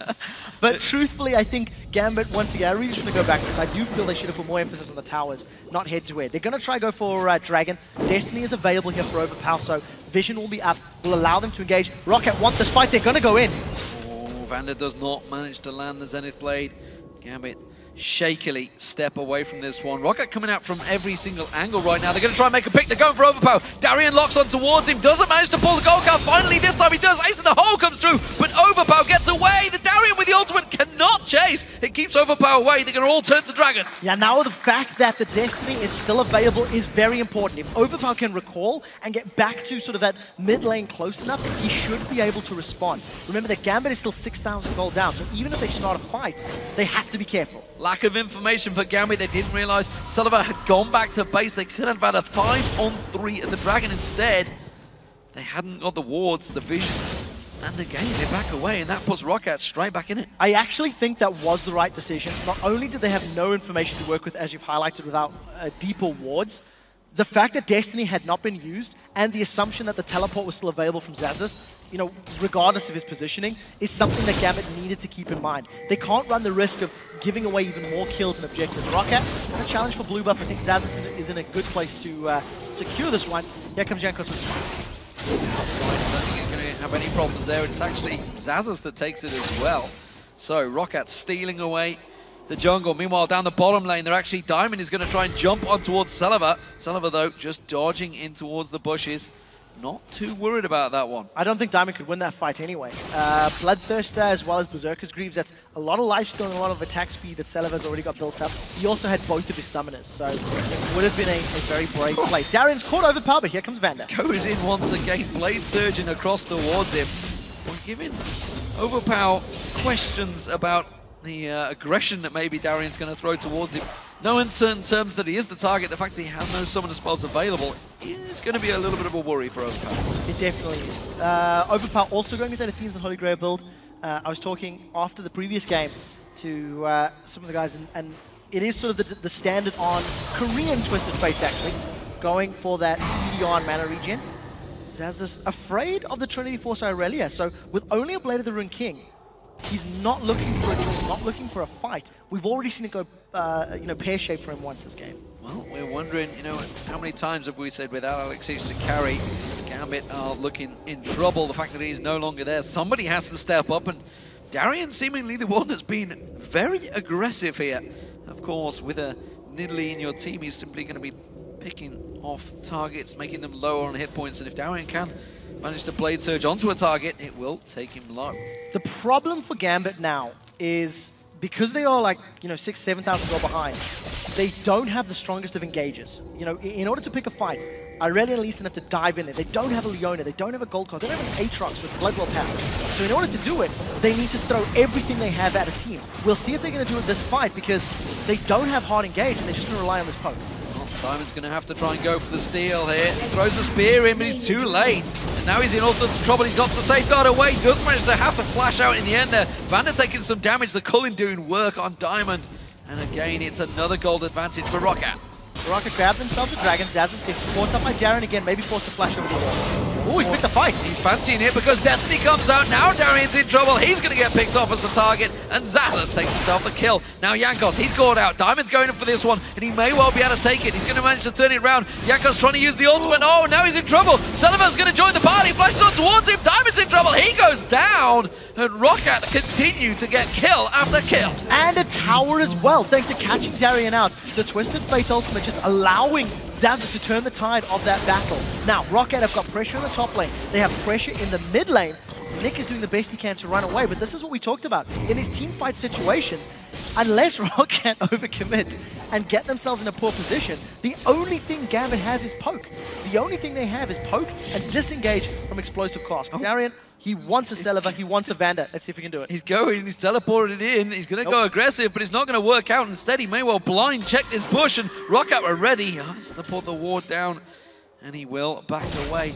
Darian desperate to make plays here for his team, and it is not working out in his favor. 300-second cooldown on that teleport. It was to a ward.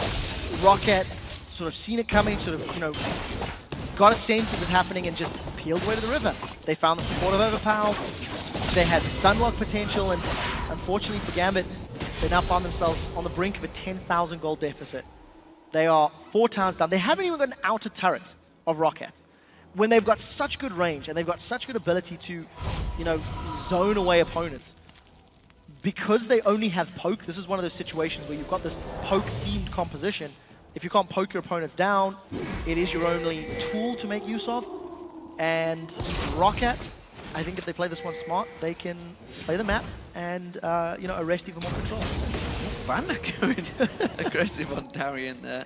He is 007 James Bond right now, so maybe that's why he's starting to start that one off. But Sullivan, he's going to come up, get himself another chunk of CS, and quite happily keeping ahead of Genji, who has been fairly inactive so far. 0-2-0. Keep your eyes on Diamond. I mean, overall Gambit have good dive in the form of Diamond and Darian, but there's no one to dive to anymore. They're all too strong. That's the case. And if you dive to Twisted Fate, he's going to be able to get a gold card down, going to be able to stun you up. If you dive in together, like we've seen previously with Irelia, Lee Sin, Gragas, all going in a small area, the power of Solar Flare just goes up even higher. So Zazas is split pushing towards the bottom lane, the rest of Roccat group towards the top lane, and Destiny's available again. So if Zazas finds himself in a one-on-one situation, yeah, Overpower's going to join him. Eddie takes a peek, doesn't go around the corner. Diamond also taking a peek, does get himself the ward down, and the blue buff once again will be stolen away by Roccat. I think they're going to try and get involved in this one. Celiva doing a good job at keeping them obeyed. There goes the blue buff this time around. It does go across to Overpower. Well, Vanda looking to go aggressive here. They're feeling confident in Gambit's jungle. Yeah, well, he's got the license to kill. He's looking for an opportunity. Previously, Darian, you know, was in a one-on-one with Vanda's Leona, and because Vanda and the rest of Roccat are so far ahead, Darian didn't even want to go for an auto attack. Didn't even want to go in for that, you know, stun. So we'll see how it plays out. Good body snap from there, safety. And Roccat now looking for the siege. They don't have the strongest of siege comps, but they do have pretty good wave clear with that Twisted Fate. Diamond, is he going to follow it? Doesn't connect. And that's the problem. There's not enough initiation for Gambit. Well, while they're all trying to find all these picks, you can see Zazas, he's down the bottom lane, happily shoving a wave in towards that turret, while the rest of Roccat keep them busy. They're rotating around, and then they get problems in the mid lane, so they have to try and react to this one. Genji will clear this wave out. They're going to go aggressive. They're jumping on him. Darian manages to blade surge in there, but he's going to get the support. Destiny comes out. They're going to turn this fight around. He's going to be Genji as the focus target. He's going to get locked at once again. Has the 90 caliber event away. Zazas does finally get taken down, but the Bloodwell brings back to life. Diamond goes down. Darian goes down. The turret in all sorts of trouble as well. Well, Roccat just roll on through Gambit. Nick may finally take the first death for Gambit. Instead, it's going to be the turret again. So that was the mid lane and the bottom in a turret. And Roccat just roll on through 6-0 now in turrets. Make it 7. Both of those, along with the 2 kills, there's no front line for Gambit to deal with. Even though Nick is landing some spears, there's nothing else he can offer. 0-0-0 on Nidalee at 25 minutes. His team simply isn't in a position where they can survive long enough to let the poke matter. Something that Jap brought up during the North American playoffs. When he seen Nidalee get locked, he said, that's a great champion, it works well. When you have the peel and the zone control to get multiple spears down. He theorized that unless you put something like a Thresh along with the Nidalee, there's not enough tools to keep your opponents away. There's not enough in your kit to slow them down, knock them away, prevent them getting to you. And if you can do that as Thresh, it allows you to spam multiple spears over the course of a fight. The reason I highlight Thresh specifically is because it was the second ban from Gambit. They had the opportunity, they had the possibility of taking him. This is a first pick Lee Sin that is 1-5. It has not done a thing for him this game. Not worked out when he's up against Jankos, who had a terrible game in all honesty in game 1 up against Millennium, but he's 3-0-8 right now and having a fantastic match on Evelyn, which was banned away from him actually in game 1, so he had the opportunity to go for it but chose not to. It seems to be his best champion, certainly worked out for him well in the spring split. So, Roccat in control, Dragon up in 3 seconds, Baron of course is available and it's going to be Vision for the Baron that is being taken away from Gambit. They're trying to get the wards in there, but quickly Roccat come in and sweep everything away. So with the position Roccat are in, and knowing that they have the engage, there's a sense of beautiful irony. When I believe at around 24-25 minutes, Roccat lost their bottom inhibitor turret to Millennium. This is a complete role reversal of their first game of the day. Now they need to keep the pressure up. Diamond's looking for another steal. It didn't work last time. I'm not even going to try this time. And Roccat, I think, have got all the tools they need to either continue the split push game with Xaxus, or use those sweepers they've got and bait Gambit towards them. The only risk that Roccat has if they want to do a Baron bait is because Gambit have a heavy poke composition. That's actually a bad position for Roccat to be in. They don't want to be in the confined space of the Baron. So I think the smarter option is to get the wards in Gambit's jungle and play the siege game. Get on that mid inhibitor turret. Maybe try force a fight around the exposed inhibitor in the bottom lane, because Roccat sure as hell have enough of a lead to force the match. Now so far, 4-0-6, now got himself the death cap, of course, with that Lich Bane and Athene's. Source Booty went very early on, Void Staff may well follow, and then you can pretty much say job done for Twisted Fate. Still at level 15, almost completing all of his items. 4-0-6. Doing a great job, and honestly, he's had a pretty easy game so far. And we've seen, obviously, of course, a couple of Twisted Fates so far today. This time around, Overpower using that Destiny to great success. Jankos pink warding off the Baron. That's going to clear out any last little bit of vision Gambit can put down. Just out of range, I feel, that ward. I want to go back to the opening of this game where 55% of the LoL Esports vote was in favor of Gambit winning this matchup. Statistically, Roccat are the favorites. Statistically, coming into this game, Roccat were 5-1 up against Gambit with Alex.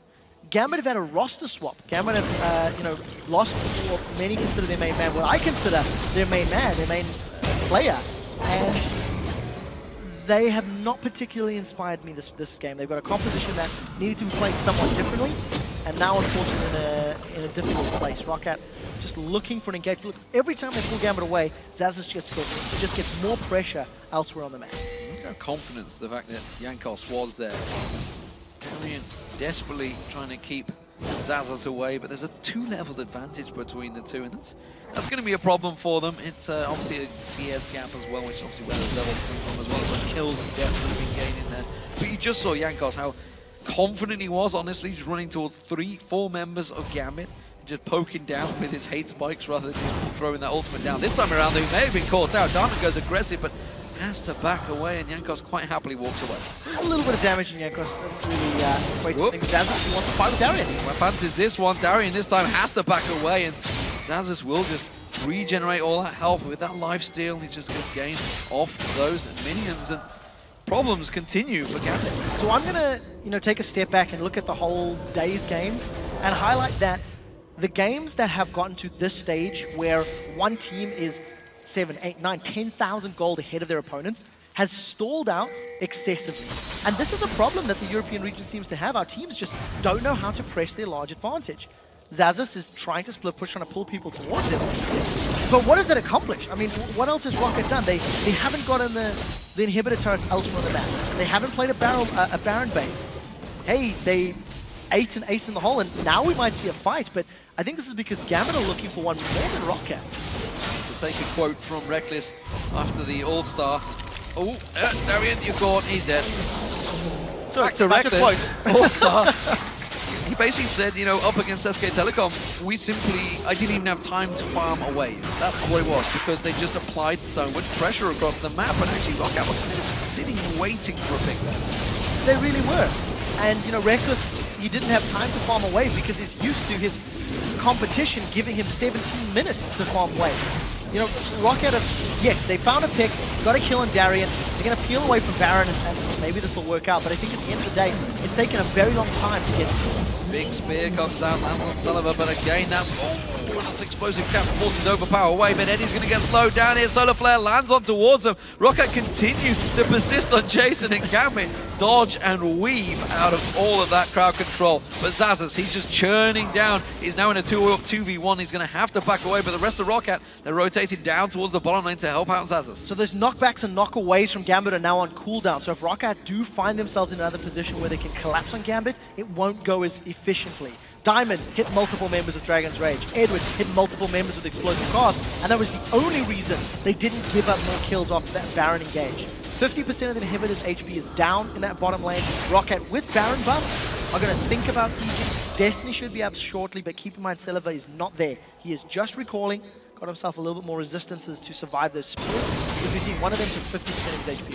Zazas has been down this bottom lane for a very long time. He's got himself just shy of 2,400 gold. And you can see, so he's clearing his way. He is finally going to go back and buy.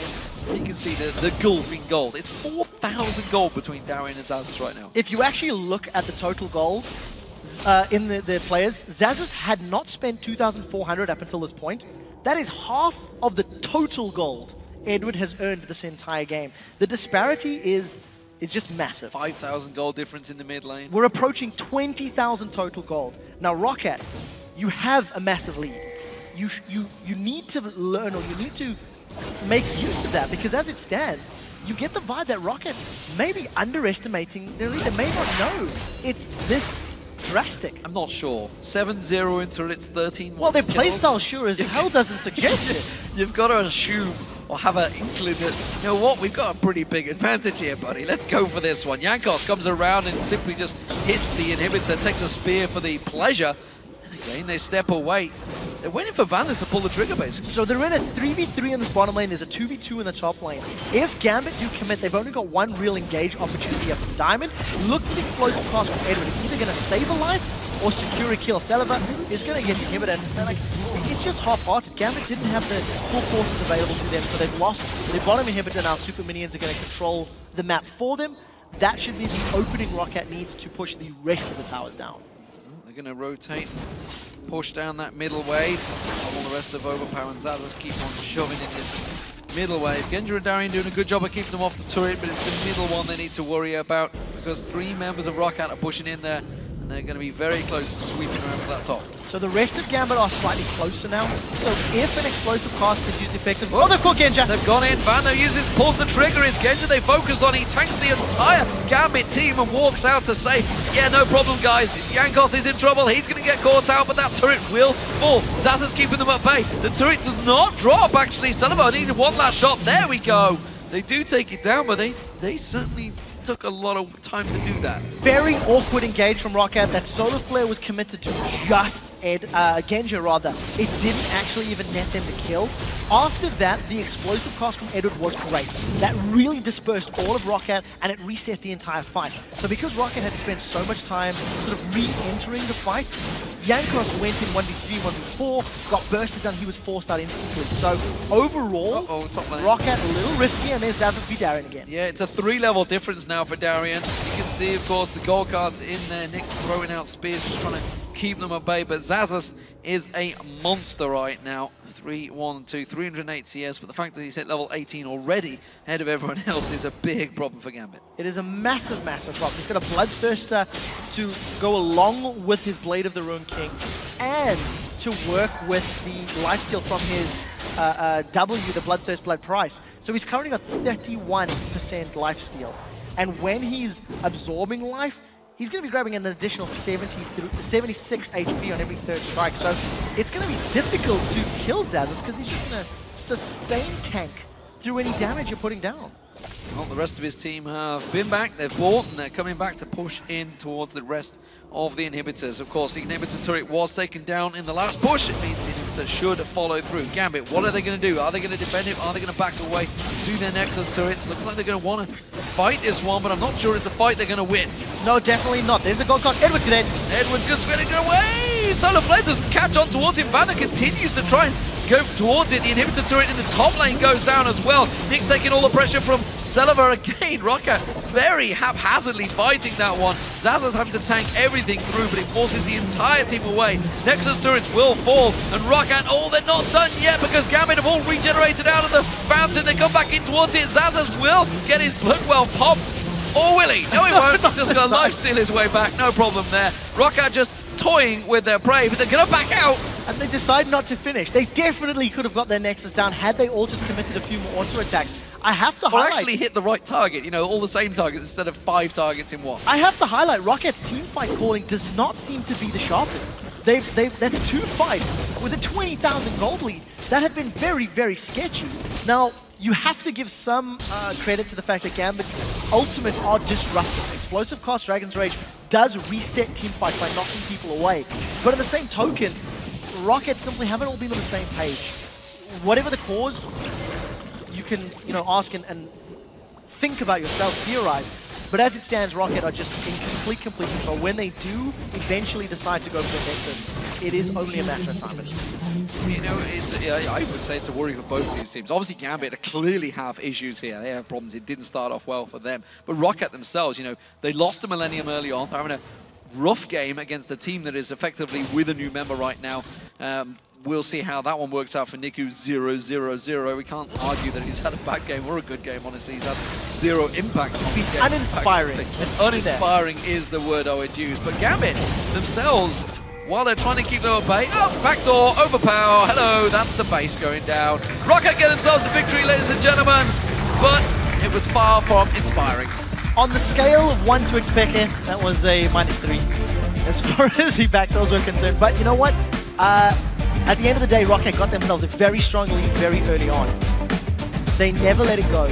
I do feel Gambit could have played that composition significantly differently, and the result may have been very, very different. But at the end of the day, Rocket, they come out, they have a strong showing. Definitely got to work on their closing ability. 80+% kill participation for Jankos and Overpower this time around in this game. Vander Bond, I believe, is going to be his new name. Finished on 007 towards the end there. It was a strong victory for Rocket, but far from a convincing one. 21,000 towards the end there, gold lead. Massive advantage, 11-0 in turrets. If anyone had Rocket, and I know Joe Miller actually has Rocket as his team in the fantasy, they'll be laughing right now because he's playing you actually, Trevor. Yeah, he's laughing, I'm not, because my team is going to be more difficult. But I think for Rocket, the biggest takeaway from here, individually, they matched up. I mean, those are straight head-to-head lanes, 1v1s, 2v2s. Yep. They matched up with Gambit, who apparently were doing well coming into the split. They had better objective play, I feel, in the early game, early to mid game. But their team fight late with a massive advantage was questionable, and their ability to close was very questionable. So there are some things that Rocket will have to take back to the drawing board and go, what went wrong? Why couldn't we close? What do we need to do to change getting over those hurdles? And honestly, I think Gambit, they either need to look at this game and think, okay, was this just a hiccup after our practice? Is this a change in our style? Is this something we need to do? Or is it time to hit the alarm bell already? I would say from a strategic standpoint, alarm bells have to be ringing. Because I really feel like that composition from picks and bans going in, I was like, this is going to be great under towers. You put barrels down, you put traps down. You make Rocket's life so difficult because if you step somewhere, you get caught by a trap, you get caught by a barrel. And then you siege towers. They had the tools to do that, but not once did we see Gambit touch tower. And to do that, you need to win the lanes. And that's not something Gambit did during the spring split. But then if you're not winning the 2v2 lanes, go for a lane swap. Go for the 2v1, go for 3v1. Hell, go for a 4v0. You know, force it. You've got early time, you have wards to work with. Don't at level 1 walk solo into the river bush, lose both your summoners and get ganked 2 minutes later. I mean, that's just that is a rookie mistake. So let's take a quick overlook of the day. What do we make of it? Obviously, Fnatic lost to SK early on, the opening game of the day. Sorry if I just spoiled that for you guys at home. I know it was early on and there was quite a few that may not have been able to catch that one. Good start by Fnatic, but SK again came back strong. So I was going to say up until the Millennium game, probably the Youngbloods seem to be doing very well. I think the league still feels quite competitive.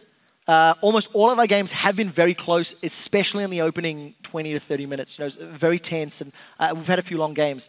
The scary thing for me is still closing. If you look at all of the games that have happened today, past 25 minutes, every single one of the teams has sort of floundered. Once you get to the, I'll go even more specific. Once teams get to the inner turrets in lane, they go, well, that one's too tough to game. I would argue SK actually finished pretty quick. Once they got the advantage, and bear in mind they were behind quite heavily in the lane. They were. So they held out, and that's because Fnatic couldn't close. Fnatic got to the inner turrets, and they were in the lead, and they didn't know what to do. And then because Fnatic gave up some very key picks, SK went, well, now you've made a mistake. We'll punish get Baron. We'll punish get Inhibitor, then punish get Baron, then punish finish. So that was mistakes on Fnatic's side, but I do think every single one of these teams has to go back and go, why on earth is it so hard to get past the inner turrets? Well, we'll get back to that in just a few moments, because for now we're going to head over to Shocked and Deficio, who are standing by with Vander Bond. Thank you very much, D-Man. Indeed, joined by Vander. Finally, I got some points in a fantasy league. By the way, I knew it was a good choice to have Vander on my team. Vander, talk me through this game. We saw some special things coming out, and especially for you in lane, versus a Gragas. What did you make of that pick? So we played a few games in scrims against Gragas, and I think it's a really strong pick in lane. Like you could see one time on mid, both me and Lucian couldn't kill him, like with our full combo. So it's really tanky champion, safe with a stun. So he's really good in lane, but I think later in the game he doesn't provide as much as other supports. All right. Well, in this game here, you played Leona, of course. You set up a lot of kills for your team. We're just going to do the replay already here, so if you pull it up on you guys' screen at home, it's the gang in the bottom lane where you actually engage the fight. TF will join them later on here once we start rolling the clip and start talking about this here. Who's actually making calls here and the situation? So like we, whole as a team knew we were ahead, and I said if I can get on Caitlyn, we just go, and everyone TPs. So it basically happened. And with the good engage on Caitlyn, we couldn't lose the fight here. And this is the thing about you guys, because the coordination here, the teamwork, is beautiful. Like, it is spot on. Teleports down from TF, teleports down from Sasos as well, picks the right target, you kill them instantly. So the coordination is there. But once you go into the mid-late game, it seems you guys, when it comes to rotating around the map and the shot calling decision making, is lacking a little bit. How do you see it yourself? I mean, this game took a long time for you guys to close. How come? Yeah, so I think there were like two key points that we didn't finish as fast. Like, firstly, we went too much for kills instead for towers. Like, we could use Tilted Fate better, and Nidalee has no outpush. So I think we could go more for towers, but our aim was to split with Aatrox and try to pick them. But they didn't really go anywhere, so this tactic didn't work. And then when we were grouping for Baron, like, we didn't time our recalls right. So everyone was like recalling like one guy, then like 5 seconds someone else is recalling, then someone else. So it took some more time than it should. What are your aspirations for this season? Of course, in the Spring Split, made it to the semifinals of the playoffs with the 2 games only you've played today. Given it's only 2 games, but what are your general aspirations? Well, I think like every team here, we want to go to World Championship and be top 3. We lost against Millennium. They didn't do this well last split, but I knew they won't be easy to beat today. And yeah, I still hope we can manage to be top 3. And I would actually just like to know, because there's a lot of talk about analysts, coaches here in Europe. Some teams don't have them, some teams got them. You guys have Veggie, he's your coach. He was your coach last season as well. How much does he mean for you guys, and how much does he help you? So he always helps us preparing the pick and ban fights, like he did it also today. Unfortunately, now he's not living with us in the house. He will be back in like 3 weeks. And when he's in the house, firstly he makes sure that everything on screens go right, like we are focused, we do what we have to do in the game. And then he helps us to analyze the replays, he prepares them, and that's pretty much it. Making life easier all around for you guys. Well, it has worked out here in this game. Congratulations, Vander. Looking forward to the rest of your games. For now, let's check back in with D-Man and Quickshot at the desk for a wrap-up of today and a look at what we can expect tomorrow. Thank you very much, Shocks. With 5 matches from our first day of this Super Week completed, let's check the standings. First up, of course, it is Millennium. They are at the top of the table in first place. Wasn't expecting that one myself. 2 wins and 0 losses. Next is Alliance and SK, who both tied in second place, both at 1 and 0. Yeah, after that we do have Roccat in 4th position, sitting at 1 and 1. And it's not really a surprise that there's a 4-way tie for 5th, because of course, we do have to have a bunch of teams losing. Copenhagen Wolves, Fnatic Gambit, and the Super Hot Crew are all tied at 0 wins, 1 loss. And tomorrow we will be continuing our Super Week with 6 more big games. We start the day with SK Gaming versus Gambit, and that will be followed by Copenhagen Wolves taking on Millennium, and then Alliance face the Super Hot Crew. Then SK Gaming will go up against the Copenhagen Wolves. Super Hot Crew will face Roccat, and will end the day with Alliance versus Fnatic. Those matches will all begin on Wednesday at 5 PM. Obviously not all of them at the same time. That will be 8 AM Pacific. In the meantime, for myself, Quickshot, Shocks, Deficio, Joe, and the entire broadcast crew, thank you very much for watching. We'll see you tomorrow.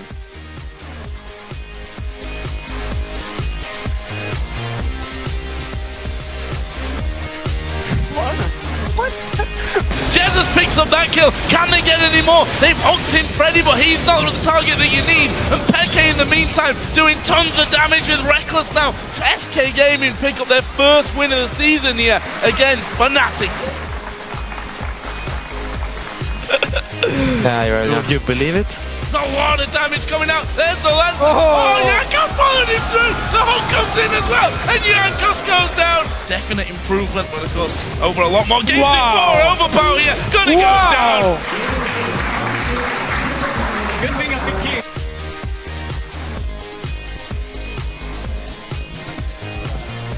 Here comes Overpower, comes straight in, Wildcard's flung out there. This could be 3 in 1. It will be Darian teleported in, but it's at the death of himself.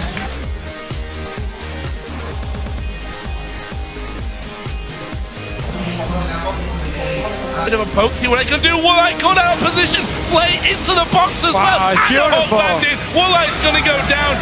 Managing to stay alive, and they're turning it around. They're going to go for Shock. Wild Growth used. Kantar gets himself one. Wicked is still very low. And there is the ultimate. This is how you play Zex. Get me fat and it's GG. He's got Mega Inferno Bomb available. That's the only weapon to try and make this steal. They have no vision of it. They can see it's taken low. You can see it's 3,000 hit points. 2,000 hit points. It's coming in. He's got it.